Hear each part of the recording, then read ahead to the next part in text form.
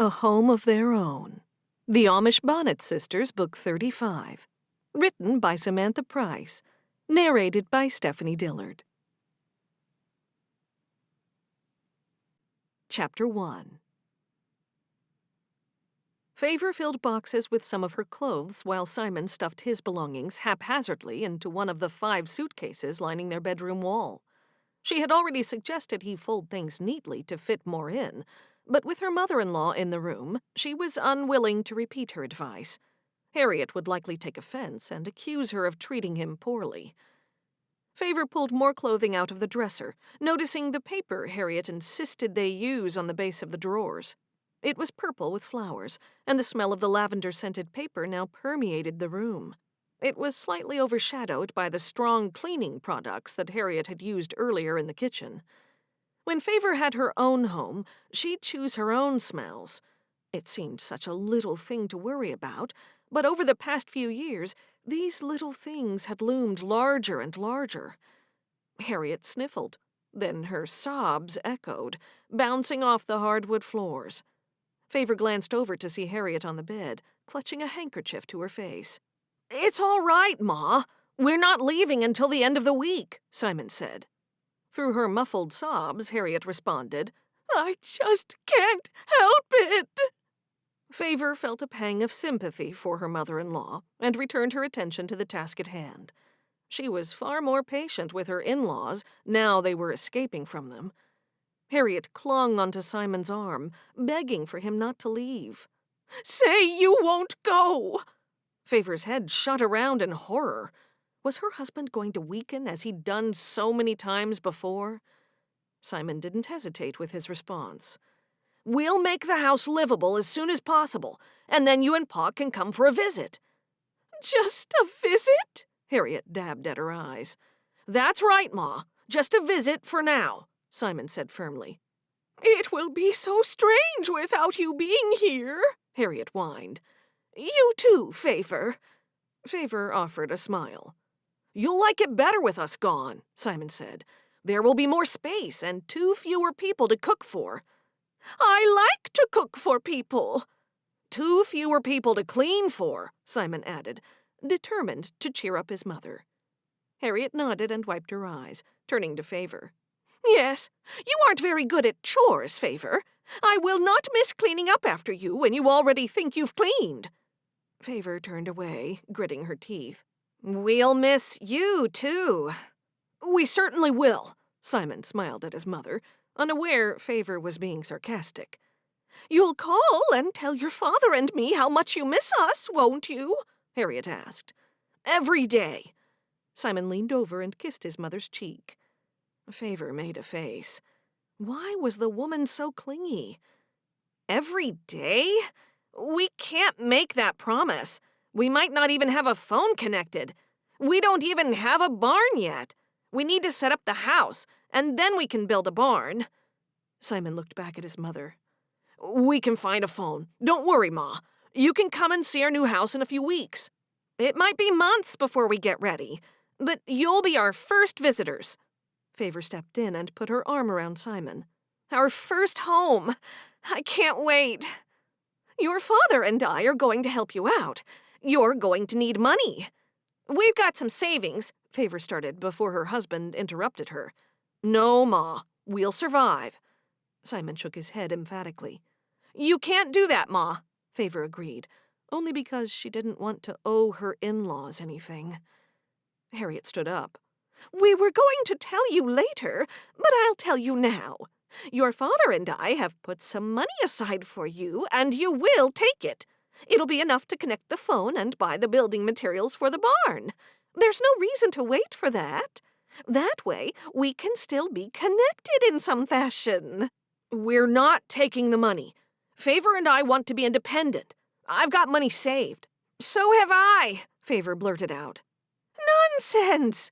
You don't even have sheep or livestock. You're going to need us to support you until you get on your feet," Harriet said. "I get money from the orchard, and I've saved it over the years." "You do?" Harriet stared at Favor as though she was making up fibs. "Yes. It'll be enough to get us through, I'm sure." Harriet waved her hand in the air. "Take the money anyway. Yes, you must." Simon rubbed his chin. "We'll take it, but if we don't need it, we'll give it back." Favor wasn't happy about that, but she wasn't going to disagree with her husband and have her mother-in-law wonder if there were cracks in their relationship. "I can get a job, so I think we should see how we do, and then if we get stuck, we'll tell you." Harriet stared at her. "Get a job? What kind of work can you do?" "Anything." "You could get a job if someone gave you one. You don't have a family yet, so that's not going to stop you." Favor's head tilted to the side. "I do have a family, Harriet. I have all of you and my other family. I mean, you don't have babies." Favor didn't need to be reminded that they didn't have a child yet. Harriet didn't stop there. "It took me a long time, too. I had many miscarriages and other unfortunate things happen, but I won't go into that.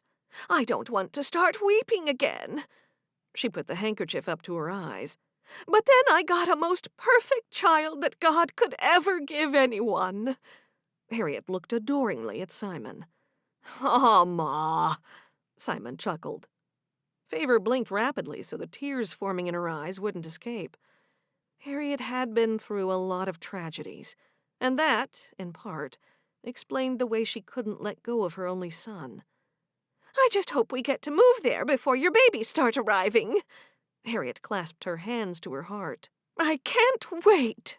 I hope God spares me for long enough so I can at least hold your first baby in my arms."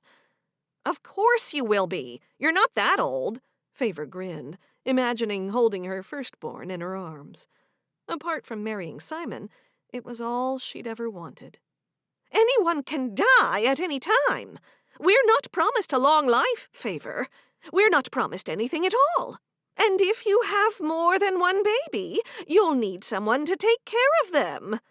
"We'll take care of them," Favor said. "My mother raised 9 by herself at one point. She had 6 of her own and 3 stepchildren."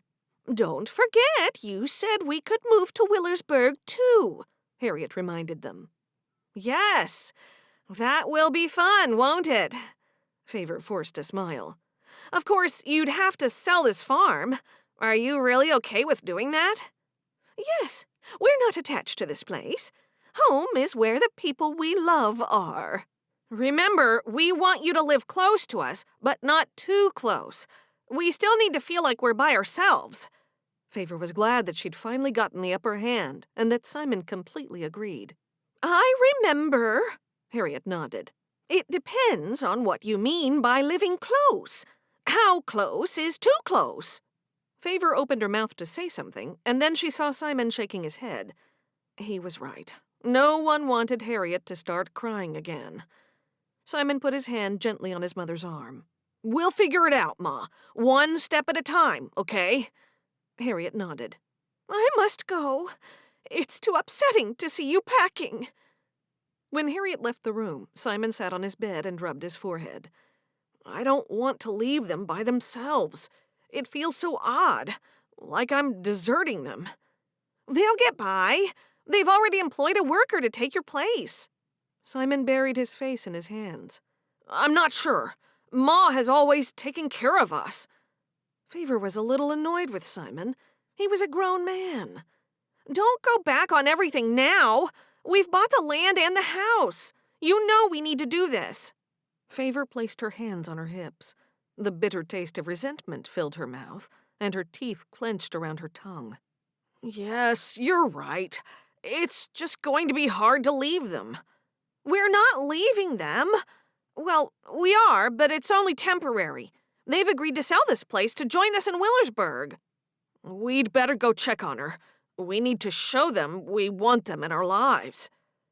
Favor pulled the sliding closet door shut, and the door slammed, pushing the frame against the wall with a loud thud.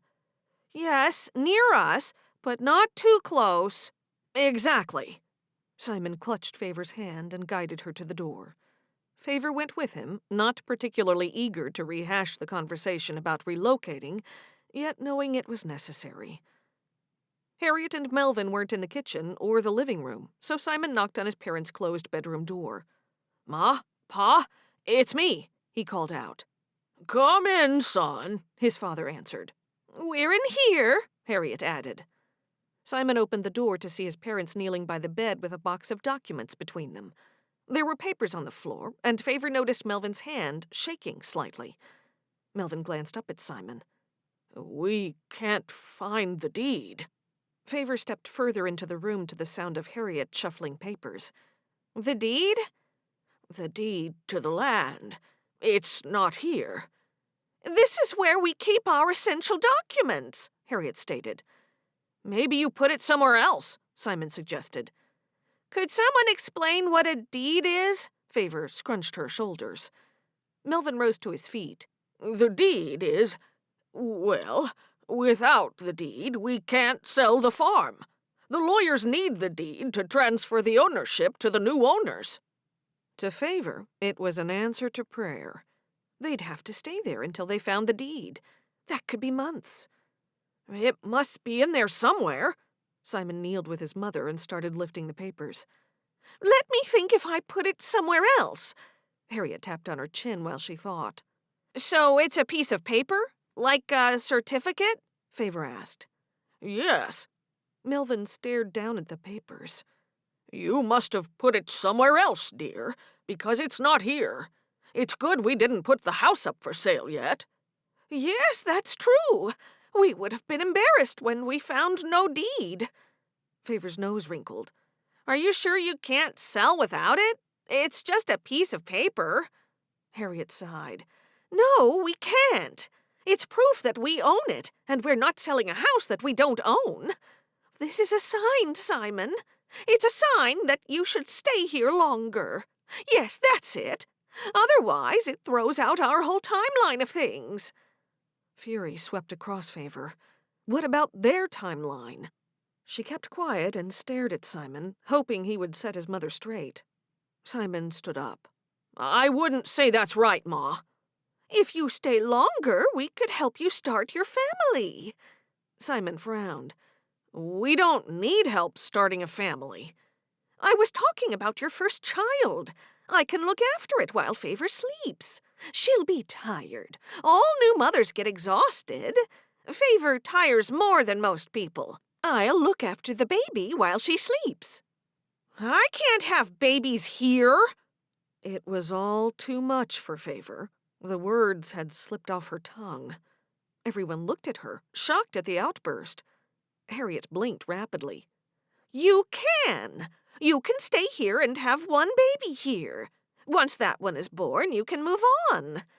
"No, I don't want to." Favor no longer cared about anyone's feelings but her own. "Why not?" Harriet asked. "It's what people do." "What?" Favor turned to Simon. "What did she say?" Simon licked his lips, and then he looked back at his mother. "That's what we're trying to do, Ma. We're going to have a child in God's timing. It seems the timing will be when we're in our own home, seeing as though we're not going to have one by the end of the week." Now Favor wanted to laugh at the thought of popping a baby out within a few days, but she kept a straight face to avoid offending anyone. Favor couldn't wait to get to her new house, where she'd no longer have to worry about laughing in the wrong places or making a comment that would offend someone. A smile appeared on Harriet's lips.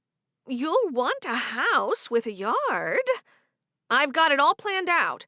We'll have plenty of room for the children to play. Simon will build them a safe yard that is not connected to any animal yards."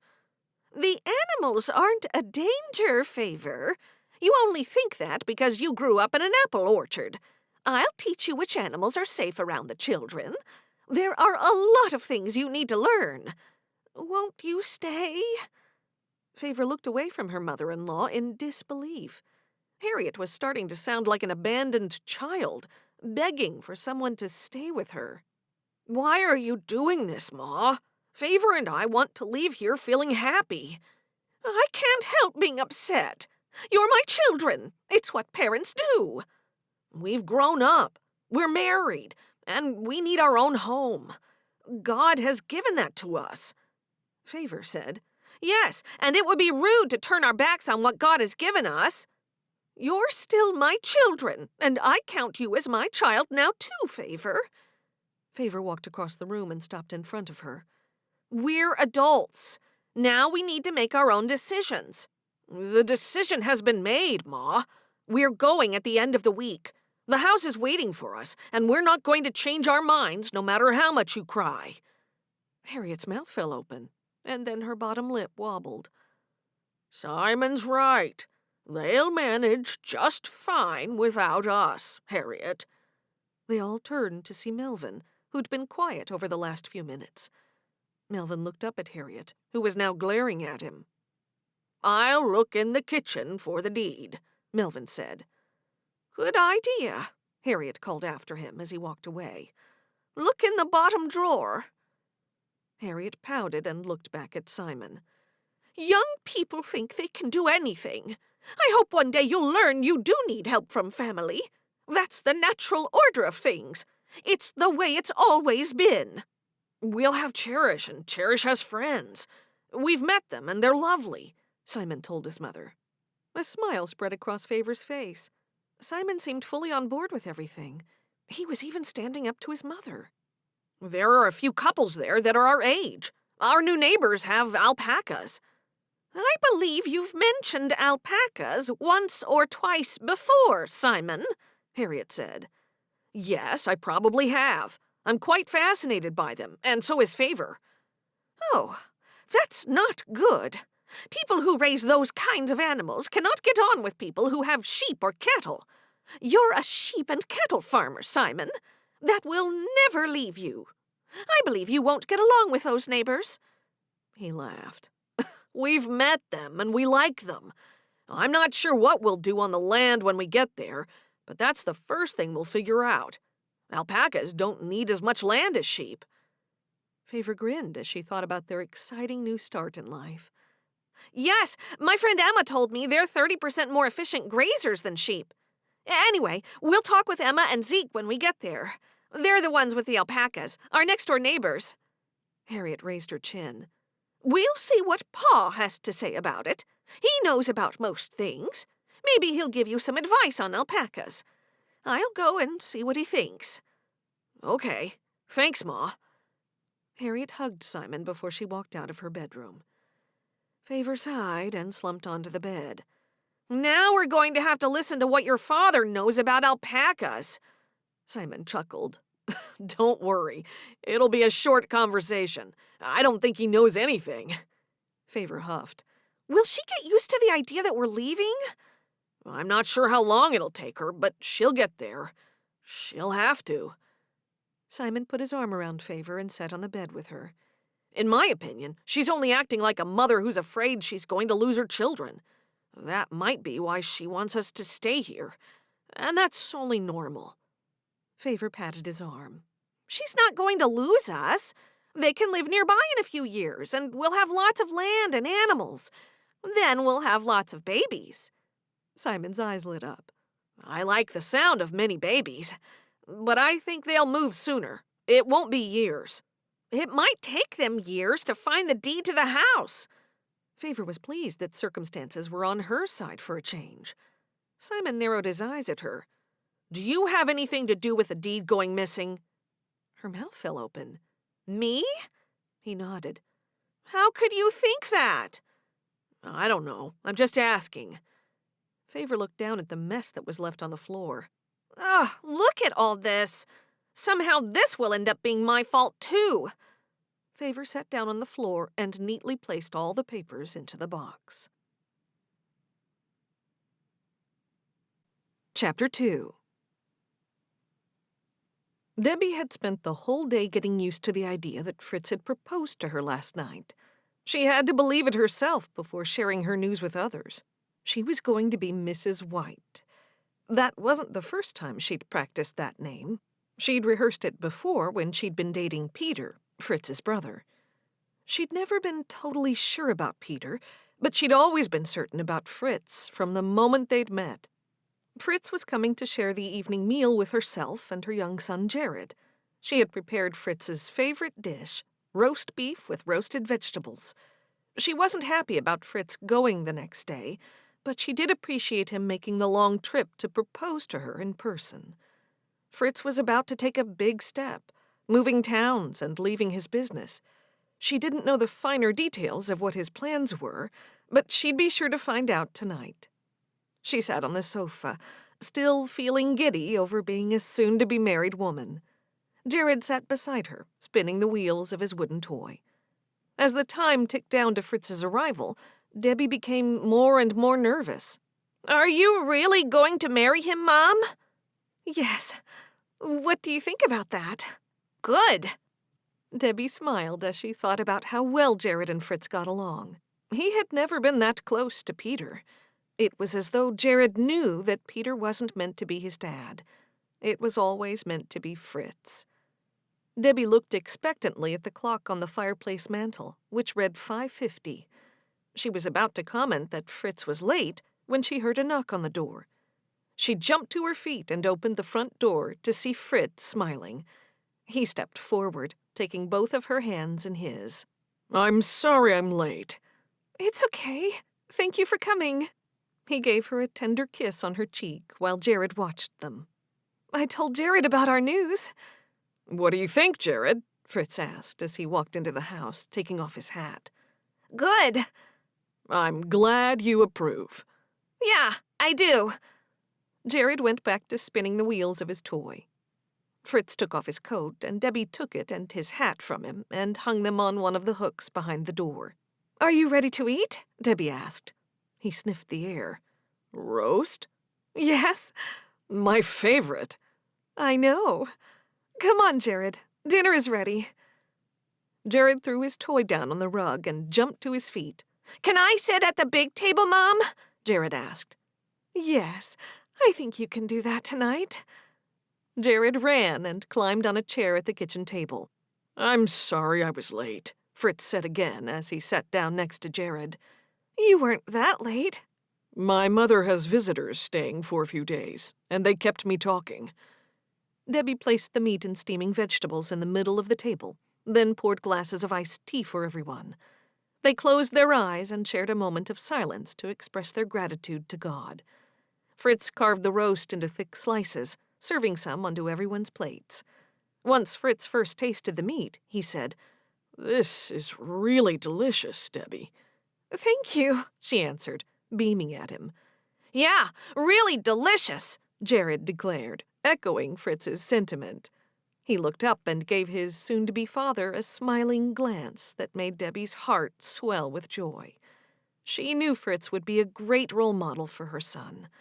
It was what she'd been praying for. It would make all the difference to his life. They made small talk, and Jared took over most of the conversation, telling Fritz about tadpoles and frogs he'd found in an old bucket near one of the horse yards. "You've emptied your plate, Jared," Debbie said. "But if you'd like seconds, there's plenty left."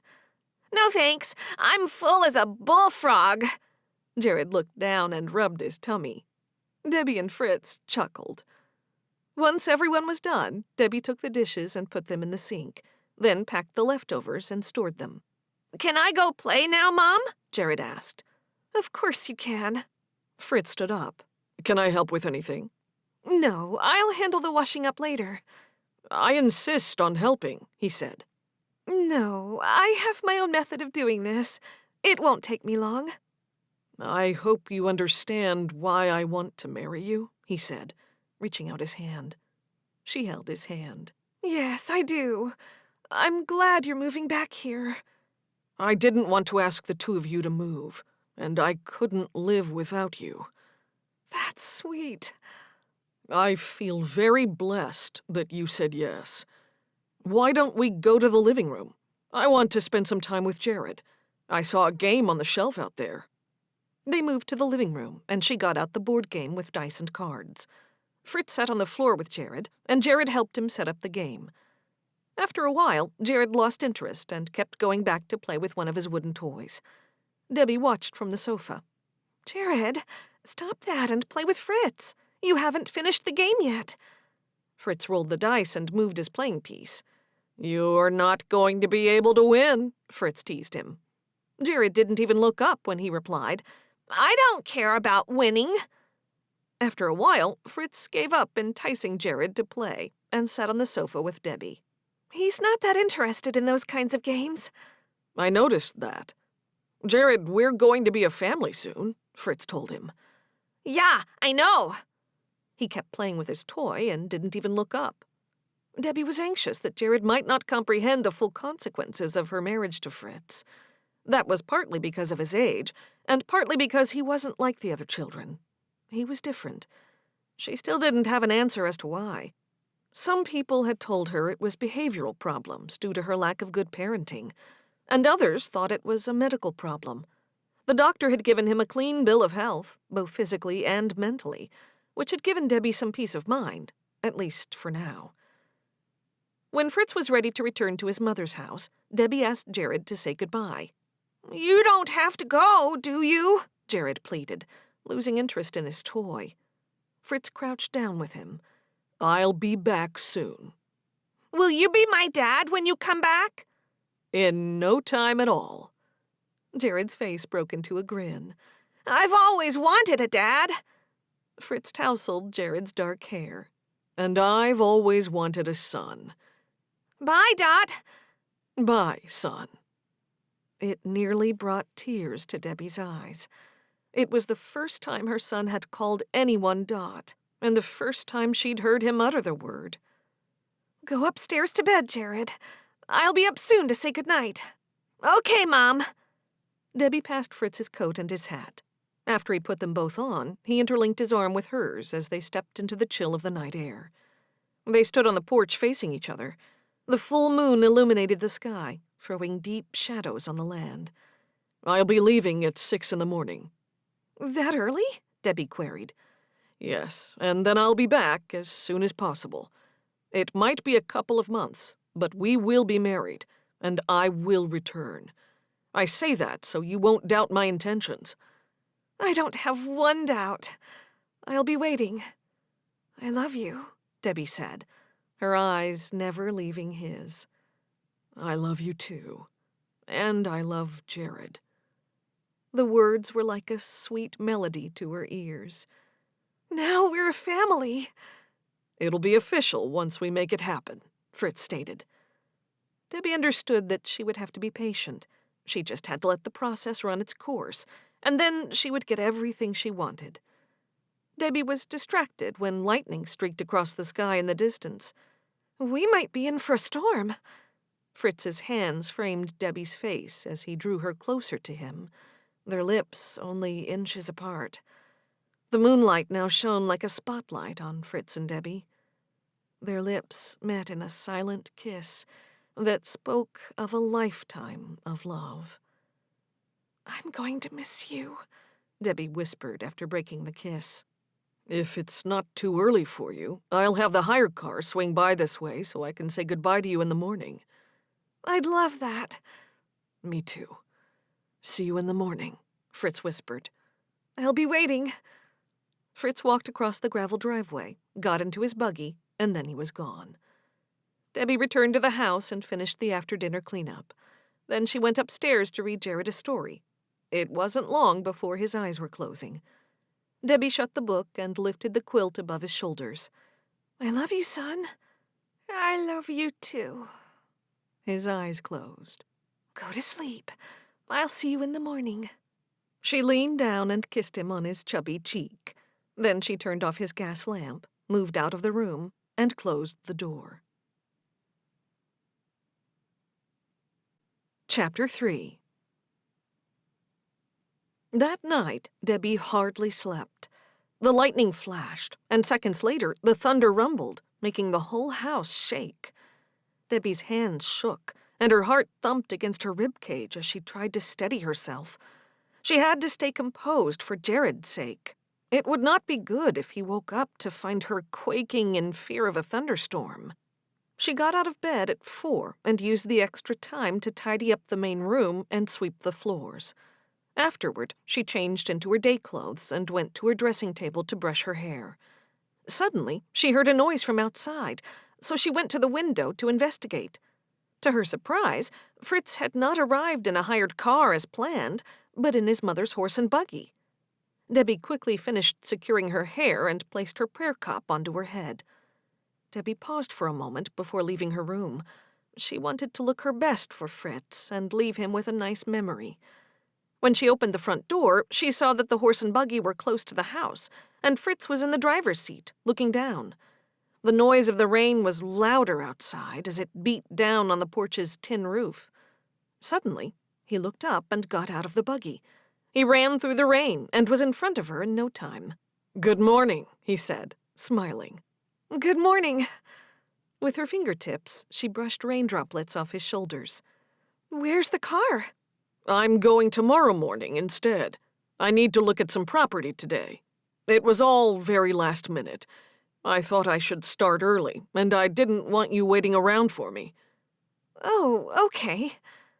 Fritz looked at her, taking in her appearance. "You look very nice." "Thank you. I'm glad we've got another day." "Not really.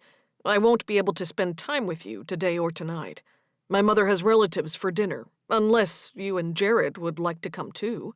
My mother would love to see you." "Oh, I couldn't. Jared is not good with strangers. I wouldn't want him to flick his peas at someone. What would your mother think?" Fritz chuckled. "I'm sure he wouldn't do that." "Do you have time for breakfast?" "I'd love that." He glanced over at the sky. "By then, the rain should have cleared." "Oh, Fritz, that would be wonderful," Debbie said, hugging him.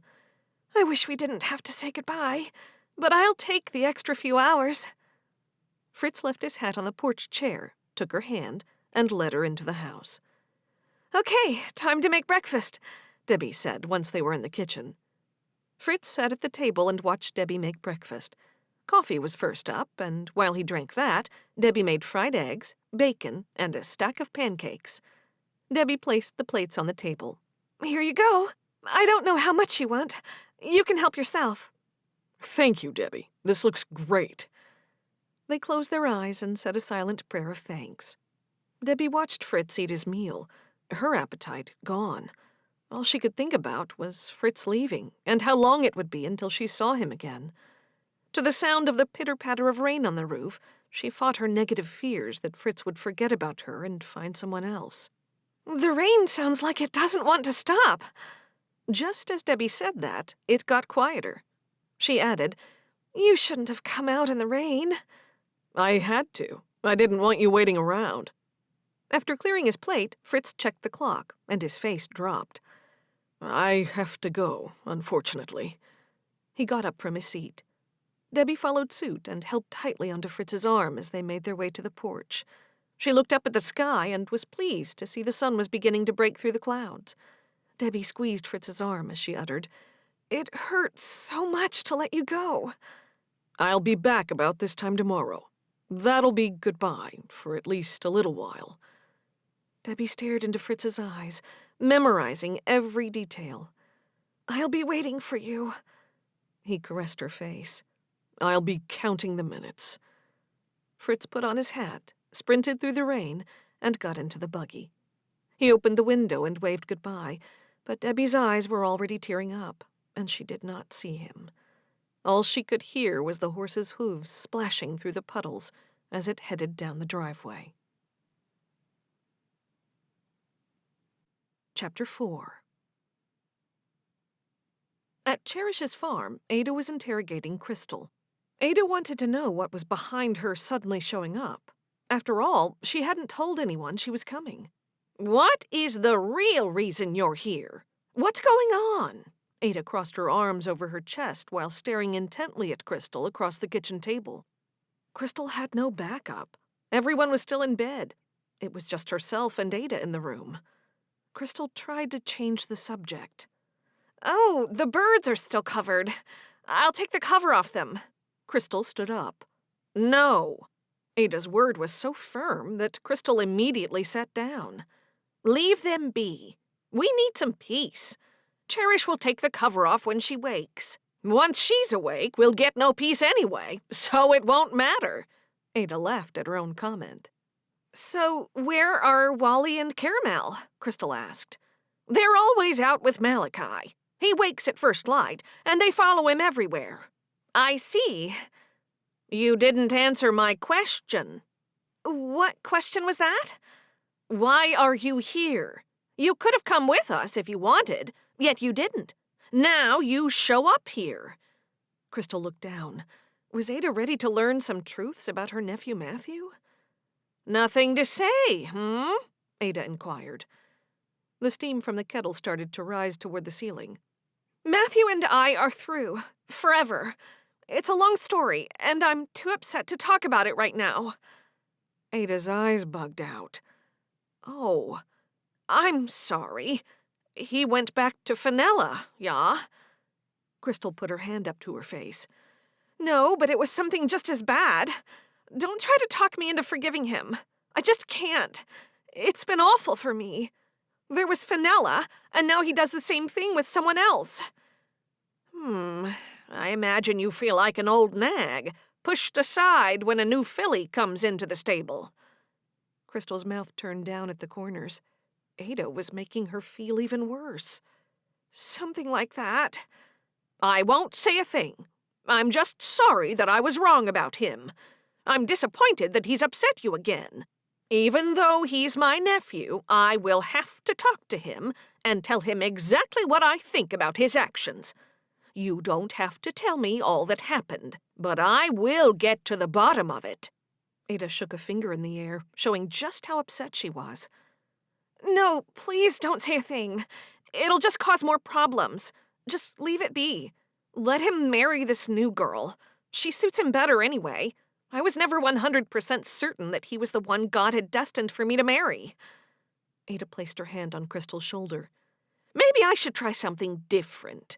Should I have a word with him and tell him to leave you alone, now and forever? No, I don't want to do that either. Just forget it, please. I'm upset enough without you going after him. Regardless, Ada decided she would have a serious talk with Matthew about his behavior.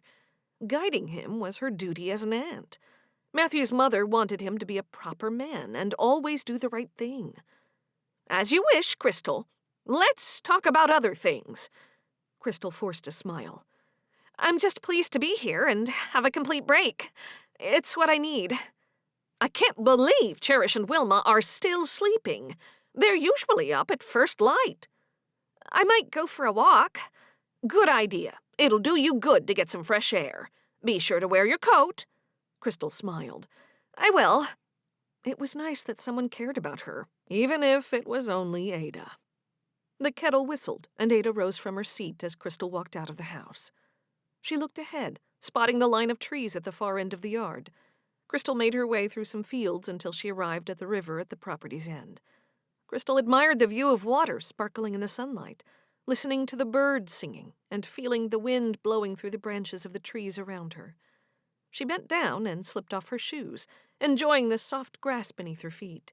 She then sat down, not caring that her clothes were getting slightly damp from the moist ground. Krystal was taking time to reflect on her future, but she couldn't escape the sadness consuming her. She had indeed thought Matthew cared for her, and she hadn't expected him to pay attention to Sigrid. Just let me be, she snapped out aloud, speaking to her thoughts. What's wrong? Krystal got a fright and twisted around to see Jed a few feet away, holding 2 coffee mugs in his hands. I apologize, she stuttered, her voice quivering. I didn't realize anyone was here. Jed chuckled softly. It's okay. I'm used to making the ladies cry. I can't figure out why it happens so often. Krystal wiped her eyes and mustered a smile. Is that right? He nodded. It's kind of convenient, because they always seem happy enough to lean on me afterward. In that case, Krystal said, I don't feel sorry for you at all. You're here early. I slept with a calf. He smiled warmly and held out a mug. Coffee? Of course, she answered, noting his roughened hands from hard work. She was eager to learn more about this stranger, and it dawned on her that her breakup with Matthew had led her here, to Jed. Chapter 5. Jed settled down beside Krystal on the wet grass. She sipped her coffee and then tossed a pebble into the water, sending ripples onto the shore. "I'm a good listener for whatever stories or troubles you can share with me," Jed declared before taking a sip from his mug. "You'll need more than an hour or two to hear all my woes." "For you, I have all the time in the world." The corners of Jed's eyes crinkled. Krystal looked away, embarrassed. "I'm not one for talking about myself. What about you? Is anything bothering you? I'll see if I can be your therapist. I won't even charge much." He stared at the water in front of him. "Yep, this life has got me all jaded." Krystal gave him a slight nod, her eyes watching his every move. It seemed as though the breeze had stopped, and even the birds and animals in the area had grown silent, as though waiting to hear what he would say next. He took a breath before continuing. "Everyone I know has betrayed me in some way or another." Krystal considered his words and realized how comfortable she felt with him. She knew he would never repeat anything she told him and wouldn't judge her for her past. "I get it," she said softly. "My only biological family member is my mother, who failed me so much. I don't know where I'd start if I wanted to write down all the things she's done. Anyway, there'd be no point in doing it. She's never really cared or taken any responsibility." Jed made an acknowledging noise from the back of his throat. That's too bad." Krystal sipped her coffee. "Tell me about your parents." "You wouldn't believe the stories I could tell you about them," he said with a smirk. "That bad?" "Worse," he replied. "I'm surprised that you haven't heard about them. They're legendary." She looked at him in confusion. "What do you mean? Your brother seems like a nice man. Your parents can't be too bad." "Nice? My brother's nice?" He laughed. "I don't know what he did to you, but that's a first for me. I've never heard him described as nice before." "That's surprising. Don't you get along with Malachi?" "Sure I do. We get along as brothers do." Krystal lifted her eyebrows in surprise. "We're very different. We always have been," he explained. "How are you different?" He shrugged. "Let's just say he likes to be the center of attention, and I don't." "I think you're both lovely people," she said. "Thanks. That's a compliment coming from a woman like you." She looked down at the ground. "I'm upset with a lot of people. I'm angry with life sometimes. I'm angry that I grew up with just my mother, and to speak like an Englisher. I'm not happy with the cards I was dealt." "I know how you feel. I'm angry with life, too." "You seem so happy and carefree." His eyebrows rose. "I try to be. I try not to let things get at me. I put on an act for the world to hide how I feel inside." Krystal was concerned now. She wanted to help him. "Tell me about it. Maybe I can do something. Or listen if it gets too much for you." He turned to face her better. "Do you mean that? You'd want to help? And listen?" She nodded. "Yes." "You're even more beautiful when you smile, Krystal." Krystal felt an unexpected jolt in her chest. The sun shone, and the water in front of them glimmered like 1,000 diamonds. For the next half hour, Jed told her how he felt abandoned for much of his childhood. He didn't go into why, and Krystal didn't ask too much. When he stopped, it was Krystal's turn to open up a little. "I never knew my father. My mother went from one man to another for most of my life. She was never interested in being a mother. I'm convinced she never wanted me. She was stuck with me." Krystal sighed. "I only felt like I belonged when I went to stay with my pen pal, Favor. She's Cherish's sister. When I went to stay with her family, I saw what a real family should be. They're not perfect, but they forgave me for many things I did. I felt loved, and that's important to feel like that." "I'm glad you found a place like that." "It was a long time coming. Now I feel I'm caught between two worlds. I'm Amish, but not fully because I wasn't born that way. Anyway, I can do nothing about it, so I must stop complaining." She chuckled. "What about you? Where is home for you?" "Home is where I put my head down at night," he said. I take things one day at a time. Krystal peered into his face and saw the pain he was trying to conceal. You're incredible, Jed. You're honest and open. You can make something of your life if you put your mind to it. He looked at her and smiled. You're right. I'm going to make it on my terms. Yes, on your terms and no one else's. I'm happy you're here, Krystal. Me too. I'm going to stay living here for a while. I get along with Ruth next door. She's a bit odd, but so am I. Krystal laughed. So, are you a farmer? I don't have a farm. I'm trying to get one, or a business, or something like that to live off. Gotta pay the bills somehow. She looked out over the water. She could never live in a place like this because she loved her community back home and had her quilt store. Was there a future for her with Jed?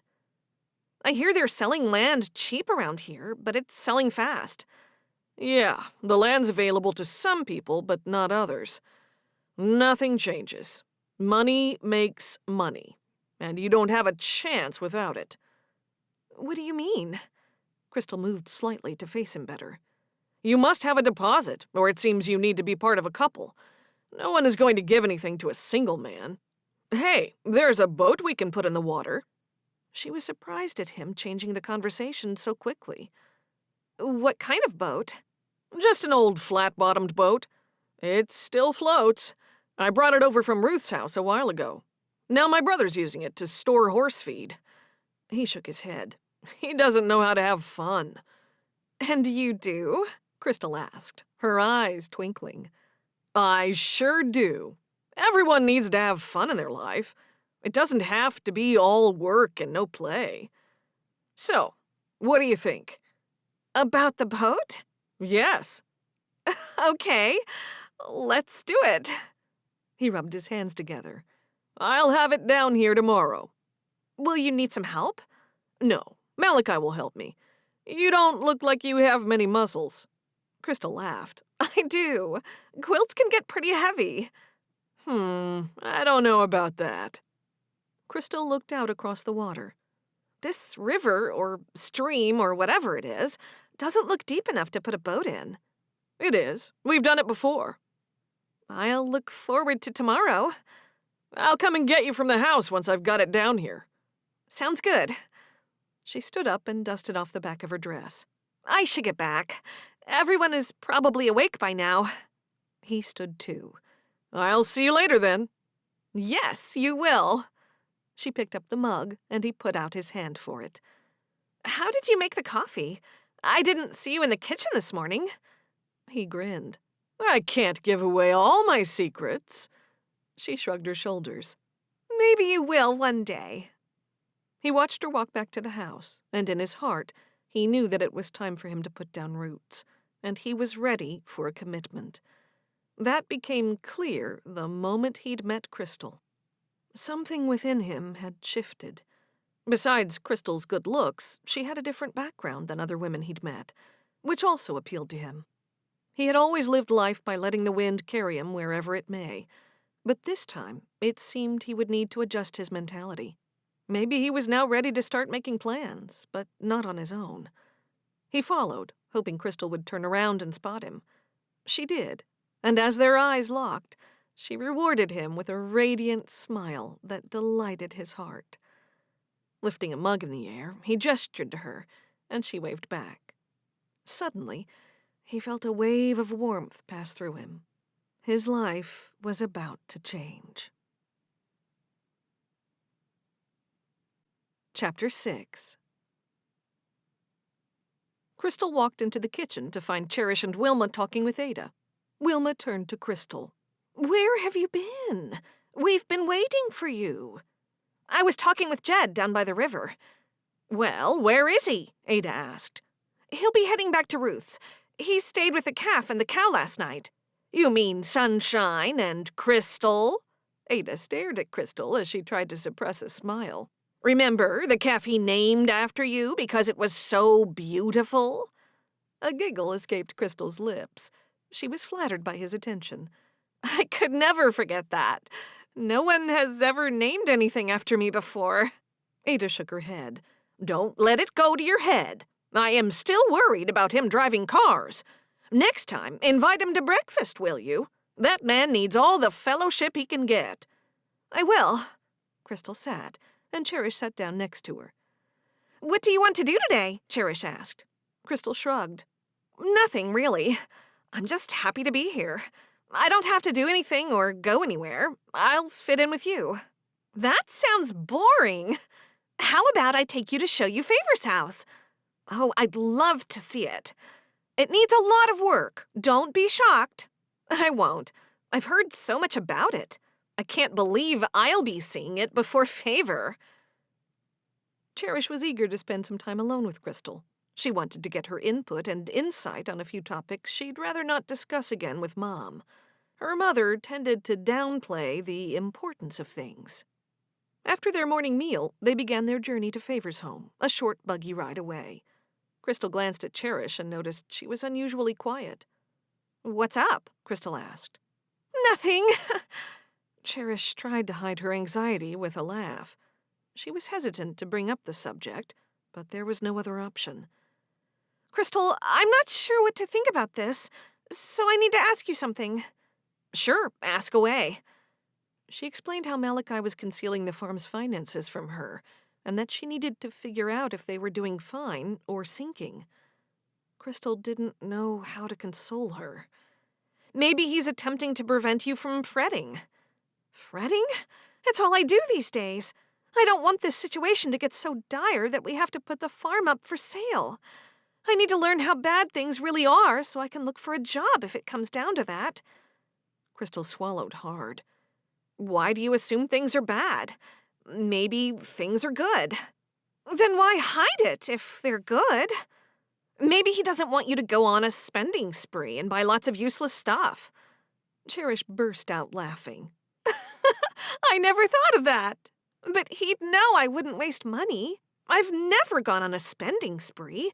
I wouldn't even know where to start." She glanced over at Krystal, who shrugged her shoulders.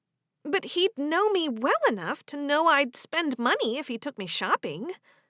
"Let me ask you this. Is there anything you need to buy? Something that would make your life better or make you happier?" Cherish thought hard. "Now that you mention it, there is something I need. What if I could get it and have the money to spare?" Krystal grinned. "I think that would be okay. What do you need so bad you'd spend all your money?" Cherish took a deep breath. "I want a gun, a rifle. I want to be able to protect myself and the farm." Krystal laughed. "I think I know why Malachi is hiding things from you. You'd shoot him if he got too far in the hole or did something to upset you." Cherish laughed along with her. "I wouldn't do that. He might not be here all the time. What if he's out and I get into danger? Every farm should have a gun, and we don't have one." "As I said, he's probably just trying to keep you from worrying about nothing." Cherish sat straighter. "I don't know. I trust him. I can't figure out why he's hiding it. Everything is so secretive. What if he's hiding it because he's going through a bad patch? How can I help? If he only talked to me, I wouldn't be so worried. I guess I'm just going to have to ask him." Krystal's heart sank. She hoped it wasn't bad, but it didn't sound good if he tried to hide the books from her. "He'll tell you, Cherish. Don't worry." "You're right. I'll ask him again. Thanks, Krystal." "Anytime. Yes, it would be best if you asked him. That's the only way to find out. You need good communication." As they drew nearer to the farmhouse, Cherish noticed the neighbors' alpacas. She gestured toward them and asked Krystal, "Do you see how many alpacas Emma and Zeke have now?" "Fascinating," Krystal replied. "Can I meet them?" "Sure, if you like." Cherish stopped the buggy and waited until Krystal hopped out. "Come on, I'll introduce you." The two of them headed over to the pen, where the two massive alpacas stood tall and alert, watching them approach. Krystal looked at the animals. "They're cute. What are they doing?" "They're curious about what we have in our pockets," Cherish explained. "Alpacas are social creatures, just like sheep or cattle. They want to know why we are here." As they neared the pen, the alpacas got excited and moved from side to side, eagerly approaching them. Krystal chuckled. They don't look so scary. I think they want to tell us something. Cherish laughed in agreement. Aren't they cute? Cherish, they're not cute. They're adorable. Cute is for babies. These guys are adorable. Oh, all right, if you say so. Zeke slowly walked over to the pen. Hey there. Hi, Zeke. This is my friend Krystal. She's more like a sister than a friend. She's here for a couple of days. Nice to meet you, Krystal. Zeke tipped his hat. Hi. This is the first time I've seen alpacas in person, Krystal said. Is Emma home? Cherish asked. No, she'll be back this afternoon. Oh, what a shame, Krystal replied. I've heard so much about her. I was hoping to meet her. She's out getting supplies in town. She could stop by later. That would be wonderful, Cherish said. Krystal stretched out her hand and patted one of the animals. Your alpacas are adorable. Thanks. This one is Alpha. He walked over to the male and petted him. And this is my little girl, Dancer. He patted the female. It looks like you've added more alpacas. Cherish looked over at the other paddock. Yes, we have 6 more now. That's great. They talked some more, and then Cherish told him they were there to look at Pfeiffer's house. They left Zeke, slipped through the fence, and walked up to the house. It looks okay, Krystal said, taking a good look at the outside. It's pretty good. They can do so much with it. They can make it their own. It is their own, Krystal commented with a smirk. I know, but they can do anything they want with it, in Favor's taste. Oh, I'm so envious of Favor. Cherish laughed. Don't be too envious. She's got Simon's parents to contend with. Oh, yes, I don't envy her of that. Cherish pushed open the door, and they moved inside. As soon as they looked over the small house, Cherish took the opportunity to unburden herself about something else on her mind. She told Krystal of her suspicions of where Christina's baby was placed, due to what she'd read in Dagmar's notebook. Krystal was silent for a moment before she spoke. Really? Yes. What else would my aunt have to do with Christina's baby? I didn't even know that Aunt Dagmar knew Christina. The only link I can think of are the bishop's children. There are 12 of them, and all of them are adopted. There's a big age range, and about 2 girls are the right age to be Christina's child. It all adds up. Who knows about this? Krystal asked. I told Mom and Ada. And what did they say? Nothing much. Mostly they say to leave things be and not to mention it to Christina. Well, I agree not to tell Christina until you know for sure if one of the bishop's adopted children is her child. Even then, you probably can't tell her. I know, Cherish nodded. You know how depressed Christina was for years. We don't want her to fall back into that state. I know. She's so happy now that she has the twins. But how do I find out more and be discreet at the same time? Krystal shook her head. Maybe you can't. Cherish huffed. She'd been hoping Krystal would have some ideas. She was the one with all the life experience. It's hard to have this responsibility of knowing this. Sometimes I wish I'd never read Aunt Dagmar's notebook. I know, but you want to know for sure. I can't find out anything about the bishop's adopted children, and that's the problem, Cherish huffed. Well, you should concentrate on something else for a while. I've been thinking about my aunt's relationship with Christina recently, and I'm still unsure what to make of it. I can't help but wonder what happened to the baby. You've got me thinking about it now. When something like this happens, it plagues me until I know the answer. I hate not knowing something. It's the worst feeling in the world. If Christina's baby didn't go to Bishop Zachariah and his wife, the bishop must know where the baby went. If Aunt Dagmar knew, she surely would have told the bishop. They were very close. Krystal sighed heavily. I hope he can shed some light on it one day, but it's not like you can go and ask him either. Cherish bit her lip. You don't think so? No. Chapter 7. When Cherish and Krystal arrived home, Krystal decided to go for a walk by herself. Cherish found her mother and Ada in the kitchen. She was still bothered about Christina's daughter. Mom, do you have any suggestions of where I can look for information about the bishop's adopted children? Would Daphne Hinkle know anything? She's got everyone's records there. Wouldn't she have Christina's family records? Ada answered the question. I don't know, Cherish. I don't know what to say about it. We don't know anything, Mom said, agreeing with Ada. It's not our place to interfere in matters like that. They are private. But if one of the bishop's daughters is Christina's child, she is related to us. Not by blood, since Christina's only related to us by being married to Mark. Mom gave a nod. Ada walked over and put a comforting hand on Cherish's shoulder. I think we should leave it be. Put it out of your mind. Trust God that it will all be revealed in His timing. I've tried to forget about it. I have. Try harder, Ada said firmly. No good will come of this if you don't leave things be. Cherish wasn't happy with that answer, but she knew she had to respect their wishes, since they were older and supposedly wiser. Krystal was outside, searching for Jed.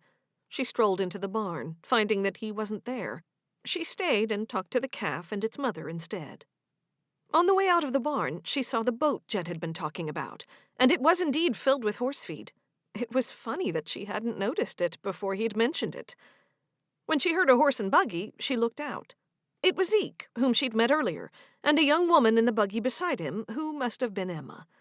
She waited where she was, peeping out behind the door until Cherish came outside. Once Zeke and Emma were out of the buggy, she headed to meet Emma. Hello, Krystal exclaimed with a smile, reaching out to shake Emma's hand. I'm Krystal. I'm Emma. Hello, Emma, Krystal said. Emma seemed delighted to meet her, and that made Krystal feel good. I've heard so much about you, Krystal. You have a quilt store, I hear. I do. That's so amazing. I'd love to hear all about it. They all moved into the house. Later that night, Krystal walked outside, hoping to find Jed in the barn. There weren't many stars out, and the sky was dark blue, the color of the blue jeans she used to wear before she'd joined the community. When she caught a glimpse of Ruth's red car behind two trees, her heart beat a little faster.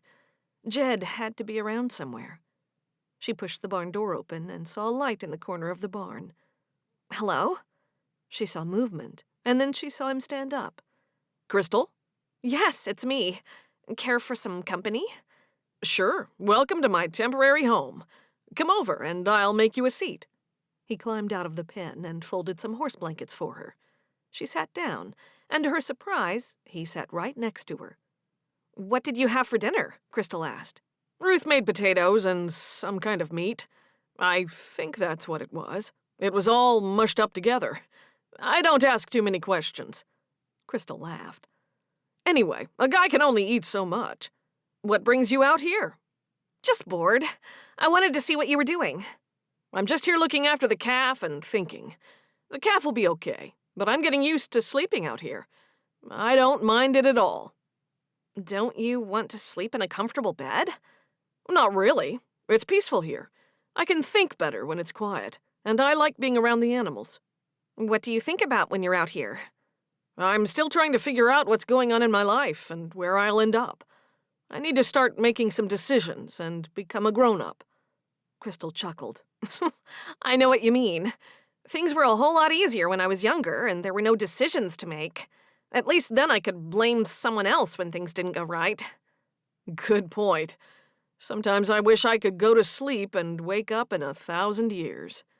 Krystal's eyebrows rose. You'd be gone forever. I know, and I'd never be able to see you again, so I couldn't do that. He smiled at her, and she couldn't help smiling back. He was the first person she'd met in a long time that she didn't have to worry about. He was not out to hurt her or use her. He was a gentleman, and she was enjoying every minute of it. I'm glad you came here tonight, she said softly. Why? His hazel green eyes were staring down at her. She knew they weren't going to kiss. That wouldn't be acceptable. She wasn't even sure if it was okay to be alone with him. Krystal couldn't answer his question. Instead, she looked over at the calf, whose head was down, chewing on something. I'm going to go. So soon? I think Cherish wants to talk about something. Do you want to meet for dinner tomorrow night? He surprised her again. Was he asking her on a date? You and Ruth could come for the evening meal. I'd like that, and I'm sure Ruth would too. I'm sure that'll be fine with Cherish. Good. I'll look forward to it. Don't forget, we've got a date in the boat tomorrow. She stood up. I won't forget. He walked to the barn door with her, and she hurried back to the house. Chapter 8. Back at the Baker Apple Orchard house, it was early in the morning, and Debbie had made toast and coffee. She then sat at the kitchen table, waiting for Fritz's hired car to arrive. When it was 15 minutes after 6, Debbie started to worry. Had Fritz forgotten to say goodbye? Not only did she want to see him, but she also wanted to take the opportunity to ask him when they'd get married. Not an exact date, but a month. Everyone would be asking her that question, and she couldn't wait to get together with Ada and Wilma to plan the food and the wedding clothing. Debbie decided she'd give him another half an hour, then call his mother's house. Her coffee was almost cold when she heard the rumble of a car's engine outside. She rushed to the door and opened it casually, as though she hadn't been waiting anxiously. Fritz got out of the car, and she was almost in his arms when she saw he wasn't alone. A lady got out of the car. The woman was tall and slim, with blonde hair poking out of the front of her prayer cup. Fritz gestured to the woman. This is my cousin, Penelope. She's going to be staying with me for a while. Hi, Debbie said. Not sure what else to say. Debbie would have been worried if this woman wasn't Fritz's cousin. Nice to meet you at last. Nice to meet you too. Debbie gave her a nod. Congratulations on your engagement, Penelope said. We're all so pleased that Fritz is finally getting married. Thank you. It was music to Debbie's ears that Fritz had told his cousin. That meant his mother knew as well, and it also meant that their relationship and eventual marriage weren't going to be kept a secret, as was her marriage to her late husband, John. Well, I better be going. I'm glad I had the opportunity to see you before I left, Fritz said. When will we see you again? Debbie asked, speaking for herself and Jared. I'm not sure. I'll get back as soon as I can. Goodbye, Debbie. Fritz's cousin waved at Debbie and then got into the car's back seat. Bye. Nice to meet you, Debbie said back. Debbie gently took hold of Fritz's arm and stepped away from the car. People will ask when we're getting married. Tell them it'll be at the end of the year. My brother's getting married, and he's asked me if I'd mind if he got married first. That brought up some strange feelings for Debbie. Oh, Peter's getting married? Yes. You've met the woman. It's Maisie. Debbie nodded, remembering the uncomfortable incident. I do. Well, I'm happy for them. Me too. So, do you mind him getting married first? No, but I'd prefer not to go to their wedding. It might confuse Jared. The truth was that Debbie would feel too awkward to be at her ex-boyfriend's wedding. Things hadn't ended well between them. Fritz's eyes opened wide. I'd like you to be there. She shook her head. I don't think I can. He smiled. Okay. Is Jared awake yet? No, he's still fast asleep. Tell him I said goodbye. I will. I didn't tell him you were coming this morning, so he won't know he missed you. I'll call you and let you know when I'm coming back, he said. As soon as I know, you'll know. Come on, Fritz, we're running late. We must go to miss the traffic, Penelope called out. I'm coming. Traffic? What traffic? Debbie wasn't warming to this cousin at all. He turned back toward Debbie and smiled. Bye, Debbie. She wanted to kiss him, but how could they kiss with his cousin staring at them from the car? I wish I didn't have to go, but I do. He leaned toward her, and his warm, soft lips touched hers. The kiss lasted for a total of 2 seconds before he pulled away. Bye. I'll call you. Take care of yourself and Jared. He then hurried to the car. Debbie was delighted he'd kissed her, regardless of who was observing them. She waved until the car turned onto the street. Now she felt like she was going to dissolve into tears. Maybe she imagined it, but life seemed a little duller without Fritz. She walked up the porch steps and turned around to watch the car until it disappeared over the hill. She felt something on her hand. She looked down and saw a bee. She shook her hand in case it bit her, and then it landed softly on her other hand. Lifting her hand, she said, "Hey, bee, what are you doing?" It flew away without stinging her. "Goodbye, and thanks for visiting." She considered it was a sign from God that everything was finally going to be okay. Chapter 9. Malachi had just finished mowing the grass in front of the house, and now he was busy feeding the animals. Cherish was inside with their guests. "What do you want to do today, Krystal?" Krystal looked over her morning coffee at Cherish. "Nothing, really. Just stay here. Jed is talking about a boat. He wants to put it in the stream. Is it a stream or a river?" "It's probably a creek, but you can call it whatever you want. That'll be loads of fun. When is he doing that?" "He said he'd come to the house and get me." "Great. I can't wait. Oh, and I invited him and Ruth for dinner tonight. I know that isn't polite of me, and I'm a guest myself. Guests shouldn't invite guests. I'm sorry." Cherish laughed. "I love having them here. That's fine. I like any excuse to get Malachi closer to his brother." "Oh, good. We had fun when we put the boat in last time. I'll go and change my clothes so I'll be ready." Krystal didn't say anything, but she was amazed that Cherish didn't get the hint that she wanted to be alone with Jed. Ada looked over at Wilma. "We should go down to the water, too. It'll do us good to get out of the house and forget our troubles." "It does sound like fun, but I'll stay here." "What worries do you two have?" Ada fixed her eyes upon her. "When you have children, you take on their worries. I'd have no worries if I didn't have Wilma's kinner to worry about." "Yeah, there's always something happening," Wilma said. "Always things to figure out." Cherish returned to the room, smoothing down the dress she'd just put on. "Mom, aren't you coming with us?" "I'd rather stay here. I have a headache." "Are you okay, Wilma?" Ada asked. "I don't feel up to it today." Ada's mouth turned down at the corners. "Are you ill?" "No, I didn't sleep very well last night." Ada laughed. "If I know Jed, there'll be no chance of sleeping on that boat." "Probably not." "Maybe I should stay and take care of you," Ada suggested. "Nonsense. I'll be fine after I have a little lie down. An hour or so should do it." "Do you need anything?" Cherish asked. Wilma stood up. "No, I'll be fine after my nap." Wilma walked out of the room. Cherish looked over at Ada and saw her looking lost. "It's just the three of us, then." "And Jed," Krystal said. I'll stay here in case your mother needs something." "Come with us, Ada," Cherish insisted. "She'll just be asleep." Ada nodded. "Fine, I'll come too." No, I won't. I'd never forgive myself if something happened and I wasn't here for her." "She's fine," Cherish said.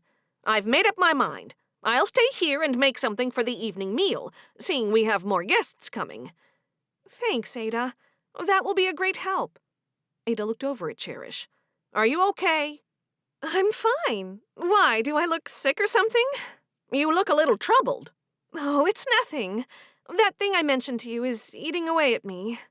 "You've got to get that under control. It would be best if you steer your thoughts. Your thoughts shouldn't control you." Cherish nodded. "That's true. I'll try." A knock sounded, and then a male voice boomed from the direction of the front door. "Hey, Krystal!" Krystal jumped to her feet. "It's Jed. Are you ready, Cherish?" "I am." They walked out of the house, and when Jed stared at Cherish, Krystal knew he also had wanted it to be just the two of them. "Cherish is coming too," Krystal told him. "Oh, great. The more the merrier." Once they got to the creek, they saw the boat wasn't in the water. Jed cleared the weeds from the side of the bank, put a long metal rod into the end of the boat, and once they were all in the boat, he pushed it into the water. The boat was about 4 feet long and 3 feet wide. The sides were high enough that the girls could lean over the edge and dip their hands into the water as they paddled. The breeze whispered over the water, carrying the smell of freshly mowed grass and wildflowers. "It's so beautiful here," Krystal said as they glided across the water. She leaned back, enjoying the breeze on her face. When Cherish saw how Jed looked at Krystal, she regretted coming in the boat with them. Something was happening between the pair. "Oh, I forgot. I need to help Mom with something. Do you mind me going back to the house?" "Not at all." Jed moved the boat back to the bank and helped Cherish out. Chapter 10. Wilma walked back into the kitchen. Ada looked up from chopping potatoes at the countertop. "I thought you were having a sleep, Wilma." "I've got some headache tablets. I need some water." She lifted the bottle of pills to show Ada. Ada went to the sink and filled up a glass for her. Wilma shook some tablets into her hand and then chased them down with the water. Then she handed the glass back to Ada. "Danka," Ada said. "Danka, Danka," Timmy echoed from his cage. Wilma covered her eyes. "Oh, those birds. I'll put the cover over them." "Danka," Wilma said.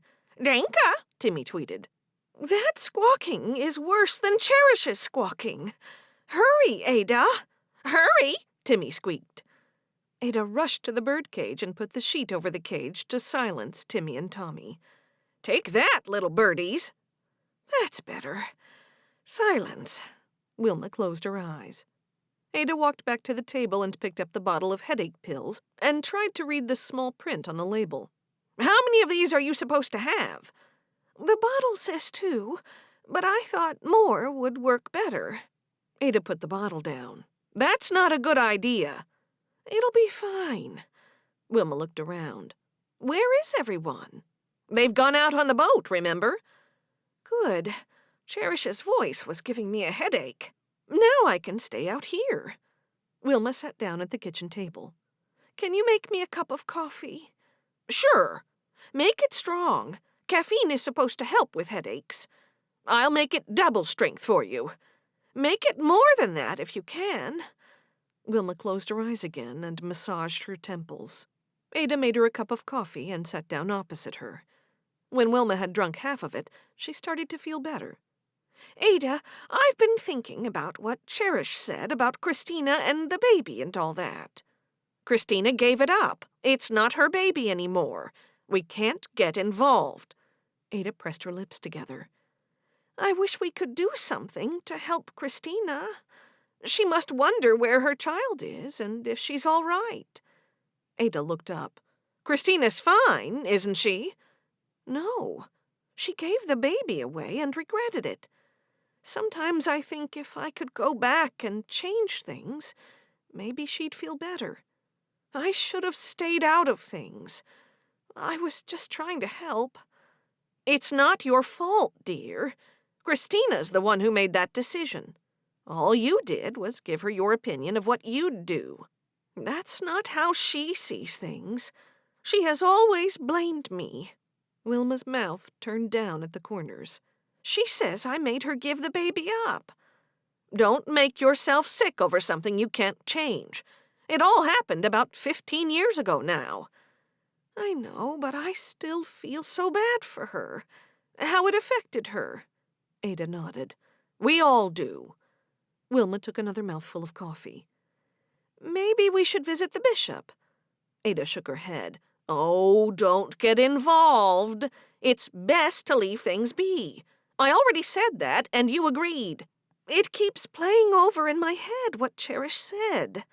"What was that? Cherish says a lot of things. I can't keep up with half of them."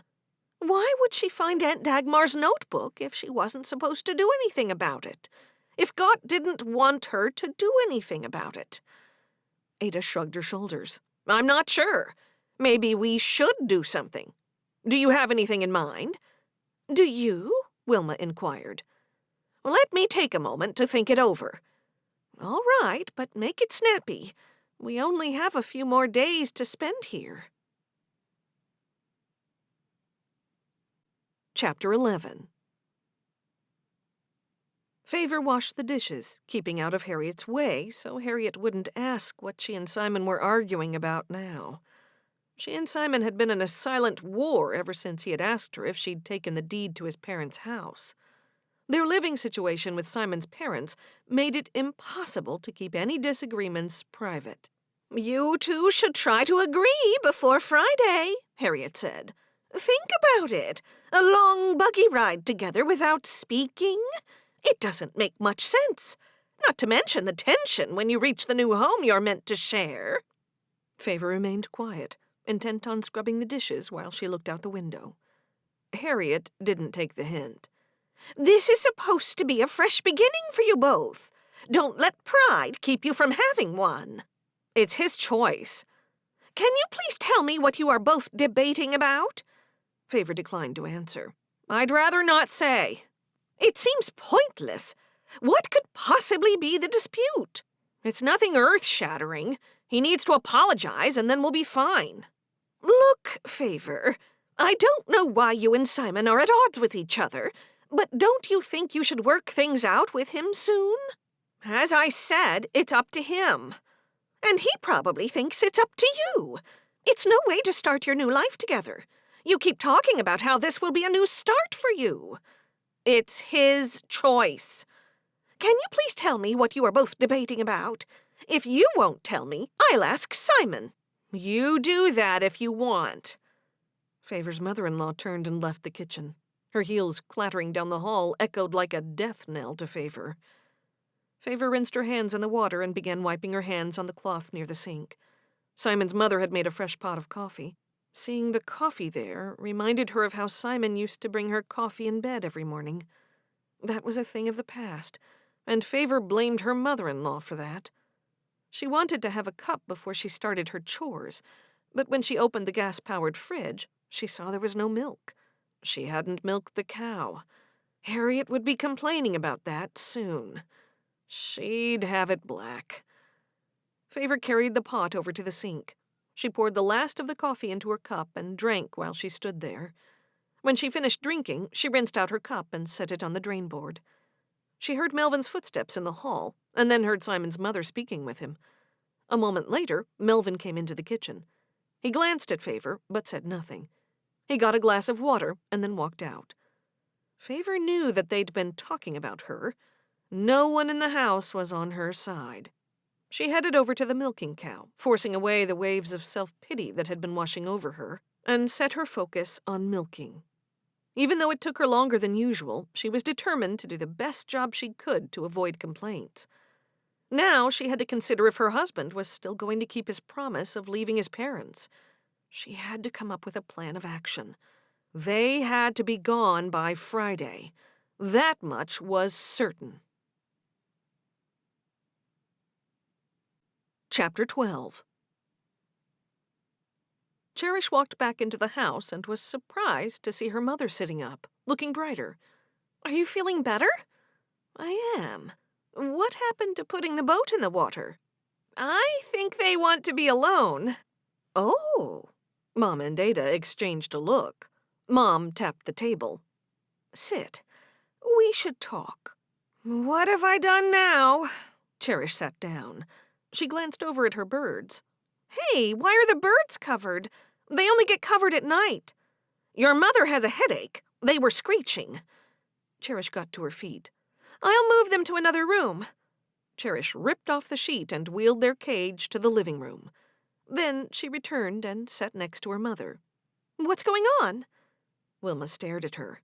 "I'm worried about you and your focus on Christina's child. If Christina finds out I knew something and kept quiet, I'll never forgive myself, and she'll never forgive me either." Mom bit her lip and looked down. "Perhaps it's up to me." "Why would it be up to you? I'm the one who found the entry in the book." "Christina has consistently blamed me for encouraging her to give up the baby. I remember things as very different, but I could redeem myself in Christina's eyes." "So you're going to say something to Christina? You said it's best she knows nothing about what Aunt Dagmar wrote." "I don't know, Cherish. I feel a bit like you. Now that I know the information, it's hard to know what to do with it. Sorry, Mom. Maybe I shouldn't have told you. It's not your fault. It's hard to keep things like that to yourself. Cherish stood. Wilma grabbed Cherish's arm. No, let's sit and talk. You're always in a hurry. Cherish sat down. I might pay the bishop and his wife a visit. I'll take a better look at the children and see if one of them could be Christina's. Cherish shook her head. There's no way to know. 2 girls might fit the age, but there's no way to know. No, we don't, but we know what Christina looks like, and that might be enough, Ada said. Then where do we go from there? Cherish asked. Leave it to me. Wilma stood up. Come along, Ada. Ada's eyes opened wide, and then she pushed out the chair and stood up. Cherish looked at them both. How long will you be gone? A few hours at the most. Half the day will be gone. I know, but it's important. You've been so troubled by all this.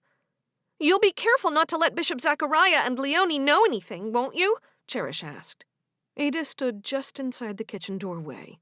We won't say anything to anyone, right, Wilma? That's right. We'll casually glimpse at the children. No one will know a thing. Not one thing. I'll keep my opinions about this to myself, Ada said. Aren't you coming with me? Wilma asked quietly. Ada nodded. If you've got your heart and mind set on it, I'll come with you. Just as long as you are very careful and you don't let anything slip. Of course I won't. I'm not stupid, Wilma said. I'll hitch the buggy for you. Cherish headed out of the house, silently hoping that they'd find out something. Chapter 13. Krystal was delighted that Cherish had taken the hint and left her alone with Jed. She leaned over the side of the boat and played with the water, running it through her fingers. Did you have much trouble getting the boat here? I did it early this morning. By yourself? Malachi helped. Oh, it must have been when I was still asleep. Most likely. I hope I rescued you from chores just now. Did I? Jed asked. I'm a visitor. I don't have chores. Please don't mention it to Cherish, or she might give me some. I would like to bake some apple pies today. I love to bake. Baking is not a chore for me. Are you a good cook? He asked. I'm not too bad. I've gotten better. I used to buy cherry pies and pretend I made them. Then Ada discovered a bakery sticker on the bottom. He chuckled. I can see you doing that. And I can picture Ada discovering it. Krystal laughed. She didn't approve, but she got over it quickly. You and Ruth are still coming, aren't you? For sure. I love Cherish's cooking. Ruth's not the best cook. How bad is she? Put it this way, if she served you one of her eggs, you'd think they were rubber. That bad, eh? Yep. I try not to eat her food. I've never tasted anything that bad, Krystal said. I try hard to avoid it if I can. Pretend it's not there, right? Precisely. It's a pretty view from here. Don't you think so? Yes, it's relaxing. I was thinking about building my own cottage here. Krystal looked around. I think that would be a great idea. He grinned at her. Are you sure? Yeah. This is a wonderful spot overlooking the stream. Make it a double-story house so you can see a lot from the top floor. And maybe a viewing deck on the roof. Great idea. If you're interested, I was thinking about hiring you for the design job. Krystal smiled. That would be great. They both laughed. Will Malachi and Cherish allow you to build here? Krystal asked. That's the one problem standing between me and my dream home. I'll find my own land. It'll happen. Chapter 14.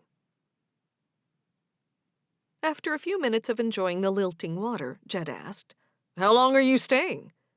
I'm going back with Ada and Wilma the day after tomorrow. I think that's when they're leaving.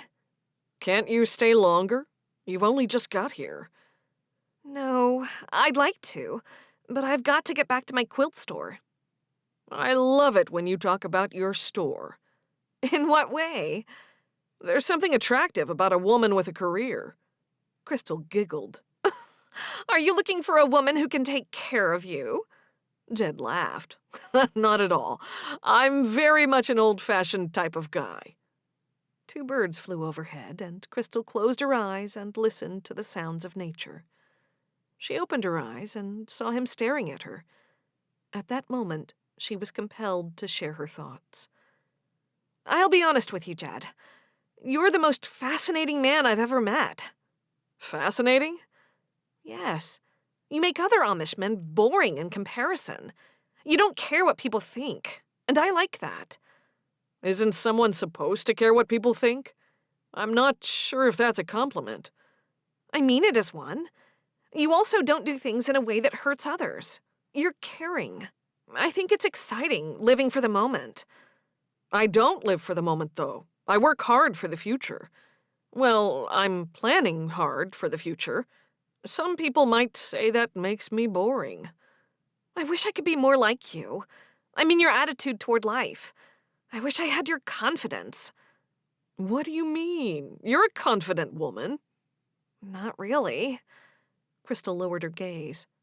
If there's fear in your life, it's well hidden. If you say so. You are certainly an unusual woman, he said tenderly. Thank you. You're welcome. Sit next to me. She moved to sit next to him and snuggled close to him. They sat and gazed out across the farm. Even though they were close, closer than friends would sit, it didn't feel awkward at all. I'll leave you with something to think about when you go back home. What? Krystal asked. You should be with someone who will make you happy. She took a risk. I'm happy with you. You don't know me well enough to be happy with me. I know you better than you think. He shook his head. You don't know me at all. I can see in your eyes that you're a kind-hearted person. You have a generous soul. Jed laughed. I certainly have you fooled, don't I? You don't fool me, Jed. I've been around long enough to know a good person when I see one. Well, I hope you're right. I am. He gazed deep into her eyes. You have to promise me something, Krystal. What's that? I want you to promise me that you'll find someone right for you. Someone who's going to make you happy. Are you going to do that too? She asked. I'll promise to find the right person if you promise to be in love with me when I find her. You're so cheeky. She playfully slapped his arm. I'm only teasing you. Maybe. He put his arm around her. I'd be very good to you if you were my woman. She smiled. I know you would. A kiss would seal the deal, he said. What? He pulled her close, and she laughed and moved her head away. Kiss me, he said. No. She knew he was joking. I wasn't trying to flirt with you, he said. You were trying to make me fall in love with you. No, I wasn't. Then why did you try to kiss me? Krystal asked. Because I wanted to. You're a rogue. I'm sorry, I couldn't help myself. He chuckled. She wrapped her arms around his neck, and they looked into each other's eyes. Silence filled the air. Nothing existed except for the two of them. They were lost in each other's eyes, lost in the possibility of a future together. He moved closer as his gaze dropped to her lips. A smile spread across Krystal's face, and she broke away before they kissed. He looked hurt. She grabbed his hand and kissed it. I have to go, she said. You can leave, but I'll follow you wherever you go. Krystal giggled. I don't know whether to be frightened or pleased by that comment. I'm not going to hurt you, you know. I don't understand why you're so frightened. I'm not frightened. You should be. I'm much too handsome. You should commit to me right now. I'm sure other women must be very impressed with your looks. Not as impressed as I am with yours. I'm sure many men would try to steal you from me. I'm sure there are, she said, blushing. I'm teasing. I know I'm not the most handsome man in the world. Before you go, I have to tell you something in case I don't get a chance to tell you later. What's that? I'm serious now. I don't want you to think there's a distance between us. I can live anywhere. I have no strings, no ties. Krystal couldn't deny the attraction, but was it too good to be true? I don't know anything about you. You know more about me than anyone else. I've told you a fair bit about myself. What more would you like to know? Where are you from? I'm from a little town north of here. It's near Wolf Mountain. That's where my family has their farm. What brought you to this area? My brother did. I thought I should check up on him. You really have no ties anywhere? Krystal asked. None at all. I move around a lot. I don't have any friends either. I suppose it's hard to make friends if you move so much. I do not need friends. I never have. I'm perfectly happy being by myself. I do have room for a woman in my life, though. I see that as different from having a friend. Although the woman I marry will also be my best friend. I think there's much more to you than meets the eye. Jed shrugged his shoulders. I'm like an open book. Whatever you want to know is on the pages. I should be getting back to Cherish and the others. He moved the boat back to the shore and helped her out. Thank you, Jed. It was lovely. She started walking. Don't go. I must. I'll check in with Cherish and then I'll be back. Krystal walked away, leaving him standing there. Her head was awash with emotions, and she needed to be alone for a few minutes to clear her head. Chapter 15. Ada and Wilma were nearly at the bishop's house. Ada wasn't confident driving a buggy since one of her friends had a fatal accident, but Wilma was in no state to drive. Ada's eyes left the road to glance at Wilma. How's your headache now? It's still there, but it's nearly gone. I feel odd, and I don't know if that's because of all the coffee you gave me or the headache pills. Ada's mind was elsewhere, and she wasn't really listening to Wilma. I've been giving a lot of thought to what Cherish found in Dagmar's book. What if Cherish is right, and the bishop has adopted Christina's daughter? Wilma frowned. Isn't that why we're going there? But don't forget there could be other families around who have adopted children. The child might have gone to someone else Dagmar knew. Yes, but just listen to me for a minute, would you? Ada's mouth turned down at the corners. Go on. Don't make it obvious when you look at the children. All we'll be doing is looking, Ada said. You don't understand. I'm afraid we'll end up raising questions, and that'll cause trouble. I know. Ada stared out the window, chewing the edge of her mouth in worry. I don't like it, she mumbled again. You look for a resemblance to Christina. I'll watch your back. Ada rolled her eyes at Wilma being so dramatic. After a 5-mile ride down the road, they turned into the Bishop's Lane and drove toward the house. Wilma looked around as they came to a stop. No one was about, so they climbed down. Ada led the horse under the lean-to where there was a water trough. Ada took Wilma's arm and approached one of the yards. They could just make out the bishop talking with 2 men in the distance. They already have visitors, Ada said. No matter. They have more now that we're here. When the bishop and the men turned around and saw them, the bishop slowly made his way over, while the men stayed where they were. Wilma! Ada! I didn't know you were here. It's just a quick trip for us. We'll go home in a couple of days, Ada said. Cherish must be delighted. He hesitated, and when they didn't reply, he asked, What brings you here today? Wilma stepped forward. We have come with a question, Bishop Zachariah. And what's that? We have recently found a book of Dagmar's. In it, she writes about a child belonging to... Ada bumped Wilma in the ribs. Wilma! The bishop frowned, looking from one to the other. I'm not sure I understand. We're here to see your lovely wife, Leonie, Ada said. What were you saying about Dagmar? Wilma coughed and then uttered, It's nothing important. You'll find Leonie in the house. Thank you. Let's go, Wilma. Ada took Wilma's arm, and together they walked to the house. What were you thinking? I don't know. I got nervous. Wilma looked down at her arm. You're hurting me. Ada let go. It wasn't supposed to be this way. I said I didn't want to come here. We're here looking, not here talking. Ada looked around. I can't see any children around. Where are they all? It'll be okay. Don't be so tense. Just relax.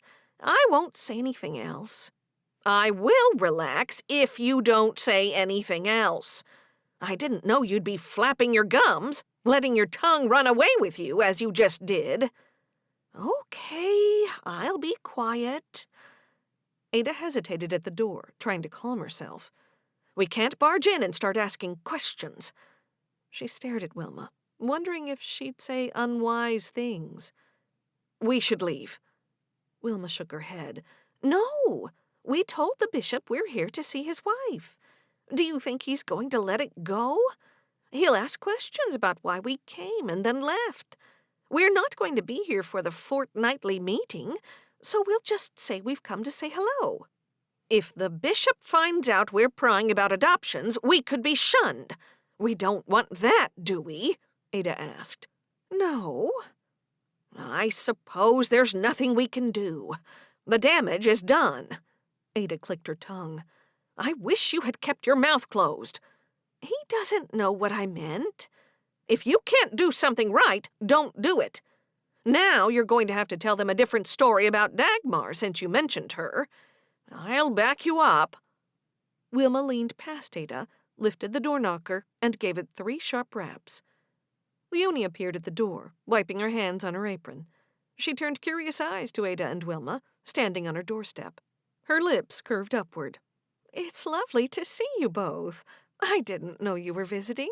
Cherish didn't mention it. When they didn't say anything, she asked, Is something wrong? Nothing is wrong. We have come to see you, Wilma said. I just saw the looks on your faces. I'm pleased to see you. Come inside. Is Cherish with you? No, she has a friend visiting from home. Oh, that's nice. I do think she gets homesick. She's so far from her family. Ada made herself comfortable in the rocking chair by the window. Wilma followed and sat on the couch. Wilma heard a giggle and turned to see a girl in the kitchen. The child looked up, and their eyes met. Leonie moved forward. I'll fix us some refreshments. Tell me about the girl, Wilma said. Leonie frowned. I'm sorry? Chapter 16. Wilma motioned to the child, who was still staring up at her. The child! I was wondering about the child, but now I see she's too young. Leonie glanced at her daughter and then looked at Wilma. Too young for what? Ada looked on, holding her breath, nearly passing out. How many daughters do you have? Wilma inquired. Quite a few. All adopted, and I'm sure you know that. We've made no secret of it. Wilma stared at Leonie. So there are no secrets? That's excellent. Did you hear that, Ada? No secrets. Ada grabbed onto the arms of the rocking chair and pushed herself to her feet. She moved forward and slipped her arm through Wilma's. Wilma, I think we need to go now. Wilma ignored her, staying where she was. If you have no secrets, Leonie, would you tell me which one is Christina's daughter? Leonie's mouth fell open. I'm sorry, Leonie. Come on, Wilma, we need to leave. Wilma leaned forward. So you do have Christina's daughter here? That's enough, Wilma. Come on. Ada tugged on Wilma's sleeve. Wilma continued. I know, Leonie. I know you know something more than what you're telling us. I saw your face when I said Christina. I don't know what you're talking about. I'll just get my husband, and maybe you can talk with him." "It doesn't pay to talk about it," Ada muttered, not sure what to say. Leonie's gaze darted to Ada. Wilma shook her head and pointed at Leonie. "You're covering it up." Leonie hung her head. "Please leave. I only asked a question. You see, Cherish found something from my husband's sister." Ada could barely look at Leonie. "She means Dagmar." "I have nothing to say." Leonie walked to the front door and opened it wide. Ada took a firmer hold of Wilma's arm and walked with her to the door. As she walked, Wilma said, "Maybe I have a friend interested in adoption. How do you go about finding a child who needs a home? I'm guessing you ask around. You must have asked Dagmar if she knew of anyone. My late husband, Josiah, was Dagmar's brother, you see. He must have told Dagmar of Christina's plight. Yes, that must be what happened. We need to leave, and we need to leave now." Ada pushed Wilma through the door. When they were outside, they heard the door close behind them. Ada got into the driver's seat of the buggy, and as soon as Wilma got in, Ada pointed the horse and buggy toward the road, and they took off at a trot. "Wilma, why did you say all those things? We had a plan." Wilma put her hand to her head. "Did I say too much?" "Yes. Now we'll all be shunned or excommunicated. Oh, poor Cherish. She has to live here. Leonie said no secrets, so I believed her. It seems she does keep secrets." Ada grunted. "She simply meant that the children know they're adopted."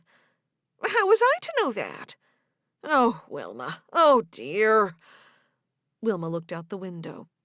"When we get back to Cherish's house, we'll talk more about it.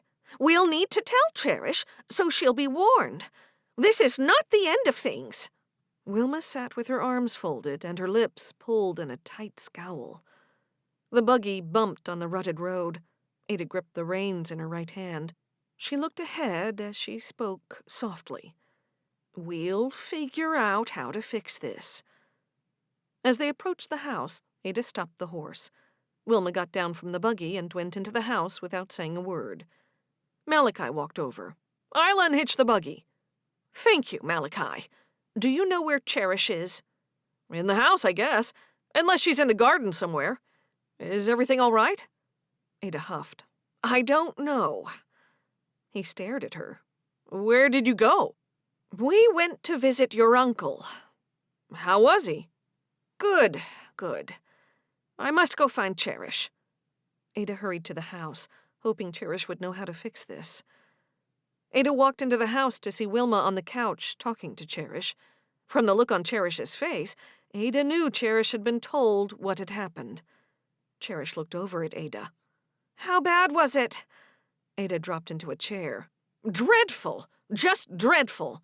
Your mother wouldn't keep quiet. Maybe it was all those headache pills. They might have affected her tongue. It wouldn't stop flapping." Cherish frowned. "What headache pills?" "Oh, and the strong coffee. Maybe that headache medication and coffee don't mix," Ada said. "Exactly what was said?" Cherish asked. "Dagmar was mentioned, and so was Christina, and, well, Leonie knew what it was all about. I tried to get your mother out of there, but she wasn't taking the hint." Wilma hung her head. "Ada, you shouldn't have let me go over there." "So it's my fault now?" Ada's eyes grew round. "I told you we should just look at the children. Look!" Wilma put her hand on her forehead. "I think I need another tablet. My headache is coming back." "No more tablets for you, Wilma," Ada grunted. Cherish stood up when she heard a horse and buggy. She walked over to the window and moved the curtain aside. "It's Leonie!" Wilma whipped her head around. "She's here?" "Yes." "This can't be good." Wilma bit her lip. Ada buried her face in her hands. Chapter 17. Cherish's feet didn't move as she gazed out the window at the bishop's wife. She regretted mentioning Christina's baby to her mother and Ada. They'd made a mess of things. "She looks angry," Cherish said. Ada got up and stood next to Cherish and looked out the window. "She doesn't look angry. She looks furious." "She might be here about something else," Wilma suggested. "I don't think so. We'll have to go out and meet her." Cherish adjusted her cup as she walked to the front door. "Yes, you go, Cherish," Ada said. "She's your friend. Maybe Wilma and I should stay in the bedroom so you can talk with her in private." Cherish turned to look at them. "She's come to say something. You can't just throw a bomb and hide. You'll both have to face her." "Fine. I'll put the kettle on." Ada hurried into the kitchen, hoping she could hide in there. Cherish went outside to greet Leonie. Leonie looked so different. Her face was pale, and her eyes were red-rimmed. Leonie looked straight at her and asked, "Can we talk?" "Of course. Come inside." "I'd like to talk to you, Wilma, and Ada in private, if that's possible." "Yes, no one else is here right now." They walked into the house, and Cherish sat Leonie down in the living room and then went to fetch Ada. Ada came out, and they all sat down on the couch. "Nice to see you again so soon," Ada said, smiling. "I'd like to know why you came to my house and asked me about my children." Leonie's face was tight with anger as she stared at Wilma. "We don't mean to be nosy," Ada said, "but we are interested in adoption issues, and we love children." Wilma sighed as she spread her apron evenly over her knees. "The truth is we have a friend who gave her child up for adoption." "What does that have to do with me?" Leonie asked. Wilma continued. "We think that child might have been placed in your family. That is something I don't wish to know about. God gave us those children, and they're ours. We don't need to know anything else." "But our friend—" Wilma's voice trailed off. "We're sorry," Ada said. "We should have kept quiet." "That's right. Now leave my family alone. I don't want my husband, myself, or my children to be questioned." "I understand that," Ada said. "But this friend needs to know if the child she gave up is well. That's why Wilma is so concerned. There's more to it than Wilma told you." Leonie's nostrils flared. "That's none of your business. Don't come to my house again asking me about my children. They are my children." "I understand that adoption laws have been changing lately, and people's stories need to be told. Our friend has endured a lot of anguish throughout the years since her child was given up. Wilma has gone through some anguish over this situation as well." Ada was doing her best to excuse Wilma's behavior. Maybe if Leonie knew the full story of Wilma's guilt over the situation, she'd feel differently. "That's a topic I'd rather not talk about. There are some things that should remain private. My children need their privacy. I want them to have a happy childhood without looking over their shoulders or wondering who their birth parents are." "I understand." Ada looked away. Leonie glared at Wilma and Ada. "I don't need your lectures." Leonie's voice was firm and controlled. Wilma immediately felt awful. This wasn't how she'd imagined it would go when she set off this morning. "We apologize," Wilma said. "We shouldn't have meddled. It was wrong." "I'm glad you realize that," Leonie said. "Maybe this will serve as a reminder not to ask me about adoptions. They are part of God's plan, and I don't want anyone to interfere with them. If you discuss my family again, I'll never forgive any of you." "I'm so sorry about this, Leonie. I found something in Dagmar's—" Leonie raised her hand to cut Cherish off. "This conversation is over. I never want to talk of this again." Leonie stood up. "I'll go now." "Do you forgive us?" Ada asked. "I do. Let us put this behind us." "We can do that," Wilma said. They all accompanied Leonie to the buggy and then watched as it pulled away. The horse picked up its pace, its hooves pounding the ground in a familiar beat, and its long tail flicking as it sped away. Before they knew it, the buggy was just a speck in the distance. Ada glanced at Wilma, who seemed uncharacteristically quiet. "That could have gone better," Wilma sighed. "Let's hope Bishop Zachariah doesn't report back to our bishop that we were asking about their children. It's a shame you didn't get to tell her about what Dagmar wrote, Cherish. She wouldn't want to talk about that. I want to be left out of this." Cherish hung her head. Wilma and Ada looked at her with their mouths open. "You're the one who started this!" Wilma shrieked. Cherish wasn't going to take the blame. "Yes, but I wasn't the one who went over there and said unwise things, stirring up strife. You were just supposed to look at the children. You weren't supposed to say anything." "I can't believe she acted like that. I know she was angry, but she should have been polite. It was rude for her to say that we should mind our business." Wilma pressed her lips together. "I don't think she meant that," Ada said.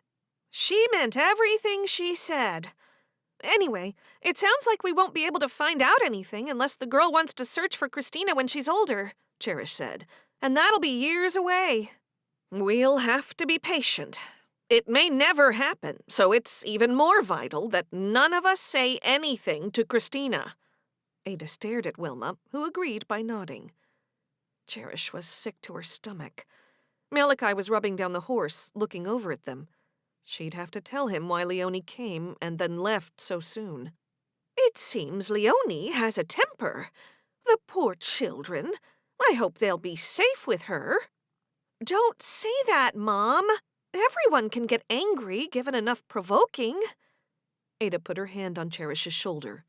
"I hope we haven't made trouble for you and Malachi. You're the ones who have to live here." "It'll be fine." "I thought we could talk with Leonie like a reasonable person," Wilma said. Ada put her hand on Wilma's shoulder, and together they walked back to the house. "She's protective over her children, I guess. But they're not really hers." Ada stopped walking. "They are, Wilma. The children are hers, even though they're adopted. But Christina's daughter will always be hers, too. So how does that work?" Ada shook her head. "It's called adoption. You gave Carter to your sister to raise and never gave him another thought." "That's not correct. He never left my heart. But I had to remove him to a small corner so I could go on with my life." "I understand that. Leonie does things her own way." "She's not as sweet as I thought." Wilma shuddered. "She was upset." Wilma remained silent. "I have an idea," Ada said. "Why don't we write Leonie a letter and say that we're sorry and we didn't mean to cause trouble? And when I say we, I mean you." "Yes, we'll write a letter, and on the way home we'll have the driver go past her house, and we'll leave it in her letterbox." "Good idea, Wilma." Cherish stood there with her hand pressed against her forehead. Next time, she'd keep quiet. She should never have told her mother anything. "Don't worry, Cherish. Wilma's letter will fix everything," Ada said confidently.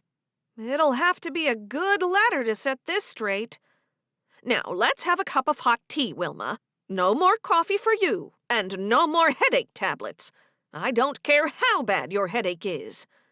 "That's a bit harsh." "No, it isn't. Come along." Chapter 18.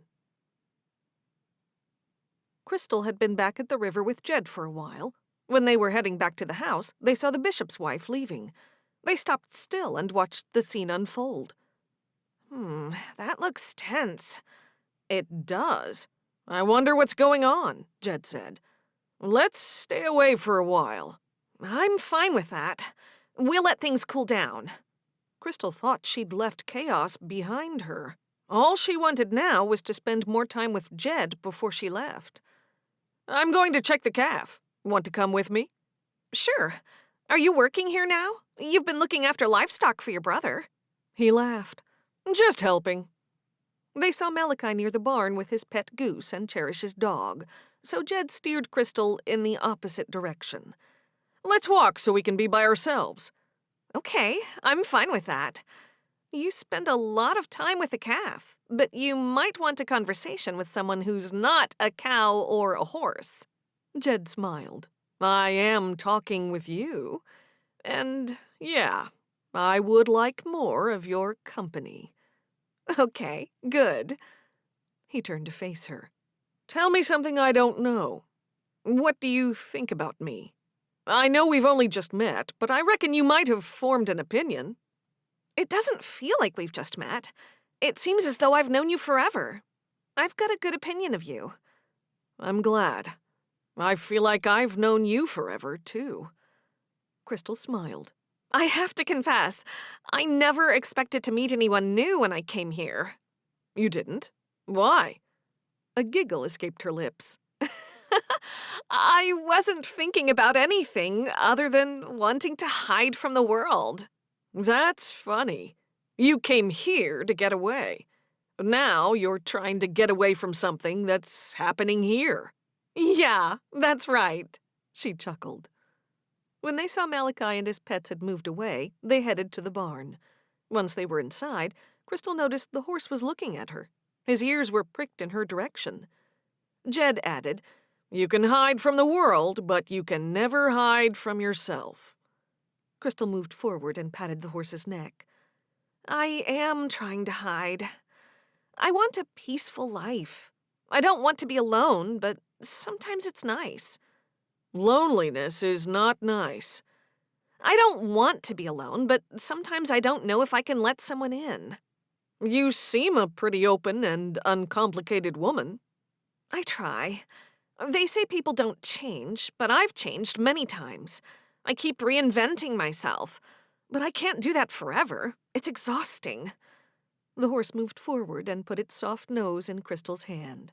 He's looking for a treat, Jed said. I'm sorry, I don't have one, boy. I'll bring one back for you. You can't hide for the rest of your life and not have it affect you, Jed told her. I don't want to go back to the same old routine. I don't want to be the same person. You can be anyone you want. Krystal smiled. Oh, I know. As I said, I've changed so many times. Years ago, I started out as one person, and now I'm very different. I'm an improved version, I hope. I've got a long list of dreams and goals I want to achieve. One is a rodeo career, but that's not all. Krystal grimaced. That sounds a little dangerous. People get killed doing that. I like danger. It makes me feel alive. Feeling something, even if it's pain, is better than feeling nothing at all. How did you get interested in rodeos? It's what I wanted when I was young. Well, you're young now, aren't you? Krystal asked. I'm young, but life has slowed down. I don't want it to slow down. I want it to be all or nothing. You might end up with nothing. You could get killed in a rodeo, trampled by a bull or a horse. That's a chance I'm willing to take if I decide to go down that route. Promise me one thing, Krystal. What's that? That you won't leave me hanging. Krystal stared at him. She knew what he meant. Jed, I'm not going anywhere. He shook his head. I'm not talking about you. I'm talking about me. Whether I'm winning or losing, broken or bruised, falling or failing, I want you to be in my life. Be a friend to me, if nothing else. I will be. Krystal had no idea what the future held for her. One thing was for sure.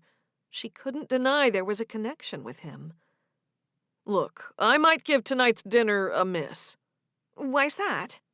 Something's going on, and I'll just let things cool down. Ruth will be okay with that. She's easygoing. Okay. I'll be back tomorrow, first thing. I'd like that, Krystal said.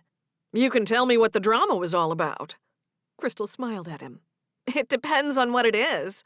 I'm sure you'll tell me anyway. Maybe. Chapter 19. After Debbie finished work, she decided to visit Christina. She needed to share her exciting wedding news. When she knocked on the door, Christina opened it. The twins, Anna and Olivia, hid behind her. "What a nice surprise. I rarely get visitors. Come in." As Debbie stepped inside, the girls ran away, giggling. "It's only me, Aunt Debbie," Debbie told them. "Don't worry about them. Hiding from people is their new game." "I hope it's okay that I'm here." "Of course it is. I'm pleased for the company. It's always just the girls and me. Mark's always home late. Come through to the kitchen. I'm just getting dinner ready. The girls eat before Mark comes home, and then he says goodnight to them before they go to bed." "Then you and Mark have dinner together?" "That's right. Anyway, it won't matter if they have dinner a bit later tonight. Let's sit."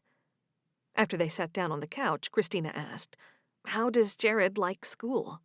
"I'll find out soon. It was his first day today. Bliss took him. I think he might have found it challenging. Not the lessons, but interacting with everyone." "Why didn't you bring him with you? The girls would love to see him." "I came straight from work. He should be home now, waiting for me with Bliss." The twins peeped around the corner, and Debbie smiled at them. "You've got a lovely family, Christina." "Danka, it's all Mark and I ever wanted. I finally have babies. Not just one, but two. Not that they're babies anymore, but they'll always be my babies." "Two must be a lot of work. I find it challenging with just one child."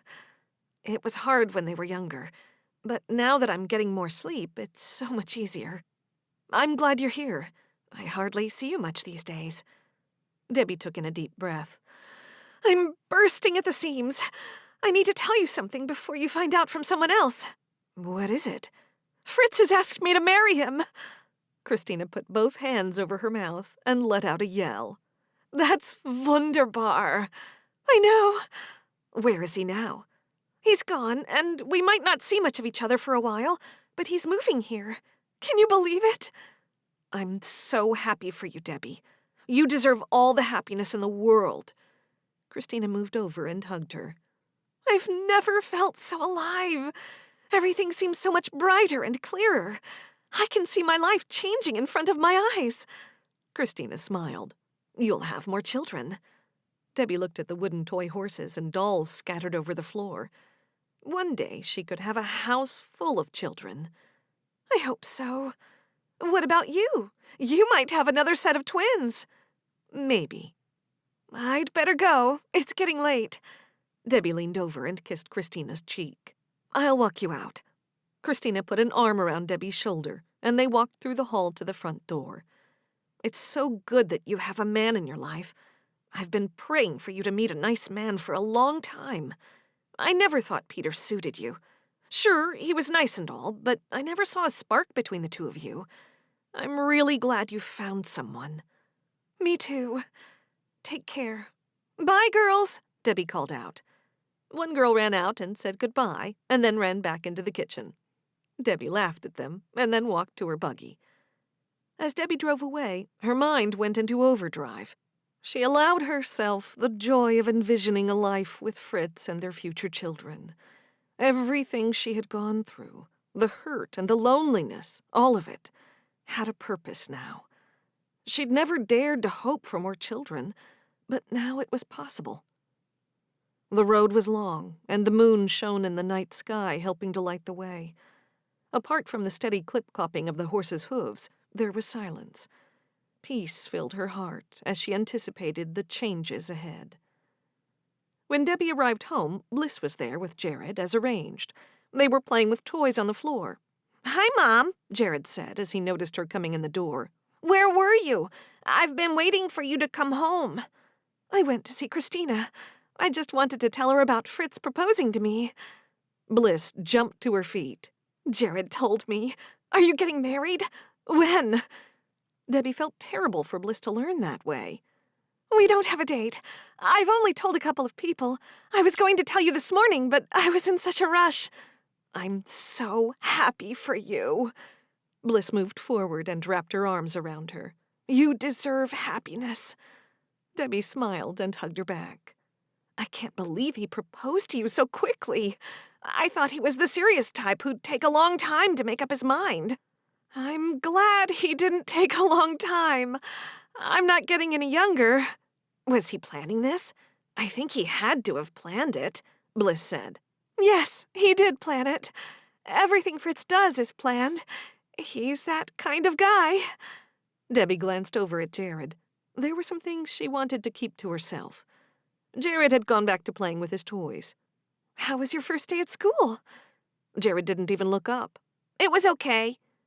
He loved it. He made new friends. Didn't you, Jared?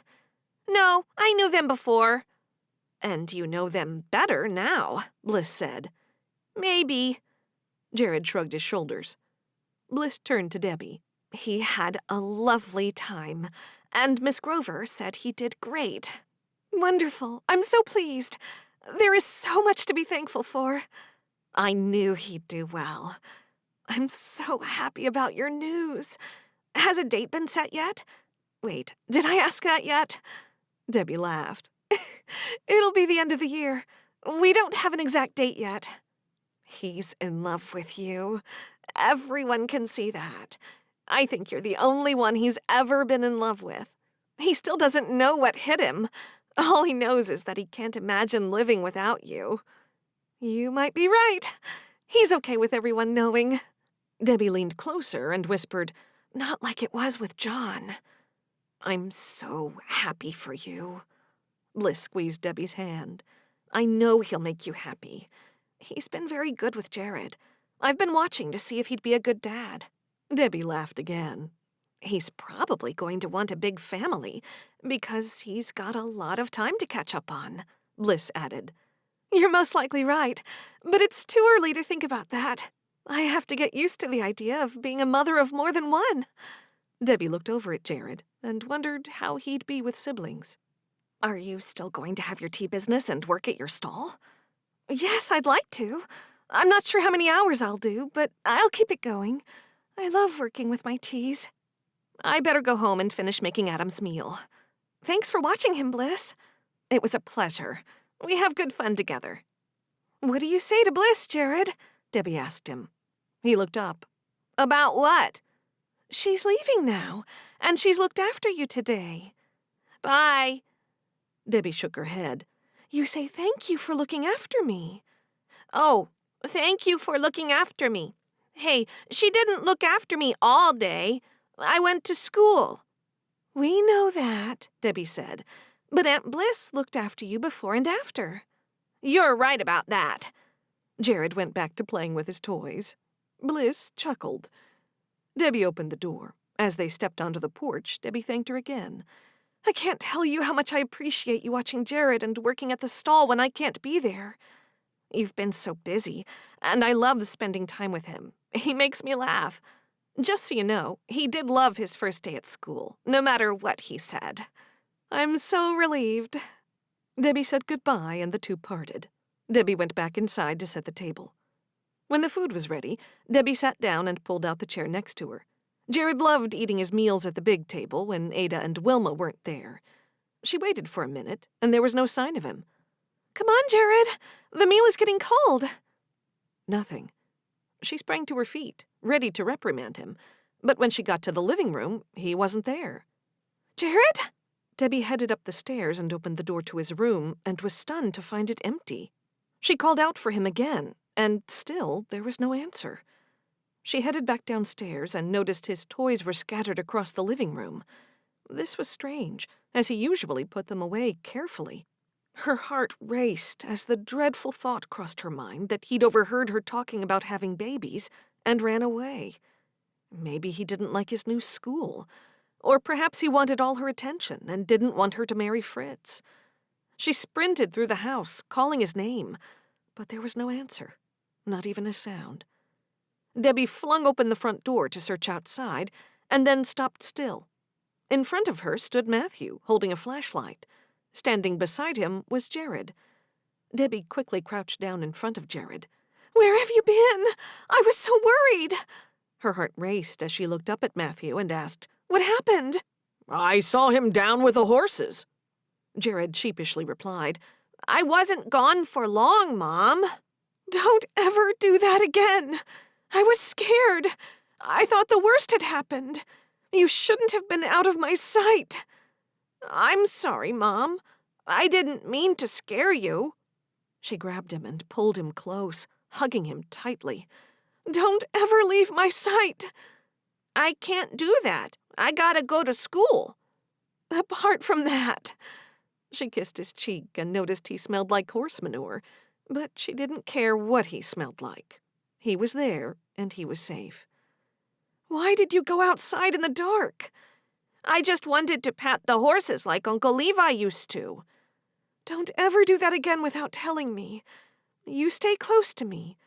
Now go wash your hands for supper. I can still pat them? Yes, but only in the daytime. Debbie was still shaking from the scare she'd had. When Jared headed inside, she rose to her feet. Matthew, thanks for finding him. Not a problem. I'll add child rescuer to my list of skills. He chuckled. Might impress the ladies. Debbie smiled. Then she noticed how awful Matthew looked. His clothes were all crumpled, his face was white, and his cheeks sunken. Can I do anything for you?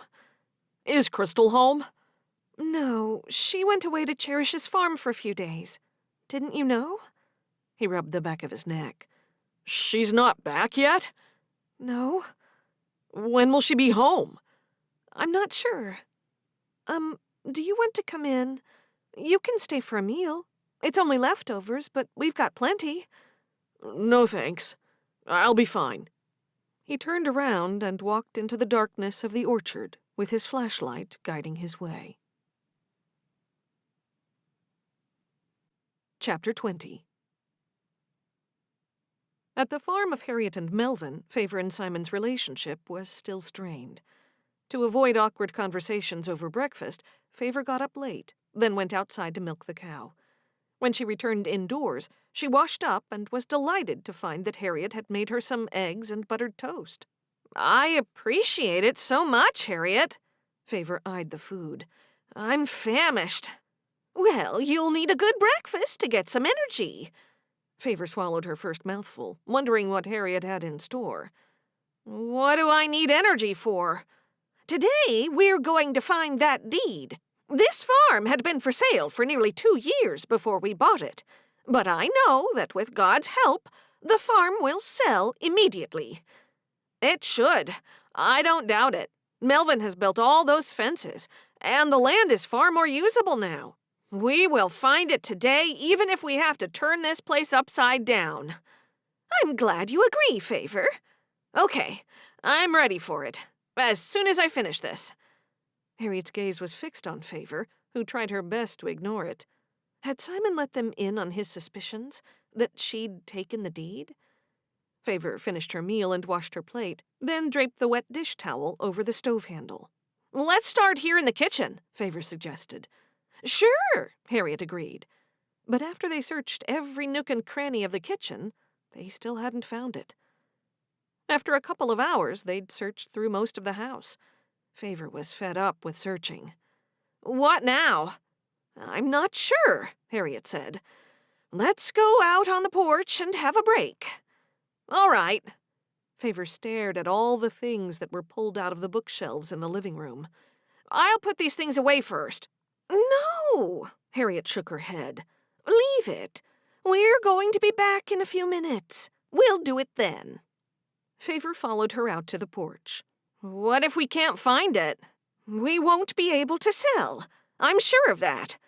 Let's think about how we're going to find it. Not finding it is out of the question. They sat on the porch steps. I'm not getting any younger, you know, Harriet told her. Favor knew she was trying to play on her heartstrings again. Harriet's aged hands pulled her oversized black cardigan together in the middle.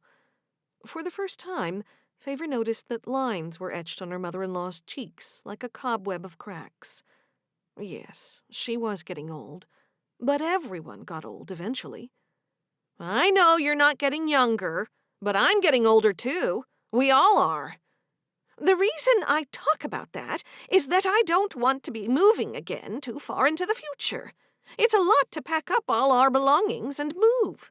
It's stressful, and it's a lot of hard work. We'll have to pack up the whole house. Favor knew that since Simon had no siblings, He would be the one responsible for his parents in their old age. Simon and I will come back and help. I don't want you to feel that you'll ever be alone. I'm not taking Simon from you. Thank you for saying so, Favor. I mean it. We'll be here whenever you need us. Within reason, that is. Harriet sniffed. Favor continued. I'm sorry. I didn't mean to upset you. I just meant that Simon and I will always be here for you. Well, not here. We'll be there for you from a distance.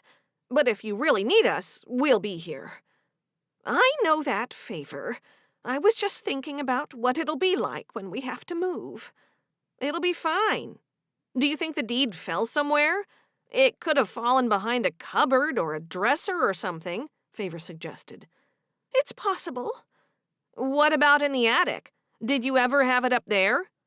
That's a possibility, but I don't think so. It hasn't shown up in the entire house, so you're right. The next place we should look is the attic. We'll have to go through all of the boxes, and there are so many up there that we haven't unpacked since the last time we moved. We can do that, or we can search through the house again if it's not there. I've been through all the drawers and closets, Harriet said. I've looked everywhere I can think of. We must have overlooked it. We can look again and be more alert this time. I don't know if I have the strength to walk through the whole house again, Harriet said. You go ahead while I clean up in the kitchen. So we'll look through the house again before we go to the attic? Favor asked. That's right. They went back inside again, and by the time Harriet had finished cleaning the kitchen, Favor was back from another searching expedition. Did you find it? Harriet asked. No. Favor brushed the dust from her sleeves. I went up into the attic and just found a lot of dust. I've made us coffee. Let's enjoy a break together on the porch. Okay, that sounds good. Favor wondered why her mother-in-law was taking so many breaks. Usually, she barely wanted to stop for lunch. They went back out on the porch and sat down again, each with a cup of coffee in her hand. I've been thinking, Harriet said. If we can't find it, we can't sell the farm. Then what will we do? I guess we can lease this place. Then we can move in with you and Simon. Favor's eyes grew wide at the thought of that happening. We have to find the deed. That's all we need to do. It must be in the house somewhere. It has to be. It's very strange, isn't it, that it would suddenly disappear? Favor looked up from under her lashes. She wondered again if Harriet thought she had hidden it somewhere. It was hard to tell. Harriet always had the same look on her face, one of complete disapproval and dissatisfaction. Yes, I'm sure it'll turn up, Favor said. You wouldn't have tossed it out accidentally, would you? Certainly not. It was there in the box in the bedroom. That's where I saw it last. There would have been no risk of tossing it in the trash. I think we should look in the attic again. We can do that after our coffee, Harriet suggested. The attic again? Yes. Several minutes later, they got back to the attic and headed toward the boxes in the corner. We should start at the other end, Harriet suggested. It makes sense. We'll start in one corner and go through to the other. Whatever you want. Favor reopened the first box she came to. It was full of papers and more papers. She shuffled through them but didn't find the deed. Then she saw something in the second box she hadn't seen the first time. Found it. You have? Favor sprang to her feet and shook a piece of paper at her. You have? Harriet ran to her and plucked the paper out of her hand. She looked down at it. No, this isn't it. This is some kind of sales receipt. It's dated 1899. It is the original document. The land was $2,750. Oh, that sounds like an absolute bargain. That's not what you're looking for? Favor asked. No, Favor, it's not the deed. Harriet kept reading. Oh, look here. The people who bought this farm in 1899 were called Harriet and Thomas Harrison. Another Harriet? Yes. Favor held her breath and then suggested, Is it a sign that you should stay here? It seems the farm might need to belong to a Harriet. No, Harriet shook her head while still staring at the yellowed with age document. What if you ask a lawyer what to do about it? I'm sure you're not the first person who has lost a deed to their farm. It must happen all the time. Harriet nodded. We'll have to do that if we can't find it. Let's keep looking for now. Chapter 21. Cherish and Krystal went for a walk to get away from the tension in the house. Malachi was fixing one of the fences, and to Cherish's surprise, Jed was helping him. They kept walking until they came to the fence of the neighboring farm. Krystal ran her fingers along the wooden fence, admiring its neatness. Cherish filled Krystal in on what Mom had said to the bishop's wife. Please don't repeat it. I won't tell a soul. No wonder the woman looked so upset. I knew something was going on. That's why Jed and I stayed away. I came here to get away from drama. I know. I'm sorry. Don't be. It gave me more time to spend with Jed. I should have shut my mouth about the whole thing. Cherish hung her head. Hindsight's a good thing. Krystal then told Cherish how she and Hope had plotted together with Sigrid and had her flirt with Matthew. I'm guessing things didn't go as planned, seeing that you're here. Correct. Now Sigrid likes Matthew, and he likes her. It's a match made in heaven. No, a match made somewhere else, because neither of them has any morals. That's dreadful. I can't believe him. I'm so sorry, Krystal. Before that, he asked me to marry him. I didn't tell you that because I didn't really know what I'd do. Now he's infatuated with Sigrid. It's like he's being distracted by Fenella all over again. That's awful. I should be used to it by now. I should be used to things not working out for me. Krystal turned her face up to the sun and closed her eyes. Don't say that. Things will work out for you. I know they will. It's obvious that Matthew wasn't for you. That's all. You were unsure of him anyway. Possibly. But is there any right person for anyone? Or is that just a myth? Krystal asked. I think there is definitely a right person. Malachi is my right person. Yes, you two are so well matched. How was it when you first met him? I didn't like him at all. Krystal chuckled. Cherish glanced over at her friend. I am concerned about the finances. That's the only thing. He's a good man, and he brings genuine happiness to my life, but I just don't know if he's going to ruin everything. We could be heading for disaster. Do you trust him? I do, but I don't know why he's keeping things from me. You should talk to him again if you're worried. You should be able to see a balance sheet for the farm. Just insist on it. I think I will. Cherish looked at the house again. I hope everything turns out all right. Of course it will. What if it doesn't? Cherish bit her lip. It will. I thought marriage would solve all my problems and life would be perfect. You seem pretty happy. Most of the time, yes. But I can't get my head around our finances. Malachi claims he's taking care of things, but nothing adds up. Literally. Cherish sighed. Go talk to him. I will, but not right away. I'll give it a week or two. Cherish smiled at her. In the meantime, I wish you all the best, Krystal. Don't think about Matthew anymore. Oh, I'm way past that. I've moved on. Krystal smiled, thinking about Jed. Chapter 22. Ada was peeling potatoes when Cherish and Krystal walked back into the kitchen. Mom was sitting next to her, sipping on a glass of water. Hey there, Cherish said. Wilma looked up. Hi. Ada narrowed her eyes at them. What have you two been doing? Just walking and talking. I'm peeling the potatoes for dinner, Ada announced. Thank you, but I can do that. I like to keep my hands busy. I'm not sure what you have planned for tonight, but I always notice that you have potatoes with every meal, so they won't go to waste. Cherish watched Ada's skill at potato peeling. She'd been doing it for so long that it was almost like second nature to her. I'm sorry I've made a mess of things, Cherish, but I was trying to make things better. Oh, does Krystal know about this? Yes, I told her, but she agreed to keep it to herself. Wilma nodded. Good. You were so worried about Christina's child, Cherish. It's okay. It's done now. Leonie said what she came to say, and that will probably be it. I'll still write her a letter of apology. Cherish nodded. That would be good. Danke, Mom. Should I tell them more about Matthew, Cherish? Krystal asked. Cherish stared at Krystal. If you want to. Krystal sighed. Everyone will find out sooner or later. She proceeded to tell them all about Sigrid's role in the downfall of the relationship with Matthew.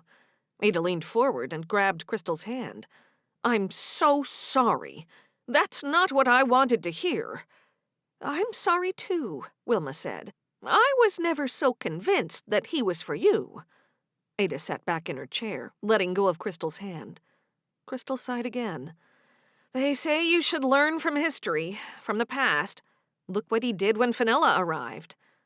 Did you know he proposed to Krystal? Cherish asked them. We had an idea. I was thinking about it carefully before I gave him an answer. Then Sigrid arrived, and the rest you know about. I'm even more cross with him now, Ada said. Don't be too upset. I had the idea to test him, and that's why we brought Sigrid to meet him. We asked her to flirt with him as a test. Now we're getting to the truth, Wilma said, with her eyes bulging open. I wondered why Sigrid was visiting Hope so suddenly. Hope was a part of all this? Ada's jaw dropped open as she stared at Krystal, waiting for her to answer. Krystal bit her lip and didn't say anything. Cherish intervened. Don't be mad at Hope or Krystal. Ada and Wilma looked at each other, and then Ada said, Hope was just helping you. It's Matthew we're upset with. It's in the past. I'm not bothered by it now. If you don't mind, I don't want anyone to talk about him for the rest of the time I'm here. Krystal's mouth turned down at the corners. Good idea, Cherish said, while Ada and Wilma agreed by nodding. Danke for telling us the truth, Krystal. We appreciate that, don't we, Wilma? We certainly do. It's always best when the truth is out on the table. No good comes from hiding things from people. Well, some people want the truth, and others don't. No one said anything, but they all knew that Wilma was talking about Leonie, the bishop's wife. Chapter 23. Krystal was concerned about what Cherish had told her about Malachi possibly running the farm into debt. Cherish was like a sister to her, and she didn't want to see anything bad happen. While everyone was talking, she slipped out of the house to find Jed. He might know a thing or two about the farm's finances. She found him still working on the fence, and thankfully, Malachi was nowhere to be seen. He looked up and saw her approaching. Hi there. Hello. She looked around again to make sure they were alone. Everything okay? Jed asked. Where's Malachi? Feeding the animals. I'm just finishing up here. He put his hammer down and smiled at her.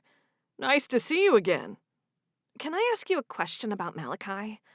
Sure, but I can't guarantee I'll know the answer. I'm just concerned about their money situation. I mean, this farm's money situation. He tilted his head to one side. I'm not sure what you mean. She figured she could trust him, but she wasn't going to tell him everything. I've been adding things up, and I can't see how they make any money on this farm. They don't really sell anything, from what Cherish has said. So how are they surviving? Jed's eyes crinkled at the corners. I haven't breathed a word of this to anyone, but keep it to yourself.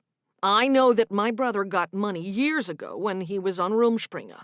Not that he admits to going on Rumspringa, but he did. Then he lost it or spent it all when he started hanging around with a fast crowd. Then, when he had hardly anything left, some investments paid off. He cashed it all in and disappeared for a while. When did he reappear? When he arrived here and started being Cherish's caretaker on this very farm, living like a pauper. Now, I've only found out all this by doing some detective work. I'm convinced he has money stashed somewhere. Krystal was quiet for a moment while she took it all in. That's such a shock. Cherish knows nothing about this. She would have said something to me for sure if she did. Please don't breathe a word of it to anyone. I don't want to be seen as someone who can't keep quiet about things." I won't say a word. Krystal bit her lip. He took a step closer. "There's something else I've been thinking about. What? I reckon that cheap land that Favor and Simon bought has something to do with him. How so?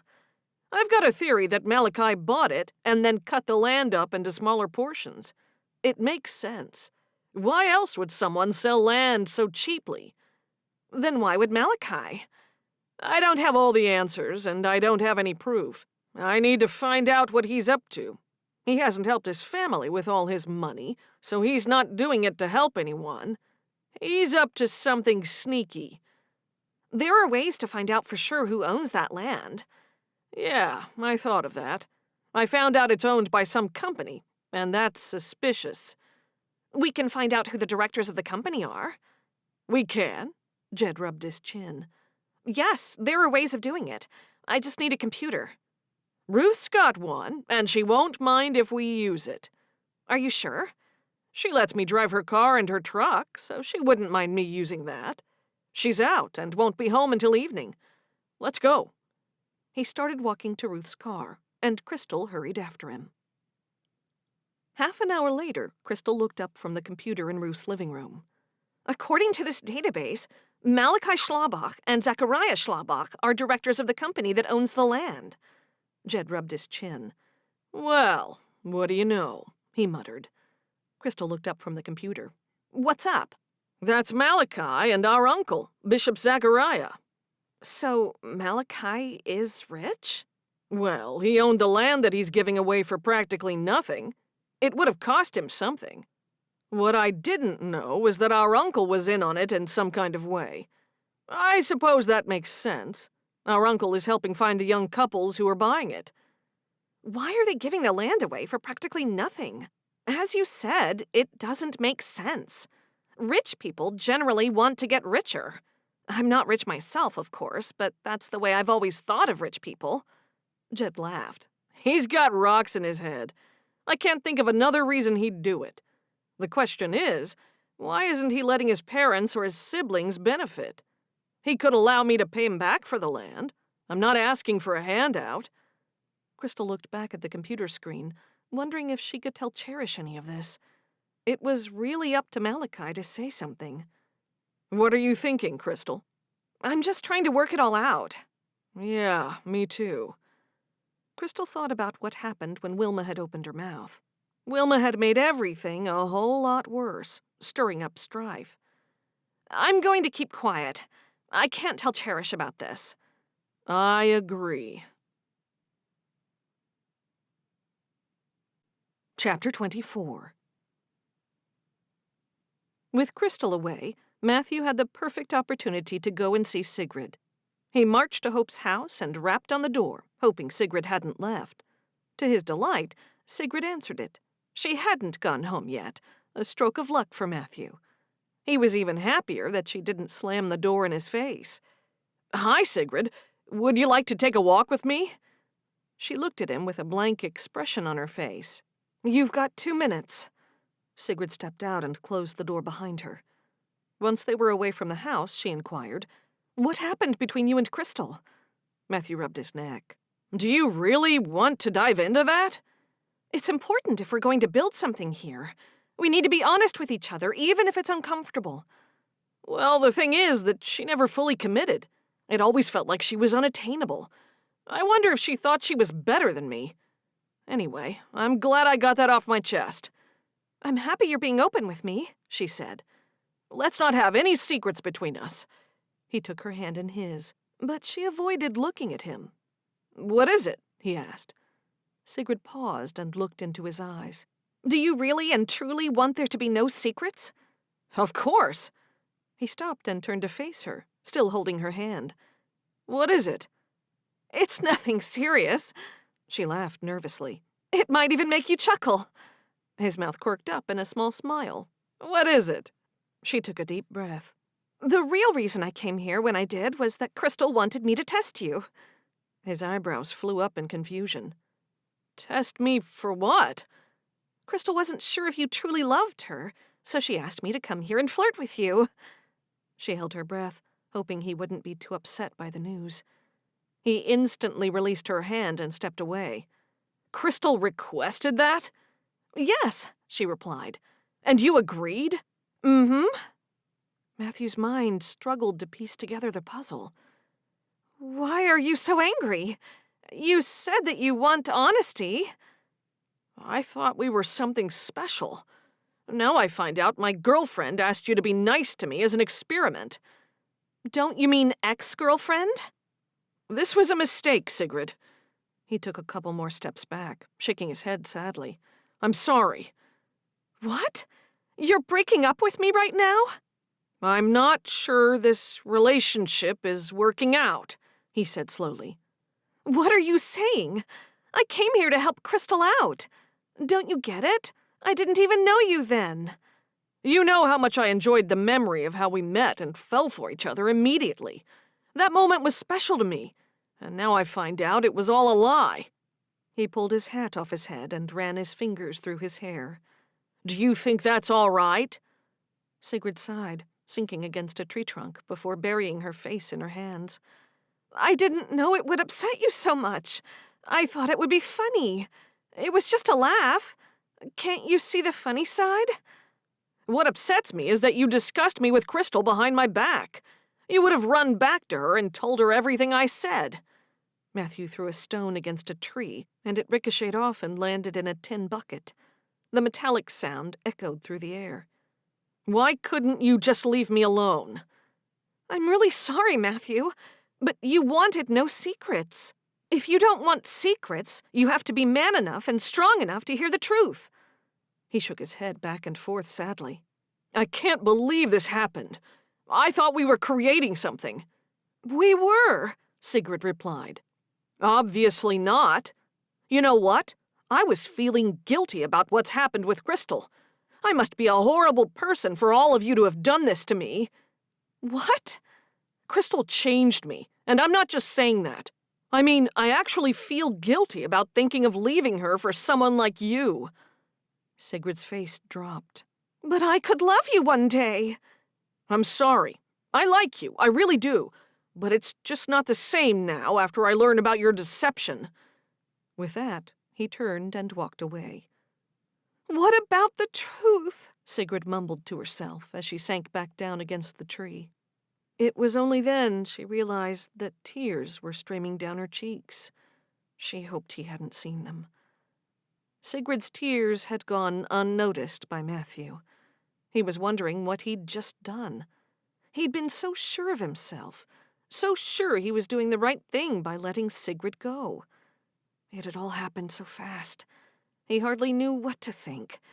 He was angry at Sigrid for making him feel like that, and guilty for betraying Krystal.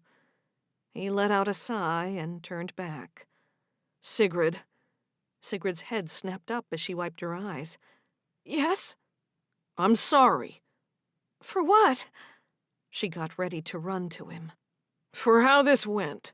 For getting you into this mess." "No harm done." "Maybe not, but I'm not good at this stuff." He looked away. "I can't even decide what to do with Krystal." Sigrid took a few steps toward him. "I thought you'd ended things with her, and she was okay with it." "I did. I told her I liked you." "Really?" Sigrid smiled. "You're so sweet." "I'm not." He shook his head. "And you shouldn't be talking with me right now. This isn't a good idea."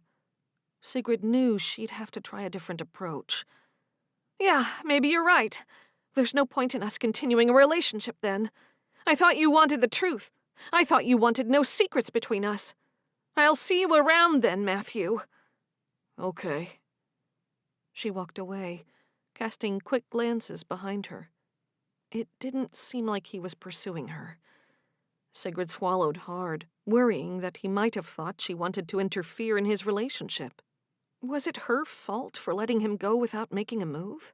He had expressed his interest in her, after all. Sigrid stopped and turned around, hoping to see Matthew again. But it was too late. He was gone. She didn't know what to do now. She had been aiming high and putting all her eggs in one basket when it came to Matthew, and now she felt like she'd lost out on the opportunity. She kept walking back to Hope's house, pondering how she had allowed herself to get into this mess. No matter how hard Matthew tried, he couldn't get Sigrid out of his head. He lay in bed that night, motionless and with the lights off. It wasn't even late, but he was too depressed for small talk with his housemate. He kept replaying everything over in his mind. Perhaps he had been too harsh with Sigrid when she had told him the truth. The truth wasn't always pleasant, after all. He should have taken more time to think things through before acting so quickly. As a result, he had let down 2 women at once. Even so, he hadn't expected this outcome, where he ended up alone again. There was so much he'd have to go over with Krystal to clear the air. All he could hope for at this moment was that Krystal would continue to be his friend. He didn't deserve more than that. As for Sigrid, he knew things would never work out with her because of how they'd met. He took a deep breath and leaped out of bed, determined not to wait another minute before he put things right. Chapter 25. After dinner at the farm, Malachi walked up to Krystal after receiving a phone call. Matthew is on the phone for you. She was stunned that he was calling her, yet she didn't feel comfortable declining the call in front of the others. Oh, okay, she mumbled. She rushed toward the barn, looking around for Jed, and sighing in relief that he wasn't there to witness the conversation. She grabbed the phone's receiver. Hello? Matthew? Krystal, it's great to hear your voice, Matthew said. She was too angry to respond, so she kept quiet, waiting to hear what he had to say. I can tell you're mad, but you told Sigrid to flirt with me. You set this whole thing up.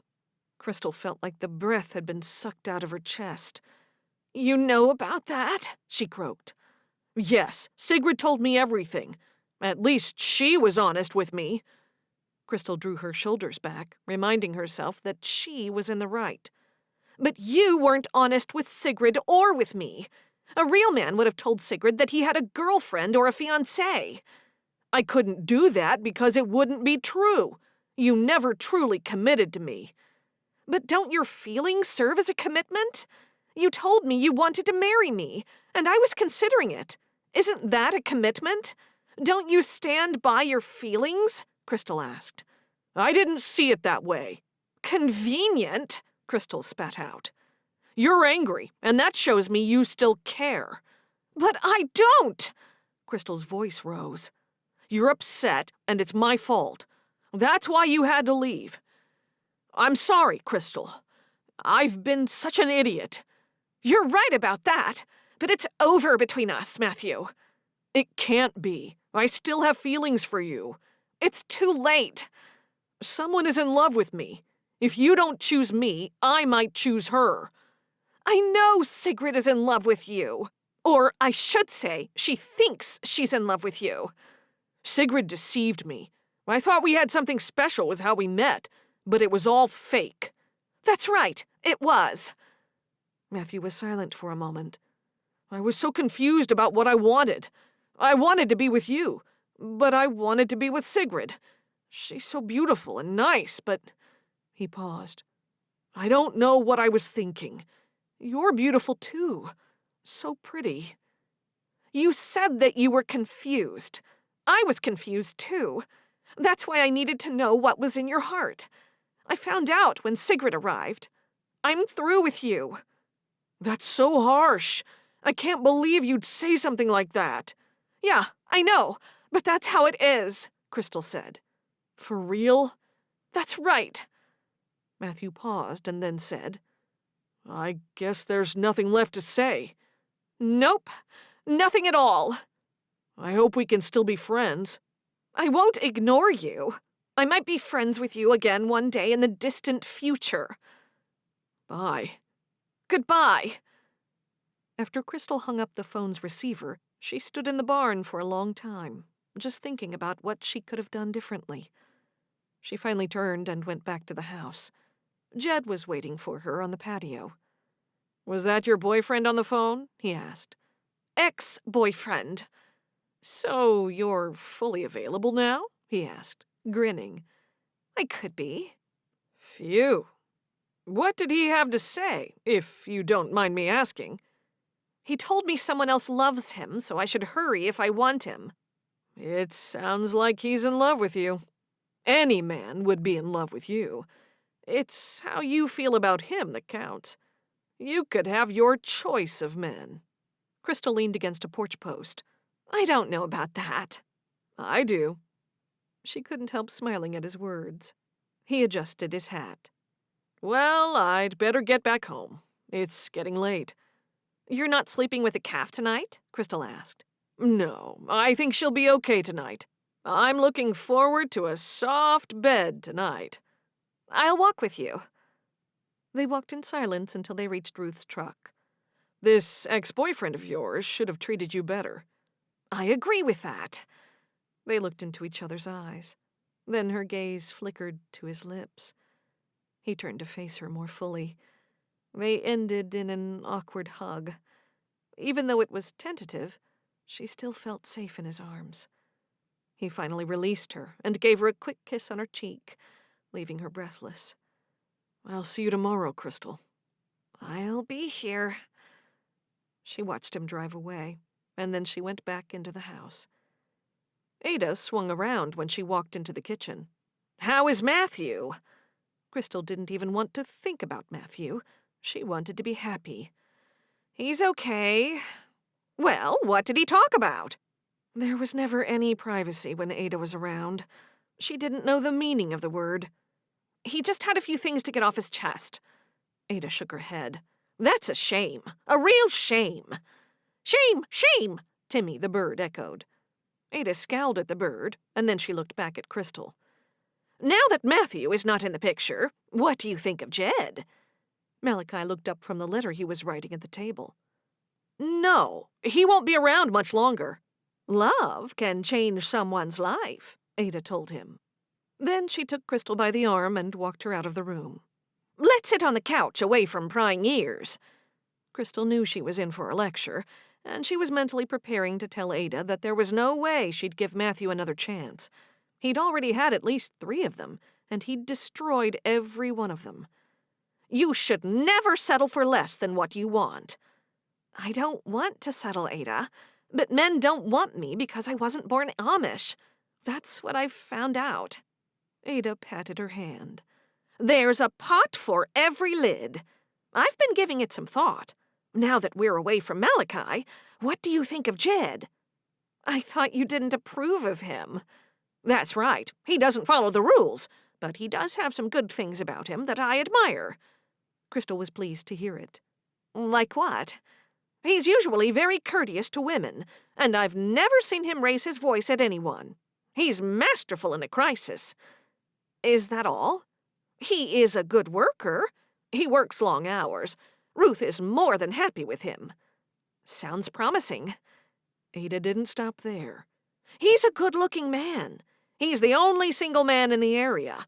I can't think of anyone else I'd allow you to date except him. Krystal didn't want to feel any pressure from anyone. She wanted things to happen by themselves. Thanks, Ada. I appreciate the talk. I'll consider everything you've said. All right, but keep an open mind. That's all I ask. Ada gave her a wink, and Krystal tried not to laugh. Chapter 26. Matthew was at the edge of the orchard when the wind picked up, sending the leaves into a swirl of orange and yellow, contrasting the dark green of the vegetation.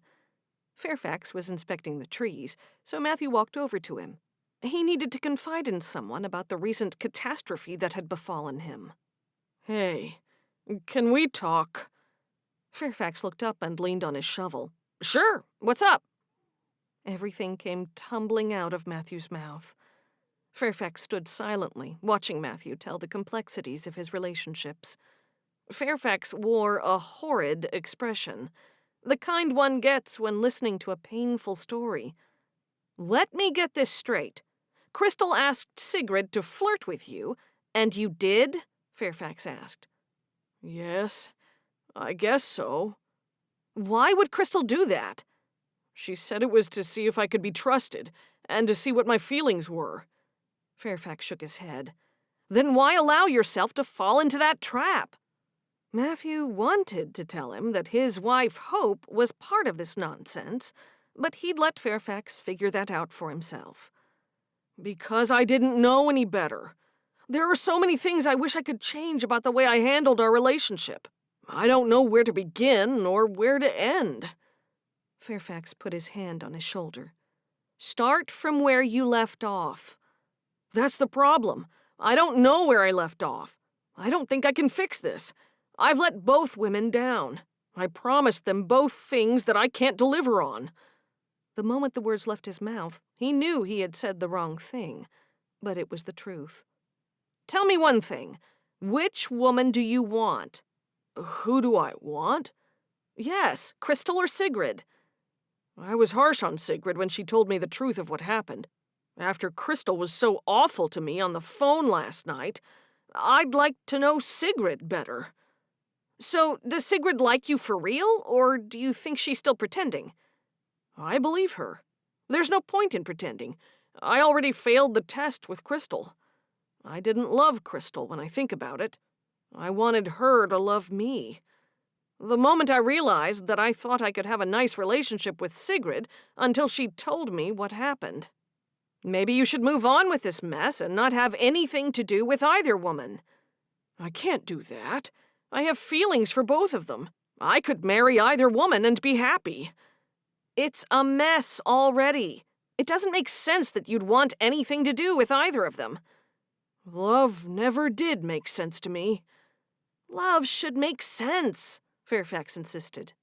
Matthew shook his head. I don't know. Orange sunlight spilled through the trees and filled the space between the two men. Fairfax sighed. I say you should tell them both the truth. As hard as it is, they need to know that they are both replaceable. I don't want them to feel like they were used or some meat for a sandwich. Everyone was used. You and the both of them. I'm not sure what you mean by that. Do what you want. Just don't think that someone will wait around for you to make up your mind, Fairfax said. I will do what I have to do. Do it soon. I will. I'll fix things. Good. That's best. You're young. You can find someone else. You've made a few mistakes. I know it. You're right. I want to do things right. I want nothing more than to have a lot of children. That's why I want to marry as soon as possible. I figure as soon as I marry, the more children I can have. Then it's all the more important you find a woman you can get along with on all levels. Don't just marry anyone. She has to be the right person for you. You'll be married a long time. Thanks for the talk, boss. I know you're right. He knew he had to fix things with Sigrid before she left town, even if they were only ever going to be friends. Back to work, Fairfax ordered. You start on the next row down. Will do, boss. As Matthew walked away, he noticed the limbs on the apple trees shivered in the light, as though they shared in his quiet desperation. Chapter 27. Cherish fought back the tears as soon as the hired car arrived to take her visitors home. They were all standing around waiting for the driver to open the trunk. Cherish hugged her mother. I wish you weren't living so far away. Me too, Mom murmured, squeezing her tightly. Ada strolled up to the pair. Bye, Cherish. We had a great time here. Cherish hugged Ada tightly. Thank you for visiting us. You'll have to come back soon. It's hard for us to get away from the farm. Ada and Wilma said their goodbyes to Malachi, and then Cherish and Krystal faced each other. I wished you could stay longer, Cherish said. Me too, but I've got to get back to the store. I know. I'll miss you all. Cherish wiped a tear from her eye. Did you all get the food Cherish made? Malachi asked. Oh, yes, I made those sandwiches. They're already packed in the car, Ada told them. A red car zoomed up the driveway and parked behind the hired car, and Jed got out. Everyone looked at Krystal except for Ada, who was looking at Jed with complete disapproval for flouting the rules and driving a car. Cherish grinned at Krystal. Seems someone's come to say goodbye. Go on, we'll wait, Wilma told Krystal. Krystal walked over, and they met in the middle between the two cars. Thanks for coming to say goodbye. It's goodbye for now. I had to see you again before you left. Would it be okay if I visit you? Sure. She stared at Ruth's car. It seems transport's not going to be a problem. Well, I wouldn't do that. I'd be well behaved. I'd have to make a good impression on your friends and your bishop. I know the right things to do. I'm glad to hear it. I'd love to see you again. You could stay at Ada's house. She often hosts visitors. I'll get her address from Cherish and reach out to her so we can coordinate something, he replied. Krystal, are you ready to go? Ada called. I'm coming. Krystal glanced back at Jed, wishing she could show him affection, but with so many people watching, she couldn't do that. Goodbye, Jed. Goodbye, for now. Chapter 28. On the way home, it didn't take long for Krystal to fall asleep. She was in the front seat, and her head was tilted, resting on a pillow. I'll be so happy to be home. I like my own bed. As do I, Wilma. Cherish has grown up. They all have. Next time we visit, Favor and Simon will be there too. We can visit them all. And perhaps Melvin and Harriet? Wilma asked. Yes, I believe they'll be moving. I'm happy about that, because they shouldn't be working that hard on their sheep farm. Time for them to retire, you think? Wilma asked. Yes, I think so. Let the young people take care of them. That's what I say. I don't know what Favor will think about that. With her head back and mouth open, Krystal let out a loud snort. They both looked over at her and laughed, which still didn't wake Krystal. Why don't we stop at Harriet and Melvin's house? We go right by the door, Ada suggested. Oh, I don't know. We didn't schedule for it. Ada leaned over to the driver. Reg, how would you feel about us making a stop for half an hour? Sure, we can make a couple of stops if you want. Ada grinned and then looked over at Wilma. Then we'll be making a stop very soon. I've got the address. Ada got her small address book out of her bag and read the address out to the driver. The driver put it into his navigation system and then announced, Good timing. We're only 10 minutes away. I'm so happy. We'll be able to see Favor. I don't know why I didn't think of this, Wilma said. Neither do I, Wilma. I thought it was just that you don't get along that well with Harriet, and I'm not sure why. I do. I've got nothing against her. I can't wait to see Harriet again. She's my second best friend. I hope I'm your first best friend, Wilma said to Ada. Of course. How can you even ask? Wilma chuckled. Just checking. Krystal straightened and twisted around. Did someone say we're going to see Favor? Yes, we'll be there soon, Ada said. Great. I didn't know if I was dreaming that or not. I can't wait. She's the whole reason I ended up joining the community. Oh, that's right, Wilma said. That was so many years ago. I was her pen pal, Krystal stated. Yes, and we said she couldn't have her pen pal visit, and she invited you anyway. Well, correctly, she invited the person she thought you were. Don't remind me. I've apologized for pretending to be Caroline. Ada laughed. Let's put that behind us. Anyway, that was so typical of Favor. She was very naughty.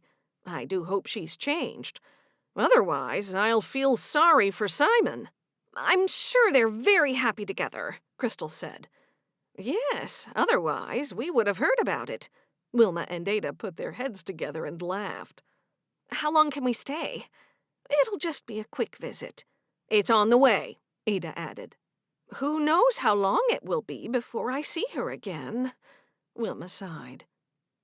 A few minutes later, Ada pressed the button to lower the window. We're almost there. I can see Harriet and Melvin's house. The car pulled up near the couple's house, and they all got out except for the driver, who stayed in the car. When they approached the front door, Harriet opened it before they had a chance to knock. Harriet smiled from ear to ear, but her skin was pale, and her eyes were rimmed with dark circles. It was clear for anyone to see that she was ill or suffering from something. "I'm so glad you came!" "Me too," Wilma replied. "It's such a long trip, so it's just a quick stop while we're traveling through." "Come inside. Melvin and Simon are out in the fields, but someone else would want to see you. I have to be really quiet because I don't want to wake her up. She gets grumpy." "Where is she?" Krystal asked. Favor came out of the bedroom, rubbing her eyes. "Who's making so much noise?" She walked into the kitchen and nearly fell over when she saw everyone standing there. She ran at her mother and hugged her, nearly knocking her over. Krystal hugged her while Favor was hugging her mother. Then Ada put her arms around them all as Harriet looked on, laughing. When they broke apart, Ada said, "We've just left Cherish's house, and we're visiting you on the way home." "We can't stay long," Mom added, "but we wanted to see you." "I'm so glad you did. I knew you were there. Simon and I are moving up there tomorrow." "We saw your house," Krystal blurted out. "You did?" "Yes." "Well, tell me about it." "It will be wunderbar when you fix it up," Mom said. "I've heard it's not great. I'm just happy to have a roof over our heads. We'll make it a nice home." "You have a roof here," Harriet pointed out. "Yes, and I'm grateful for that. But we're looking forward to having our own house. It will be wunderbar." "What did you think of the house?" "It was unkempt," Wilma said. "I know. We have a lot of work to do. Simon is good at all that kind of thing." "I think it will be a beautiful home when you're finished," Ada said. "I think so too." Favor smiled at the visitors. "Especially if you choose the right color," Harriet said. "The right color does make a difference." "We'll figure it out." "I'm going to miss you when you move," Harriet said. "It's going to be very strange here with just Melvin and me. Oh, we must sit and have some tea. Do you have time for a snack?" "Just a quick one," Ada said, as she made herself comfortable at the kitchen table. Simon and Melvin walked in the back door. "We're so glad to see you all," Simon said. "Hello, everyone. We saw the car from the hill. We guessed it might be you passing through. Although we didn't know you were visiting with Cherish too, Krystal." "Neither did I until the day before I left." The men sat with them. "How are you feeling about Simon leaving, Harriet?" Ada asked. Harriet's lips turned down. "I'm as well as I can be." "She'll be fine," Simon said. "We're going to sell this place and move closer to them," Melvin announced. Everyone looked at Favor, and she looked away. "In our home, I would like to do a lot of natural colors. I want everything to feel warm and welcoming, not cold and sterile." "I think that will be lovely," Wilma smiled. "I'm looking forward to seeing it all finished," Krystal said. "You'll have to come and see it. You won't be able to keep me away." Harriet placed a teapot down, and then 2 plates of cookies. "I'm glad you came today. It's been too long since we've been together," Harriet said. "Thank you for this," Wilma said, as Harriet poured everyone a cup of tea. Krystal wanted to talk with Favor alone. "Favor, why don't we grab our cups and go for a walk? We'll leave the oldies to talk." Favor stood up. "Okay." "How are you doing?" Krystal asked as soon as they got out of the house. "I'm really good. We'll pack the buggy with most of our stuff this afternoon to save us doing it in the morning. I can't believe you're finally getting away from Harriet. It feels strange. She means well." Favor leaned against the side of the house and took a sip of tea. "It's not like I'm moving far away. It's just that it's the last time I'll live at home." "Will you miss living here?" "I'm not sure yet. I must go through the whole experience before I can say anything, but I'm looking forward to it." Krystal smiled. "I've missed you so much since you've been gone. I'm so pleased that you're happy. I'm a little envious. Krystal wanted to tell her that she'd met Jed, but she didn't want to jinx anything. It was all too new. What's happening with you and Matthew? Ugh, don't get me started on that. It's over. I'll write to you and tell you all about it. Oh, you'll have to give me your new address. I don't even know it myself. Just send it to Cherish's place. I'll get my mail from there for a while. Okay. I can't wait to see you in your own place. I'm sure it will be spectacular. I'm sure you'll make it beautiful. Favor nodded. I hope so.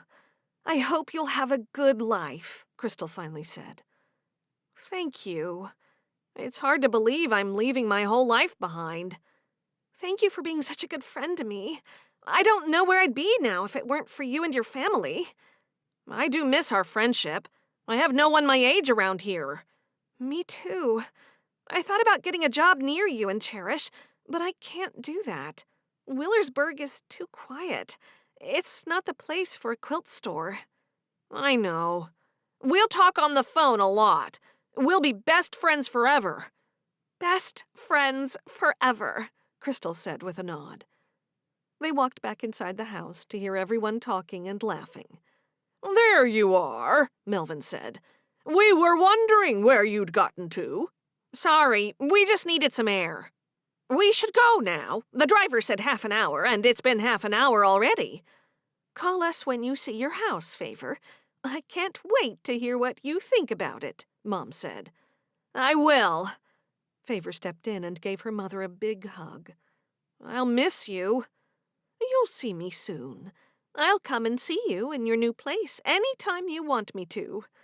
I look forward to it. Ada looked at Simon. I'm so glad you're happy. Favor is a good woman. You'll make a good life together. Thank you. I think we will. Simon smiled at his wife. Favor smiled back at him. Then she said to her mother, I'm so glad I got to see you before you went back home. Me too. Write to me as soon as you get settled, okay? I will, Mom. I'll write to everyone, Favor said. You'll miss them, Harriet. I pray that you won't be lonely, Ada said to Harriet as they all moved toward the door. I will miss them. I'll miss them dreadfully. And so will Melvin. Call me if you need anything, okay? Wilma said to Favor. As soon as the three of them were back in the car, the driver screwed the lid onto his thermos. We all set? He asked. Yes, we're ready, Wilma responded. He started the engine, put it in gear, and headed back down to the road. They all waved at them until the car turned a corner. Wilma sighed. It was good to see them. It sure was, Krystal agreed. Ada reached to the floor, grabbed her small pillow, and placed it behind her neck. Her eyes were closed in no time, and she made small sounds as she slept. Krystal was bored. She wasn't used to doing nothing. She put her head back and closed her eyes, thinking about every conversation she'd had with Jed. Meanwhile, Wilma pulled out her knitting and started knitting a white shawl for Florence's coming baby. Earl and Miriam's twins were coming, too. She'd sew some clothes for them and send them in the mail. She doubted they would come to visit her with all their young children. With the coming twins, they'd have 7 children. Wilma's hands moved quickly across her knitting with her eyes half shut. Her mind was filled with memories of Josiah, her late husband. He never got to enjoy the delight of becoming a grandparent. She also knew that Levi, her second husband, would have shared in her joy if he had still been alive. But the thoughts of her 2 late husbands were too painful for her to bear, and Wilma shook them away. Chapter 29. The remainder of the trip to the Baker apple orchard was uneventful. Krystal opened her eyes. Where are we? We're not far from home. Ada offered her a tuna fish sandwich, and Krystal shook her head. No thanks. Well, it's back to reality. I needed to stay away longer. I don't want to face Matthew. You'll have to face him. He's always at the house, Wilma said. This is true. Ada took another bite of her tuna fish sandwich. It didn't smell very good, but Krystal could put up with it if they were close to home. You don't have to be an enemy with Matthew. I know that, Wilma. I don't know what to say if he starts an awkward conversation with me. Just tell him it's over, Ada said emphatically. You don't want to complicate things when Jed comes to visit. I overheard you inviting him. Stay at Ada's place, you said. I hope you don't mind. Ada chuckled. I'll be happy to have him there. Phew. Krystal looked away as her cheeks flushed with heat. Who knows where that will go? I don't want to move away if things get serious between us.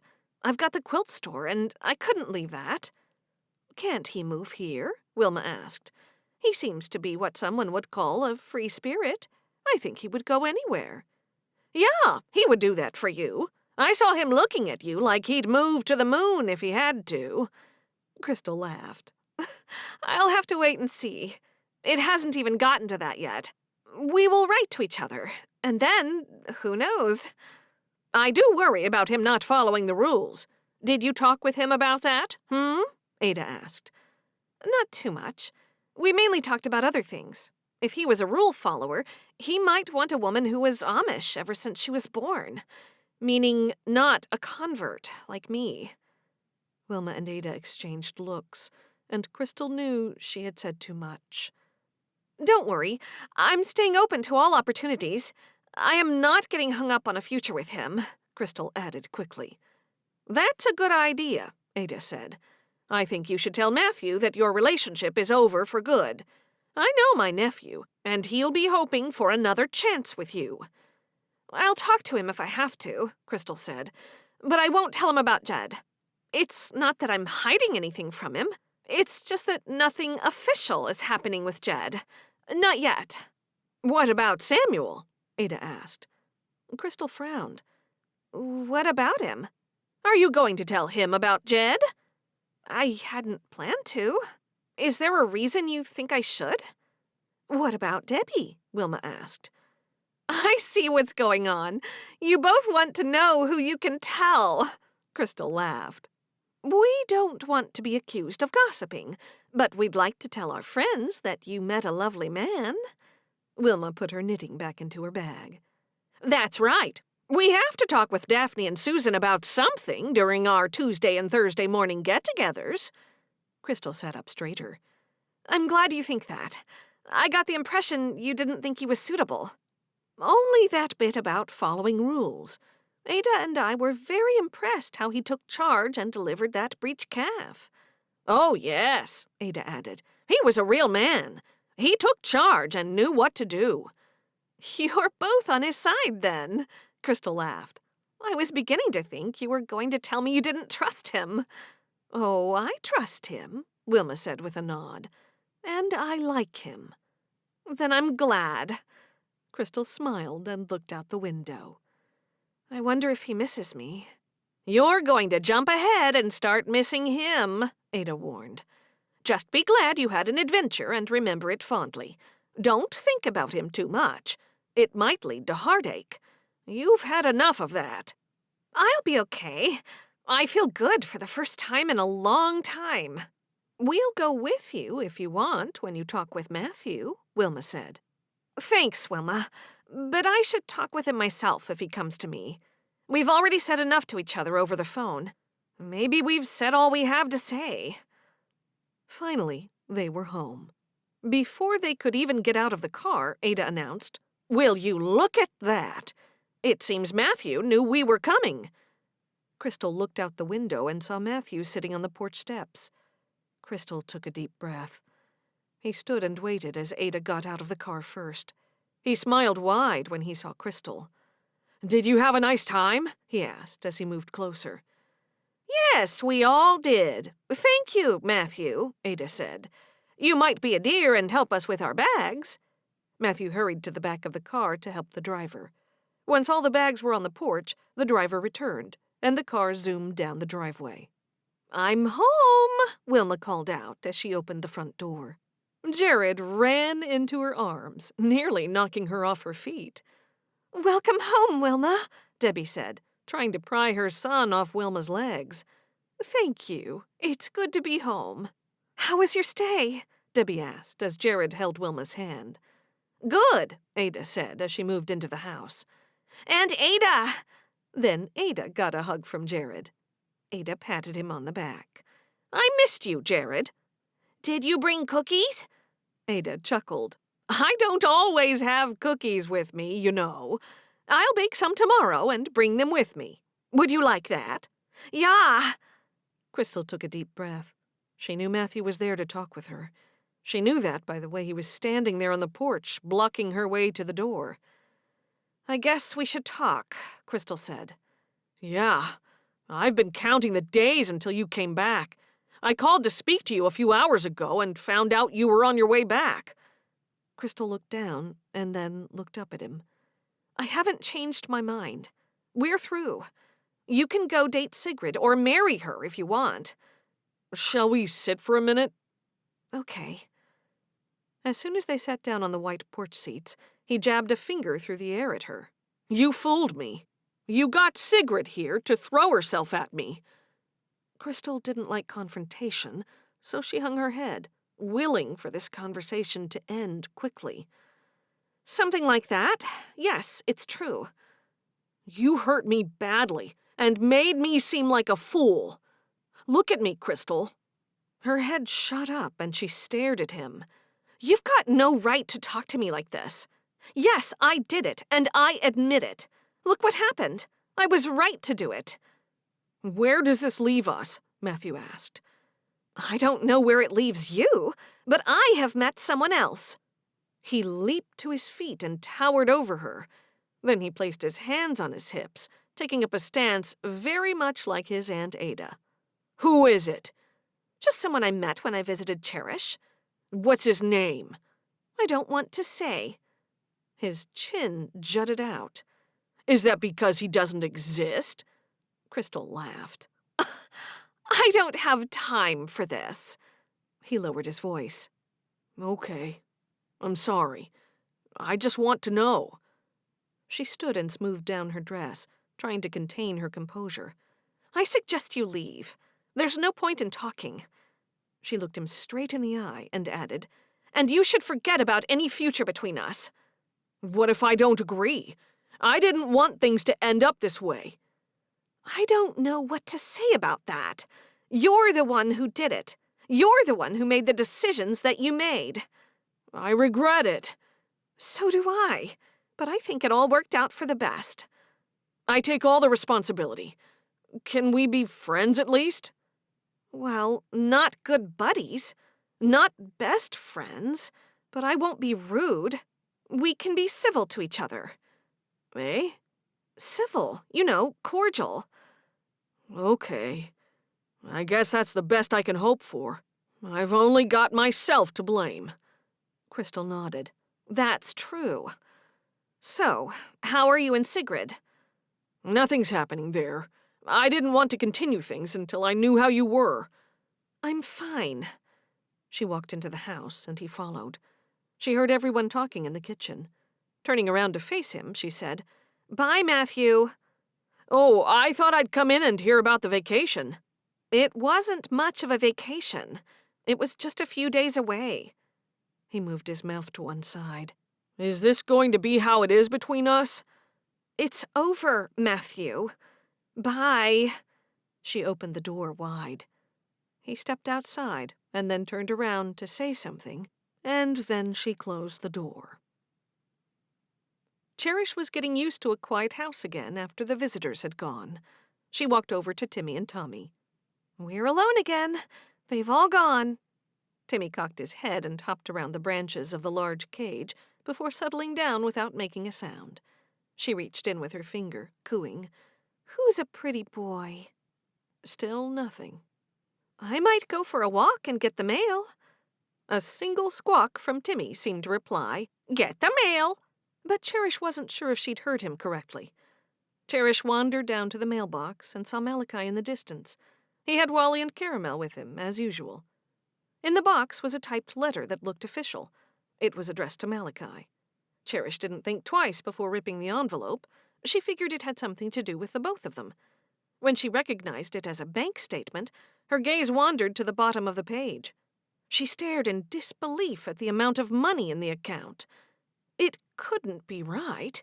It was a considerable amount. Far too much. She stared again, thinking it might be a negative balance. But no, there was no minus sign. Cherish was sick to her stomach. This raised so many questions. Why would her husband keep this a secret? Was it their money, or was he keeping it safe for someone else? She looked around and then placed the envelope down the front of her apron and walked back to the house, as her mind raced with endless possibilities. When she returned to the kitchen, she placed the bank statement and Dagmar's notebook in the high cupboard. That way, Malachi would never know she'd opened it. When Malachi walked into the house, Cherish couldn't keep quiet. Chapter 30. Cherish cleared her throat. I need to tell you something. Don't be mad. He turned to face her. What is it? I opened a letter from the bank. I saw how much money you have. Oh. He looked up at the ceiling. Is that all you have to say? It's the most awful feeling in the world that you're hiding things from me. I've asked you dozens of times about the farm's finances. I've come to the end of it. I need to know the truth, Malachi. He rubbed his neck. The whole truth? Yes. I need to know everything you're keeping from me. It's not fair. I don't have any secrets from you. You're right. I've been meaning to tell you. Let's sit down. He took hold of her hand and led her out to sit on the couch. Caramel sat beside Cherish, and Wally settled at Malachi's feet. I should have told you this a long time ago. When I went on Rumspringa, I was out of the community for about a year. I thought you never went on Rumspringa. I did. I'm not sure why I told you I didn't. It just slipped out. I probably wanted you to see me a certain way. I wanted you to like me for me. I do. Yeah, but there are things you don't know. Then tell me. Malachi, I need to know everything now. I'm your wife. You never have to keep secrets from me. Tell me how you got this money. She stared into his dark eyes, hoping she'd finally learn everything. He looked down. It's a long story. She touched his arm lightly with her fingertips. I've got the time. While I was away, I won a lot of money at a casino, and I'm talking over $1 million. Cherish's eyes bugged out. Dollars? Yes. Then I got into some trouble along the way when I got in with a bad crowd. They lived large, and I felt I had to keep up. I tried. Go on. Before I went through all the money, I invested much of the money in some real estate outside Las Vegas. Cherish put the pieces of the past together. That's how you knew that realtor who gave my reporter friend a job years ago? That's right. He was a close friend. He was working in Las Vegas before he moved to New York. I've always wondered how you knew him. That clears that up. Tell me more. I also gave money to my father for the family. He didn't do the right thing. He disappeared for a while. He eventually came back home with all the money gone. Oh, no. Cherish put her hands to her mouth. Yes. You've got no idea how money can corrupt people. When I was broke, I had plenty of time to think long and hard about what I wanted. And that's when I returned to the community. So you lost everything? I did, except for the land. I dismissed it as a scam, and I'd put it out of my mind. I didn't know that I'd bought something good. A few years on, I got a windfall when I got an offer for the land. It was more, much more, than I'd originally won at the casino. I did a deal with the developer where I kept an interest in the development. Then, with the money I got from the proceeds of the remainder, I put it in various accounts and investments. We'll never have to worry about money, Cherish. Cherish looked at Caramel while taking it all in. This would have been nice to know before we married. She looked back at him. I don't know who you are anymore. I thought you were a simple farmer. She buried her face in her hands. If he kept this from her, what else would he keep from her? He moved next to her and put his arm around her. I'm sorry. If I could do it differently, I would. I'm still the same person. You didn't have to keep this from me. He inhaled deeply. Apart from you, Uncle Zachariah is the only one who knows everything. I want to keep it that way. You see, as I said, money corrupts people. Why do you think Jed turned up? Cherish stared at him. He's after your money? Malachi shrugged his shoulders. I can't think why else he'd be here. He was always awful to me when I was a child. All my brothers were horrible to me. I'm so sorry. Do you forgive me for not telling you sooner? I feel a lot better for knowing. I'll forgive you, but... But what? Have you told me everything I don't know? He moved and sat back on the chair. There's one more thing.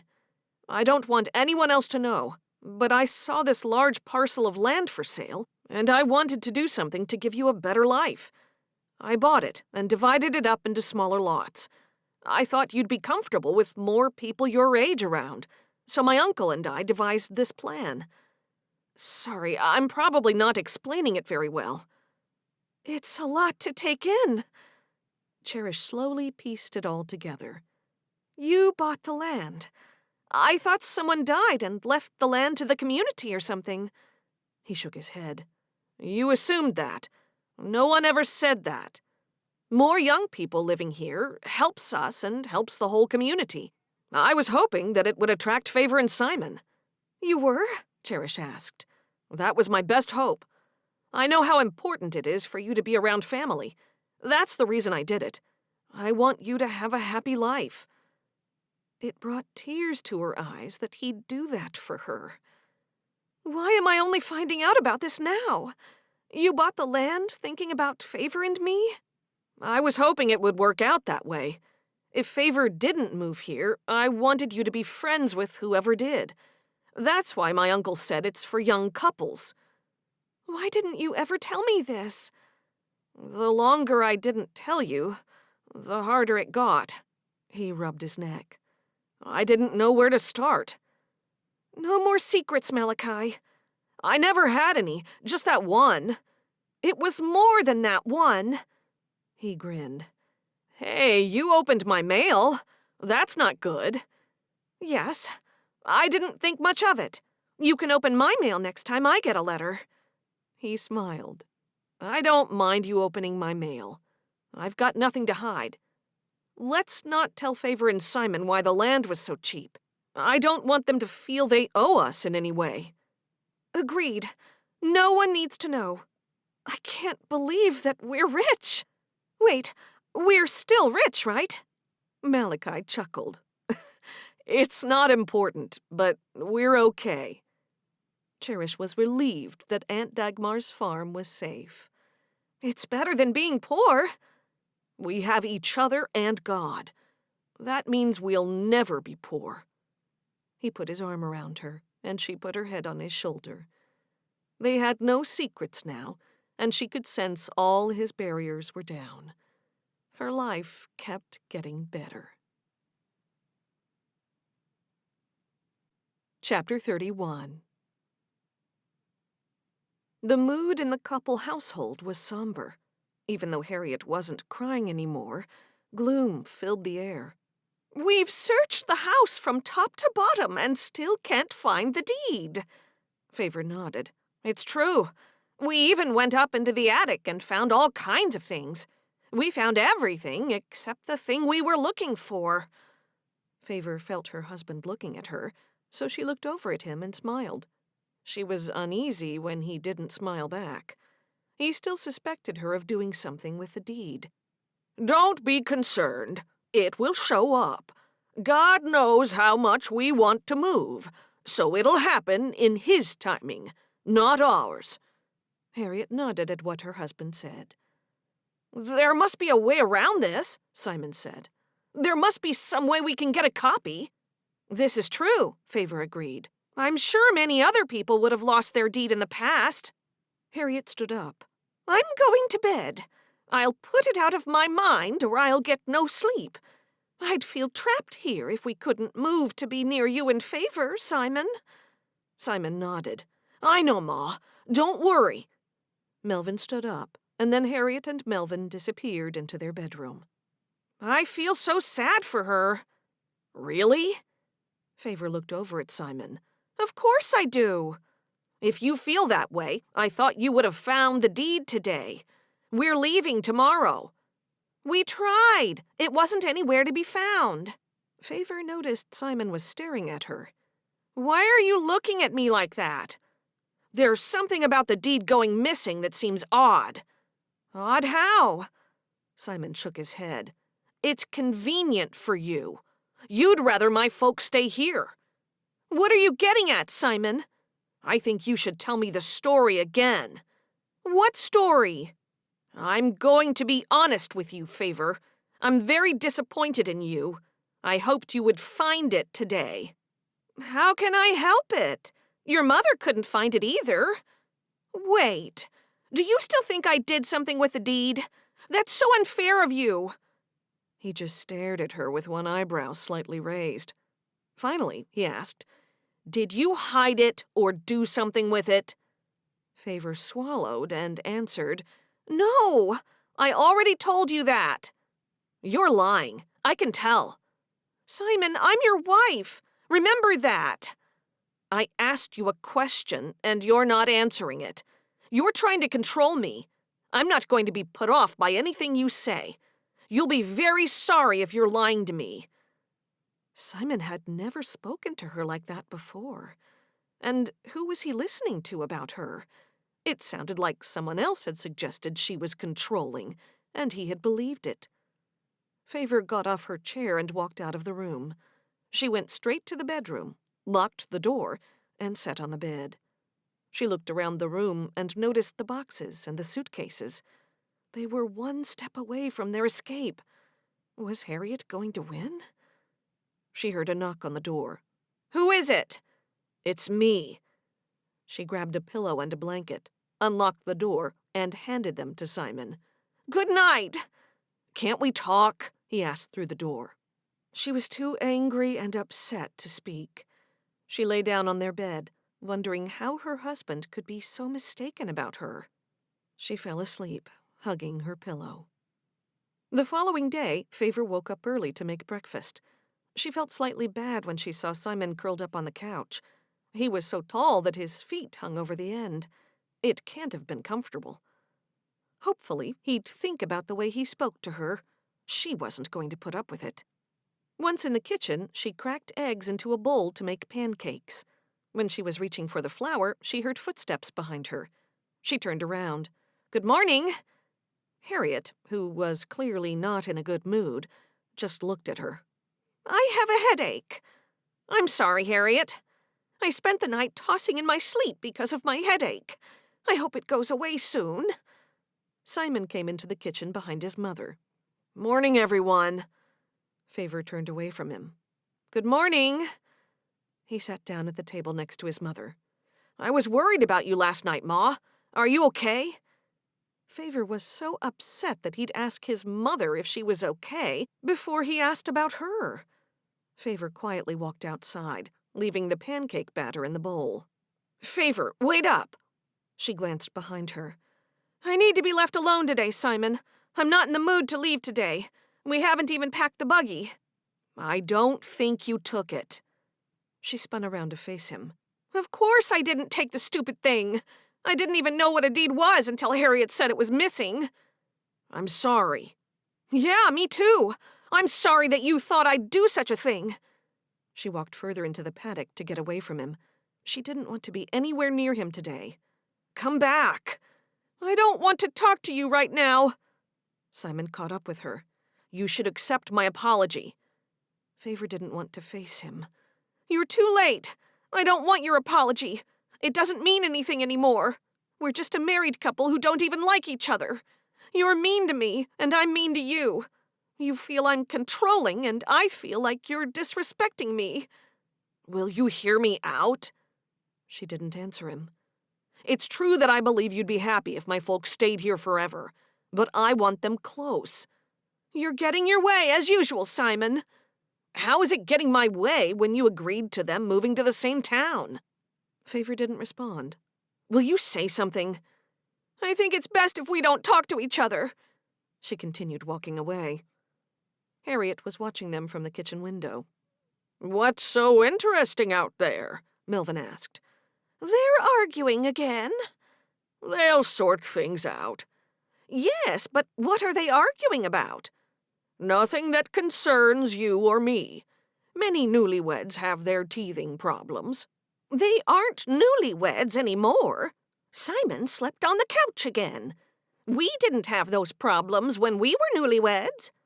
No, we didn't, but many couples do. Favor is spoiled. Wilma spoiled all her daughters to make up for them losing their father. That's what happened. Now we must suffer because Wilma didn't use a firm hand on her children. It must have been hard for her to raise so many on her own. How about some coffee? Melvin asked, offering up his cup. Oh, yes. Harriet took the pot over and filled up his cup. Simon walked into the kitchen and sat down. Now that you're back again, I'll make the pancakes. Favor's left the job half done. She leaves everything half done. When she does a thing, it's still not done properly.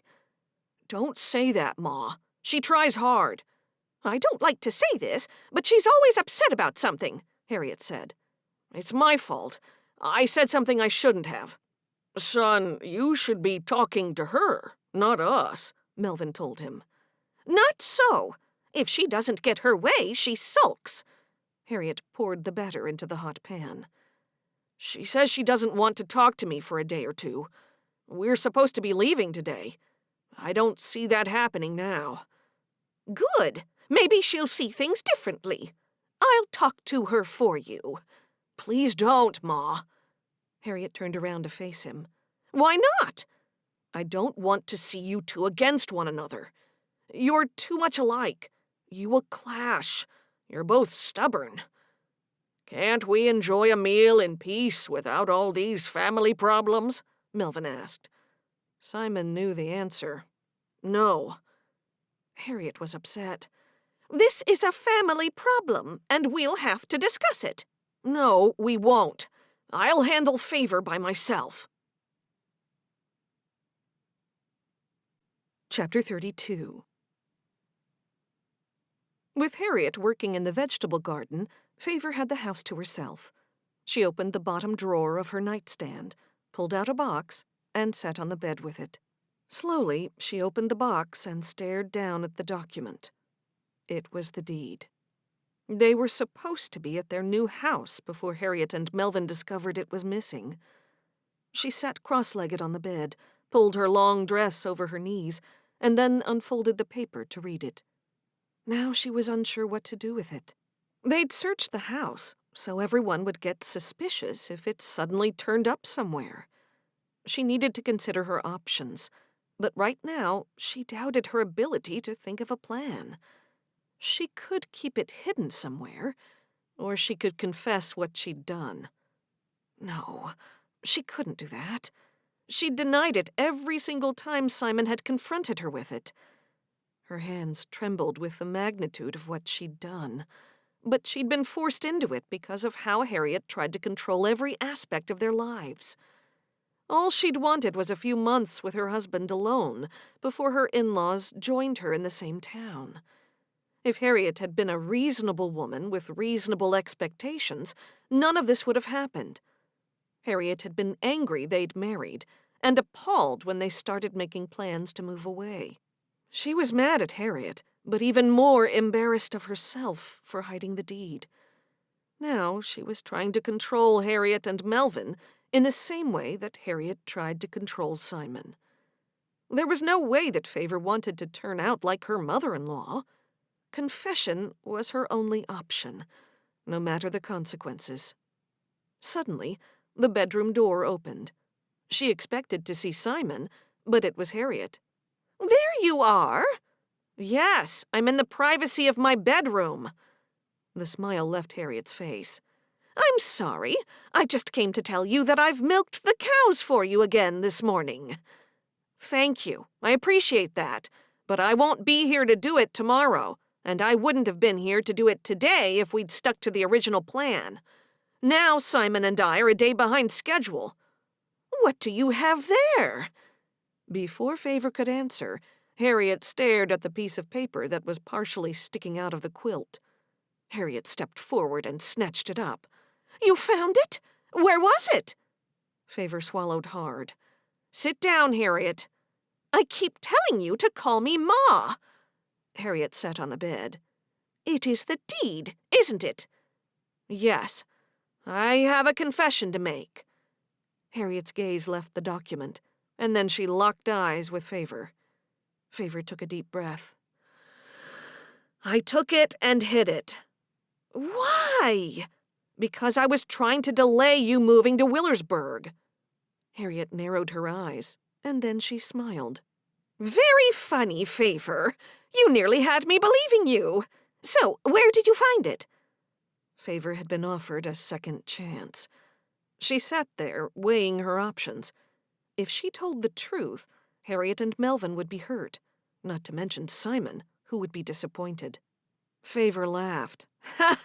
I can't fool you, can I, Ma? No. So, where did you find it? In my box just now. I had the box out in the living room when we were searching. It must have got mixed up in the paperwork. Thank you, Favor.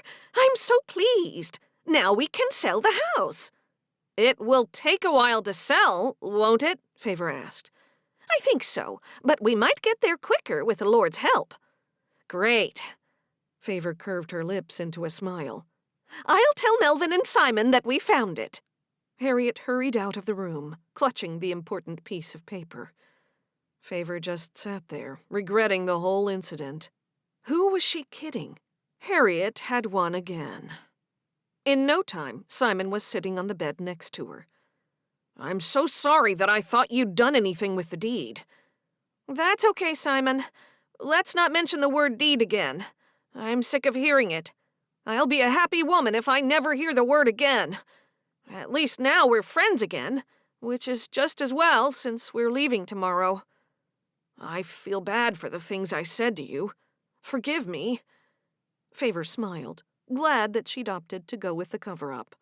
Confession was good, but maybe it would be just as good if she never did anything like that again. It's fine. Let's not keep going over it. I'm fine with that as long as you say you forgive me. I do forgive you. Chapter 33. During dinner at the Koppel household, everyone was still discussing the newly found deed. Melvin queried, So, Favor, where did you locate the deed? It was mixed in with some of my belongings. I'm sure it's my fault, Harriet declared. What do you mean it's your fault? Melvin replied. It was probably me who had it out. I had it a few weeks ago, and I must have put it down carelessly. I'm absent-minded like that sometimes. That doesn't make sense. Melvin stared at his wife. Favor took a gulp of water. Can we talk about something else now? It's found, and everyone's happy. Melvin put down his knife and fork. I'm just trying to sort out how it suddenly appeared after it disappeared out of my box of important paperwork. I just said I must have had it out, Harriet said. But you told me you hadn't touched it since we bought the place. Now I remember that I did. I've been so forgetful lately. It happens when you get older. Favor served herself some potatoes and put some on Melvin's plate without his asking. What are you doing? Melvin looked down at his plate. Serving you more. I know how much you like your vegetables. Melvin frowned at her. You're acting odd, Favor. I'm not. I'm just thinking of all the work you do around here. Don't worry about me. I can get by on less food. It's the least I can do. You work hard, Favor repeated. Melvin looked at his wife. Can you believe this? Favor shrugged her shoulders. I'm just trying to be kind. Don't you think it's strange? Melvin asked, looking around at everyone. What? Simon asked. The deed suddenly appears. I'm sure it's nothing more than a mix-up, Harriet said. Don't trouble yourself. Just be happy it appeared. I'm sure it is a mix-up. Something or someone is mixed up. Melvin loaded some potato onto his fork and then looked over at Harriet. I still think something fishy is going on. That's enough talk about this, Harriet said. Favor stared down at the table. Are you all right? Simon asked Favor. I'm fine. I'm just a bit tired. You were tired too yesterday, weren't you? Harriet asked. Always tired. Everything would be fine if it was just the two of them and they were on their own. Harriet had no right sticking her nose into every single conversation they had. Favor's eyes pricked. She was going to cry, but she wasn't sad. She was angry. She was angry with herself for carrying on with the cover-up. Now she had to contend with the guilt. Besides that, she suspected that Harriet knew. If that was so, it gave Harriet something to hold over her. I'm going for a walk. Excuse me. Favor stood up and pushed out her chair. Don't you want dessert? It's peach cobbler, Harriet said. No, thank you. I'm full already. I'll go with you. Simon stood up. Harriet looked like she was about to say something, but thought better of it. Once they were out of the house, Simon said, If you're not upset, you have no reason to be acting this way. I've never seen you so quiet. It's been a long day. You've been quiet for days. It's nothing. Her cheeks were hot, and she was nervous. Simon pushed open the gate and stepped past the vine-covered gatepost. Come on, let's have dessert. We need an early night so we can wake up early in the morning. I just need a moment alone. No. He stepped closer to her. We didn't get married so that we could be two single people living in the same house. We are one. I want to share things with you. If you're upset, then tell me. She stepped into his arms and pressed her head against his shoulder. Favor never wanted him to discover that she was a little controlling, just like his mother. He deserved so much better. With tears in her eyes, she looked up at him. I just want to be a good wife to you. You already are. Just be yourself. That's all I want. We'll have a new start from tomorrow. Favor closed her eyes tightly. Yes, a new start. We can start fresh from tomorrow. Chapter 34. The next morning, Favor rose early, understanding that this could be her last time ever sleeping in her bedroom of many years. She stepped in front of the mahogany dresser, pushing in the empty drawers to make certain there was nothing that Harriet could complain about. With her savings from her orchard earnings, she had provided a safety net for her and Simon should they need it, buying them time until they could generate income from the land. She paused at the door, taking one last look around, before turning and leaving the room. Harriet was already in the kitchen, having sat up late talking with Simon. They had decided that Melvin would call a realtor today to look at the house. Favor was in no mood for a discussion. We need to get on the road, Simon. I knew you wouldn't want to stay for breakfast. I've made you and Simon some bacon and egg rolls. Harriet picked up a thermos. And some of the strong coffee that you like. Thank you, Harriet. That's so kind of you. I keep telling you to call me Ma. Thank you, Ma. I'm ready to go, just waiting on you. Where's Pa? Favor asked. He's outside waiting for us. Favor held her breath as she walked outside, hoping something wouldn't keep them there at the very last minute. So many things ran through her mind. Harriet might faint, or Melvin could have a heart attack. Melvin held on to the horse, patting its neck. Thanks, Pa, Favor called out. Safe trip. Harriet stood there, dabbing at her eyes with a white handkerchief. Simon kissed his mother on the cheek. Harriet hugged both of them. I'm so proud of you both. You'll let me know as soon as I'm going to be a grandmother, won't you? Simon laughed. You'll be our first call. We will let you know, Favor said. You keep an eye on her, Simon said to his father, nodding toward his mother. Harriet slapped Simon playfully on his arm. Don't you say that. Favor needs to keep an eye on you. I'll be doing that, don't you worry. Ma, can I talk to you for a minute? Favor knew she'd have to confess what she'd done, or the guilt would eat away at her. This would be her last chance for ages to talk with Harriet. Of course. They walked back into the house. What do you want to tell me? Harriet looked at her with curiosity. Favor inhaled deeply. It's about the deed. You know that Let's not dwell on it further, she said firmly. But you see, it was lost, and now it's been found. That's all there is to it. Harriet gave Favor a knowing look. Harriet knew. Favor's eyes widened in surprise as she studied the woman she had thought of as an adversary for years. Harriet could have spilled the beans to her son or husband, yet she remained quiet. Favor swallowed hard, half wishing she could relive the past few years so she could be nicer to Harriet. But now it was time to leave. She flung her arms around Harriet as she whispered a hurried thank you. Harriet laughed at the shock of it all. Favor walked out of the house, keeping her eyes on the ground, her mind still reeling from the incident. Her heart skipped a beat when she saw her husband and his father waiting by the horse and buggy. This was real. They were really leaving. Harriet hadn't fainted, and neither had Melvin had a heart attack. Nothing was going to prevent them from leaving now. She took a deep breath as she climbed into the buggy. Simon sat next to her and gathered up the buggy lines. Melvin walked to her window and, smiling, grabbed her hand. Goodbye, Favor. We'll see you again soon. Bye, dear Pa. It sounded funny to say dear Pa, but she was trying to express her feelings. She would miss them. Tears were now stinging behind her eyes. We'll get the house fixed up quickly so you can visit as soon as possible. He smiled and gave a nod. Safe trip. Harriet walked over and stood next to her husband. Take it steady, Simon. Don't wear out the horse. I'm a grown man, Ma. I know what I'm doing. I know.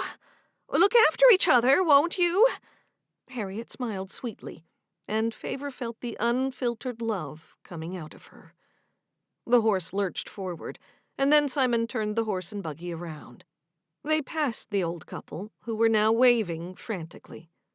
When they reached the corner, Favor glanced back at the house and saw Harriet using her handkerchief to wave. Oh, that's so sad. Do you think she'll cry for a long time? Favor asked. She'll cry for days, possibly weeks. I know it. She'll probably cry every day until they visit us. I feel so bad for taking you away. He took hold of her hand. We decided to move. We're a married couple now, and we do everything together. Favor was delighted to hear his words. He'd changed so much in the last few years. The two of them stayed quiet as they rode along. The morning sun shone brightly, and a gentle wind blew. Despite the calm surroundings, Favor was weighed down by guilt. Along with the guilt, she now saw Harriet as a friend rather than an enemy. It was like losing a friend that she'd only just met. I don't believe I'm saying this, but do you think we should turn around? Simon glanced over at her. What? Go back. Change our minds. Stay living with your parents. He frowned at her and then shook his head. We can't do that. We've made our plans. We have a mortgage on the land. What are we supposed to do about that? Favor looked at the road ahead. Okay, good. I was just making sure that this is what you want, too. He laughed at her. She smiled, and then all was quiet again. She was going to miss Harriet, and she was going to miss the house and everything that was familiar. Favor was even going to miss those horrid cows, who only gave a decent amount of milk when Harriet did the milking. Every time she tried to think positively, doubts flooded her mind. Her husband often had trouble understanding her feelings, so she didn't discuss them. Instead, she closed her eyes, wondering what the future held for them. Would Simon end up resenting her for taking him away from his parents? Simon squeezed her hand, and she looked over at him. Everything's going to be all right, Favor. You'll see. You'll love our new place, and we'll be a new, happy family, just like I told you. It was the perfect response, just what she needed to hear. I want both of us to be happy. We are. I'm happy as long as I'm with you. It doesn't matter where we are. Favor nodded. As long as we're together. That's right. As he stared at the road, she noticed the frown on her husband's face and couldn't help but wonder what he was thinking. He was a handsome man with a strong jaw and a nice smile, but something about his eyes often made her unsure.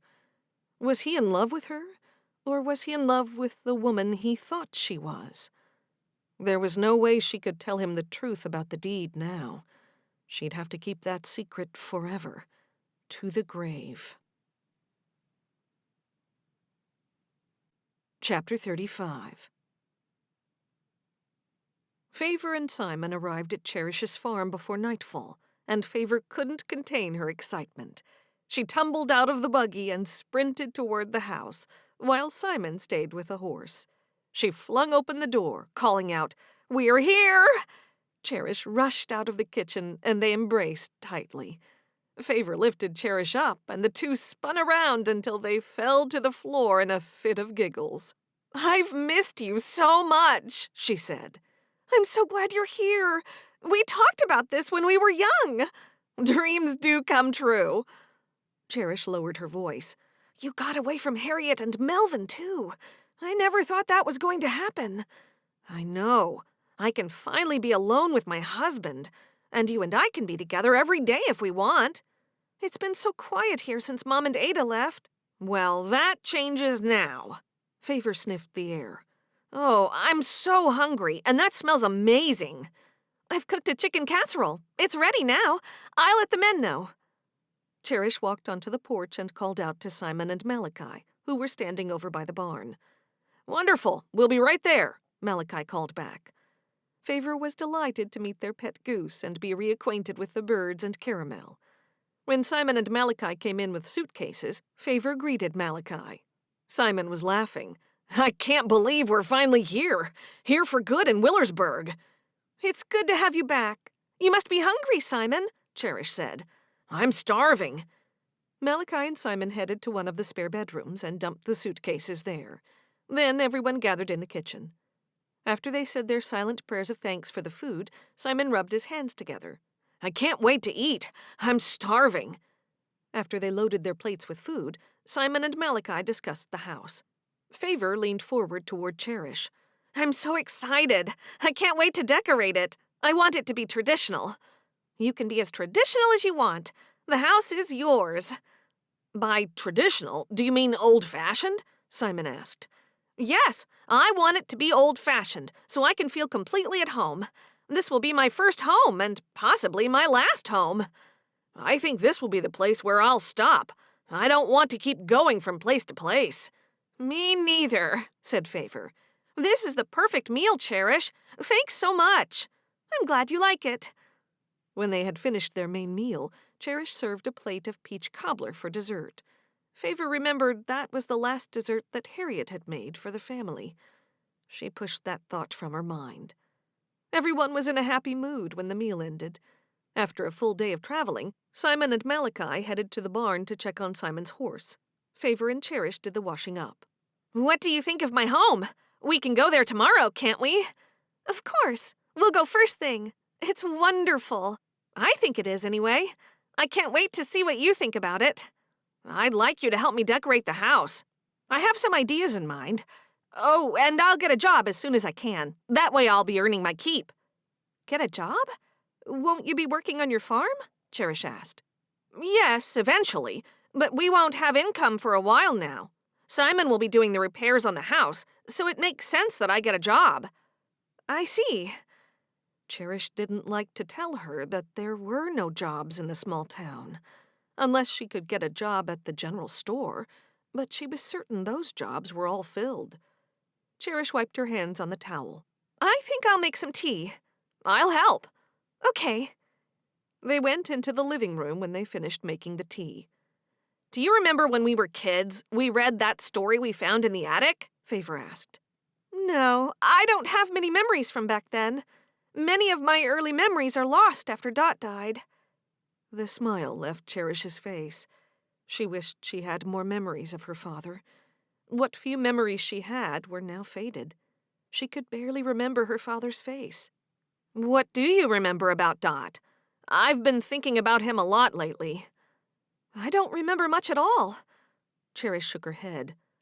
"I think our memories are foggy because of everything that happened after he died. Crying is not the best thing for your memory. That's what Mom told me." I guess that's right. Sometimes I wonder if I'm missing memories. It's like something is hidden in the fog. "I think we're supposed to have memories of Dot. I believe that God wants us to remember our parents, always." Favor had tears in her eyes. "I don't want to talk about it anymore. I'm sure I'll have my share of thoughts and tears, but I'm okay. I feel happy right now to be married to Simon. Maybe it's because he reminds me of Dot." I know what you mean. Cherish swallowed hard. I hope that both of our husbands live for a long time. I know what Mom went through now, losing 2 husbands. Me too. I pray that we'll all live a long time. Favor still felt terrible about hiding that deed. So bad that she couldn't mention it to Cherish.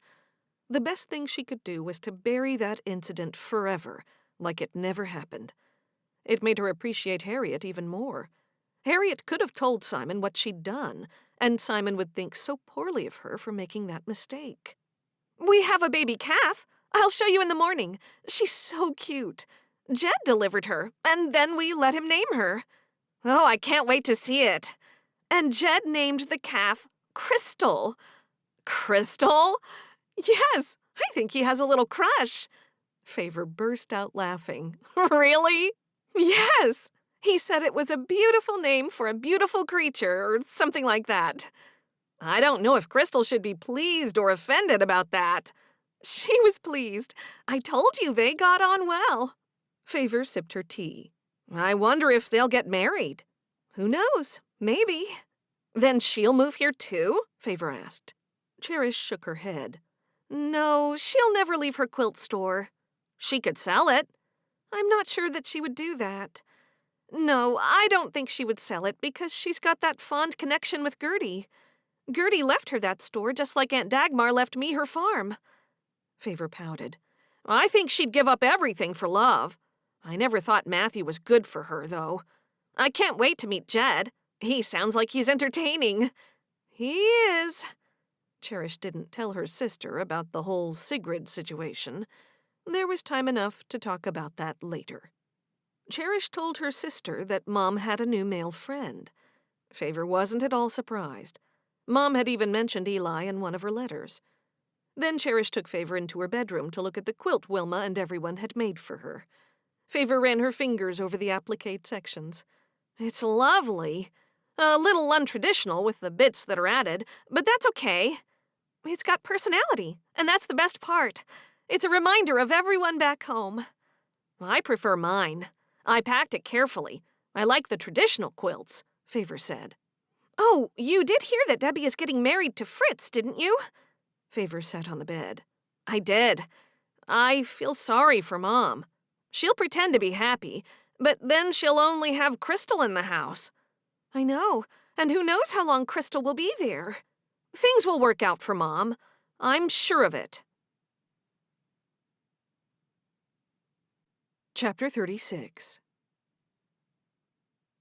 The next day, they all got into Malachi's buggy so Simon and Favor could see their house for the very first time. Favor looked out the buggy window as they approached. Is that ours, Malachi? Favor asked. It sure is. Delight spread across Favor's face. Wow, it's so much better than I was expecting. Cherish was relieved to hear it.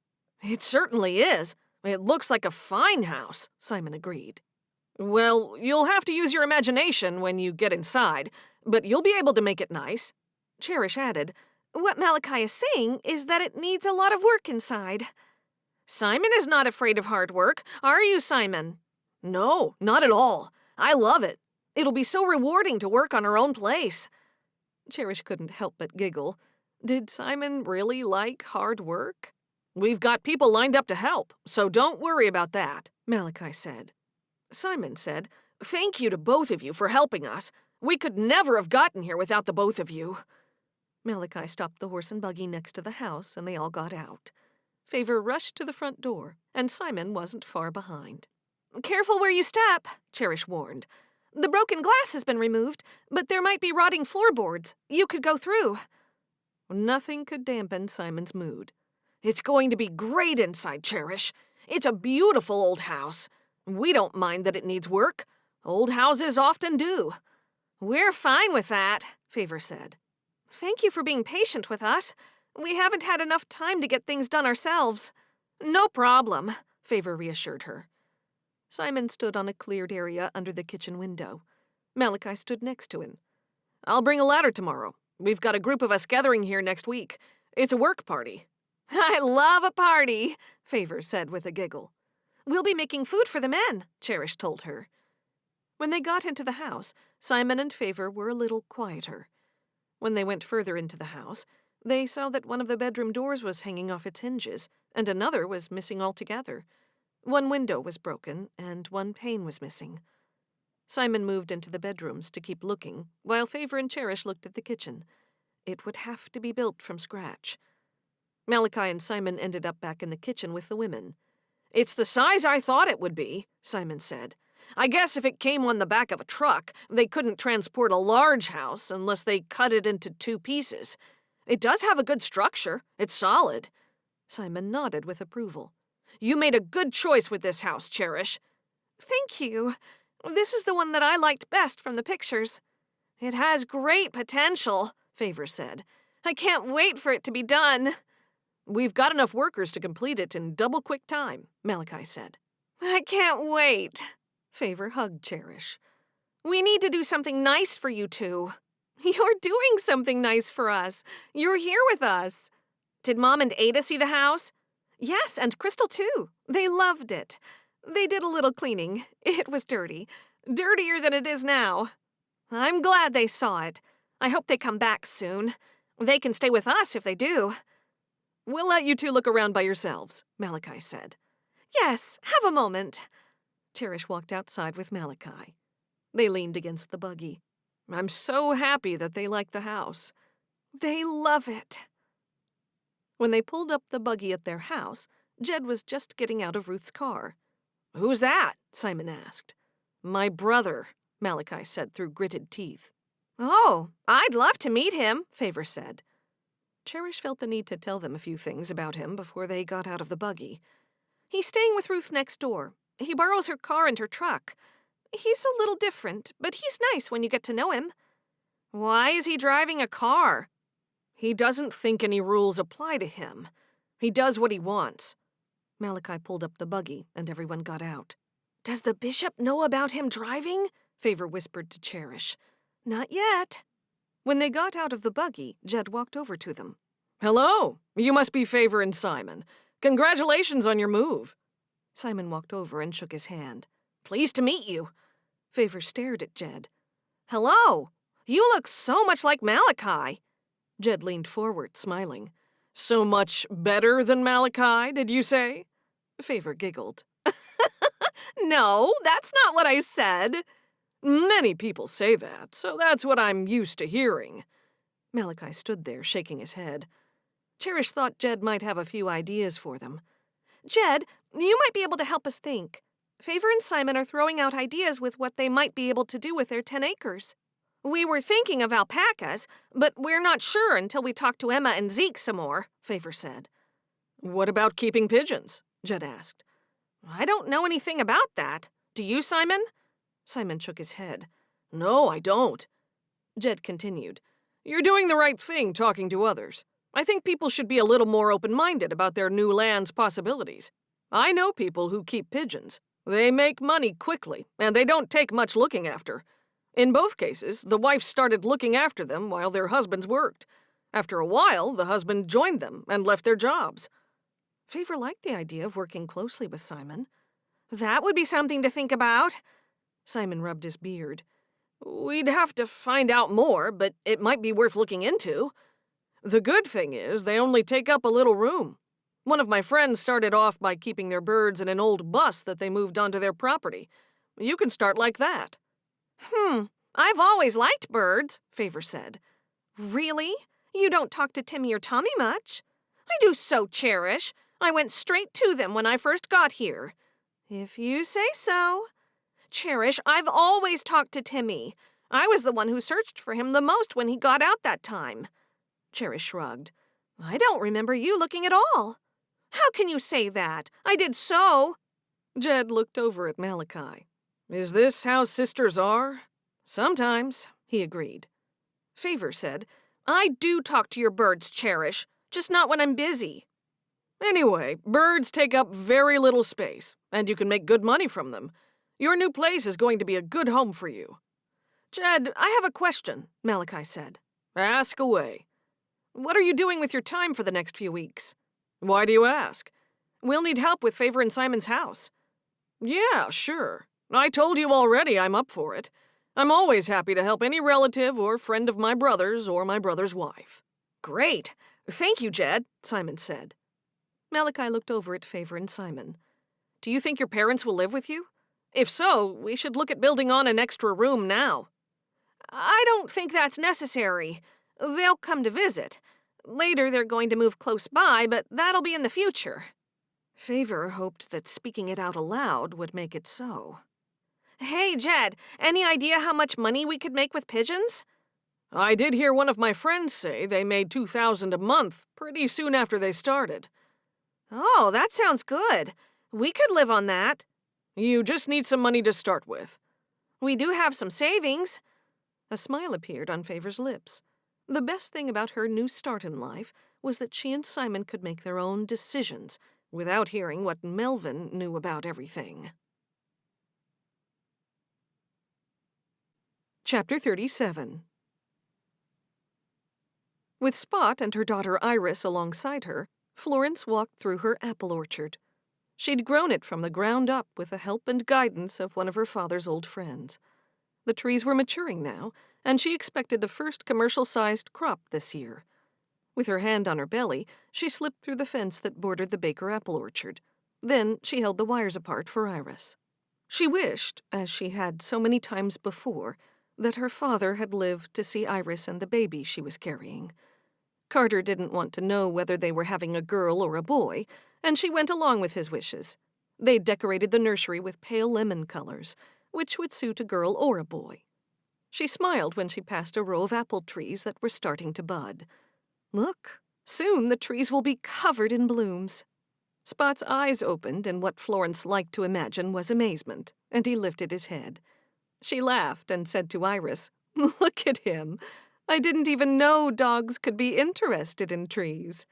He's not. He thinks you're talking about something else, Mom. Flicking his ears, Spot looked at the trees and then back at Florence. She glanced over. You're probably right. They're not very pretty trees. I don't know why I even mentioned it. He's only interested in food. He does like his food. Today I'm going to take you to your grandfather's rare varieties of apple trees. There's no reason why you can't learn about them now.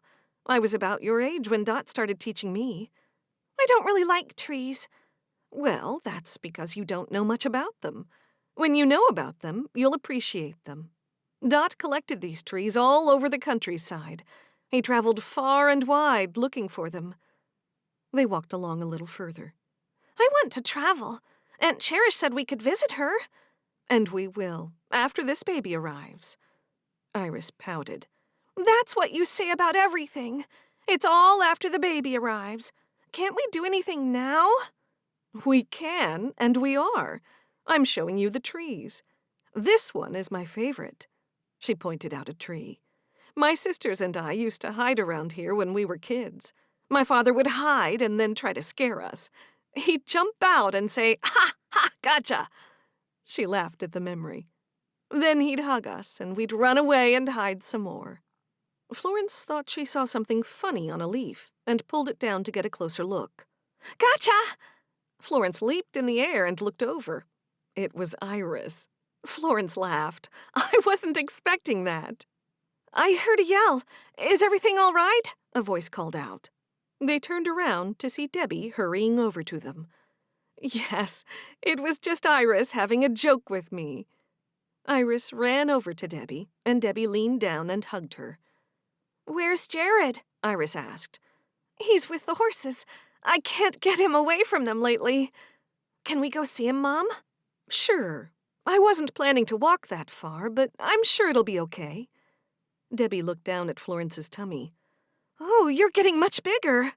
I know, bigger by the minute, and I'm feeling every bit heavier. How are things with you? Great. I'm starting to think about the wedding. Wilma and Ada will help me. They do love to plan things. I know. I didn't have a proper wedding with my marriage to John, it being a secret and all. This will be my first real wedding. What will happen with your folks? Florence asked. Debbie shook her head. I won't tell them not to come, and the same with John's parents. It must be hurtful how they treated you. I try not to think about it. That's the best way. I guess so. You have to keep moving on. That's right, especially for Jared's sake.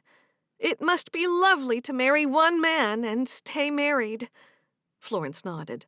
Every day I thank God for his hand in bringing us together. I still remember the first time I saw him. How did you meet? I never heard. He moved next door. He lived in the cottage. I was going next door to tell Mr. Granger to stop his cows from getting into the orchard. The Grangers had moved, and Carter was there.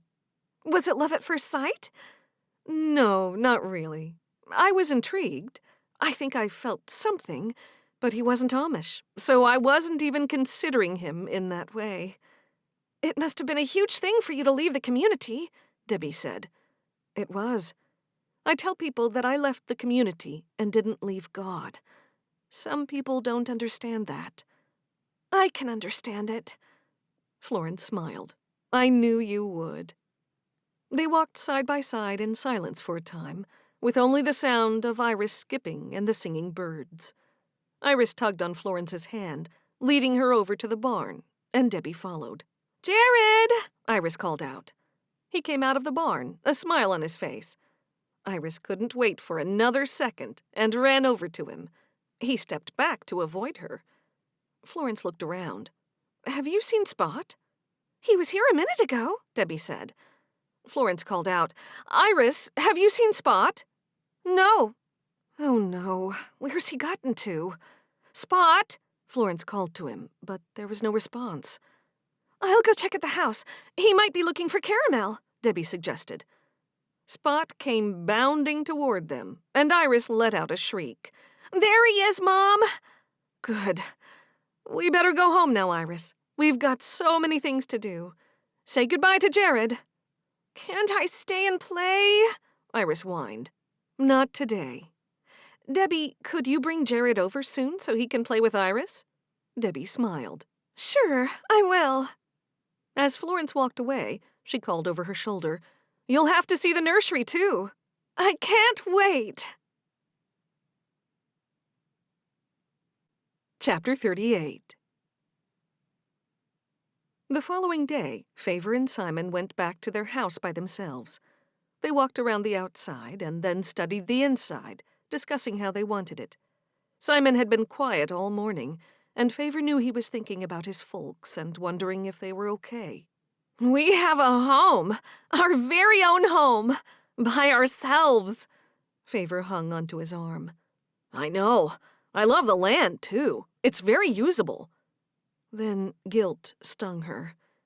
It was time.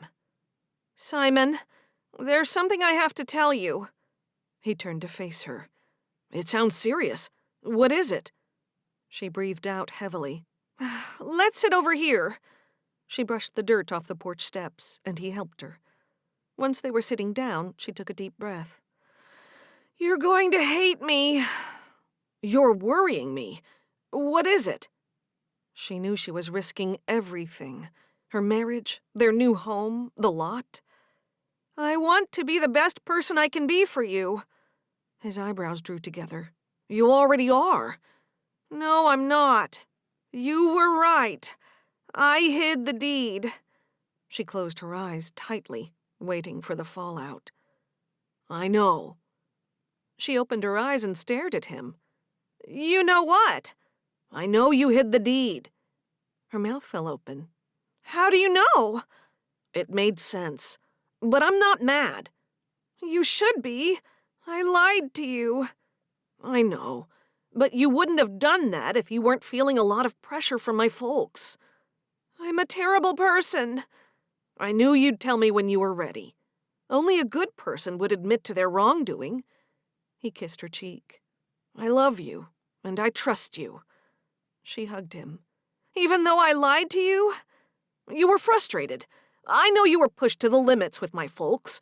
I know they can be overbearing, and I'm grateful you put up with them for as long as you did.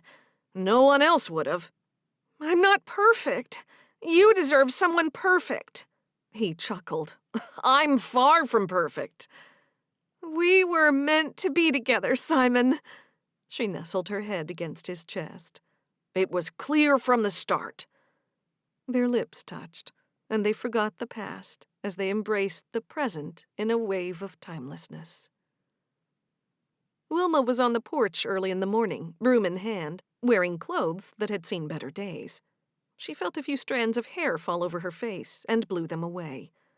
As she glanced into the horizon, Wilma noticed a horse and buggy. Was it Ada? When the horse and buggy pulled into her driveway, she made out Eli driving with a man sitting alongside him. Eli had mentioned his cousin was coming to visit soon, and this must be him. Despite her disheveled appearance and her home's disarray, Wilma stood her ground and waited for the buggy to stop. As the man stepped out of the passenger side, Wilma looked and blinked twice. Was it him? Her heart nearly stopped when she realized it was indeed Obadiah Troyer. She'd never forget the face of the young man she'd dreamed of marrying in her youth. Now he was in front of her again. It seemed like a dream. The years had been gracious to him. His ruggedly handsome face was now framed by striking gray hair, peeking out from underneath his black hat. His skin was sun-kissed and weathered, only further adding to his appeal. She carefully took note that he was clean-shaven. He wasn't married. Had he ever married? Thoughts swirled in her head at 1,000,000 miles an hour. Was it God's plan that they would reunite like this years later? Wilma leaned against the railing on the porch as her legs suddenly grew weak. Obadiah looked up and saw her. Their eyes locked. He strode toward her with a smile that seemed to suggest everything in her life was about to change. This has been A Home of Their Own, the Amish Bonnet Sisters, Book 35, written by Samantha Price, narrated by Stephanie Dillard. Copyright 2023 by Samantha Price. Production copyright 2023 by Samantha Price.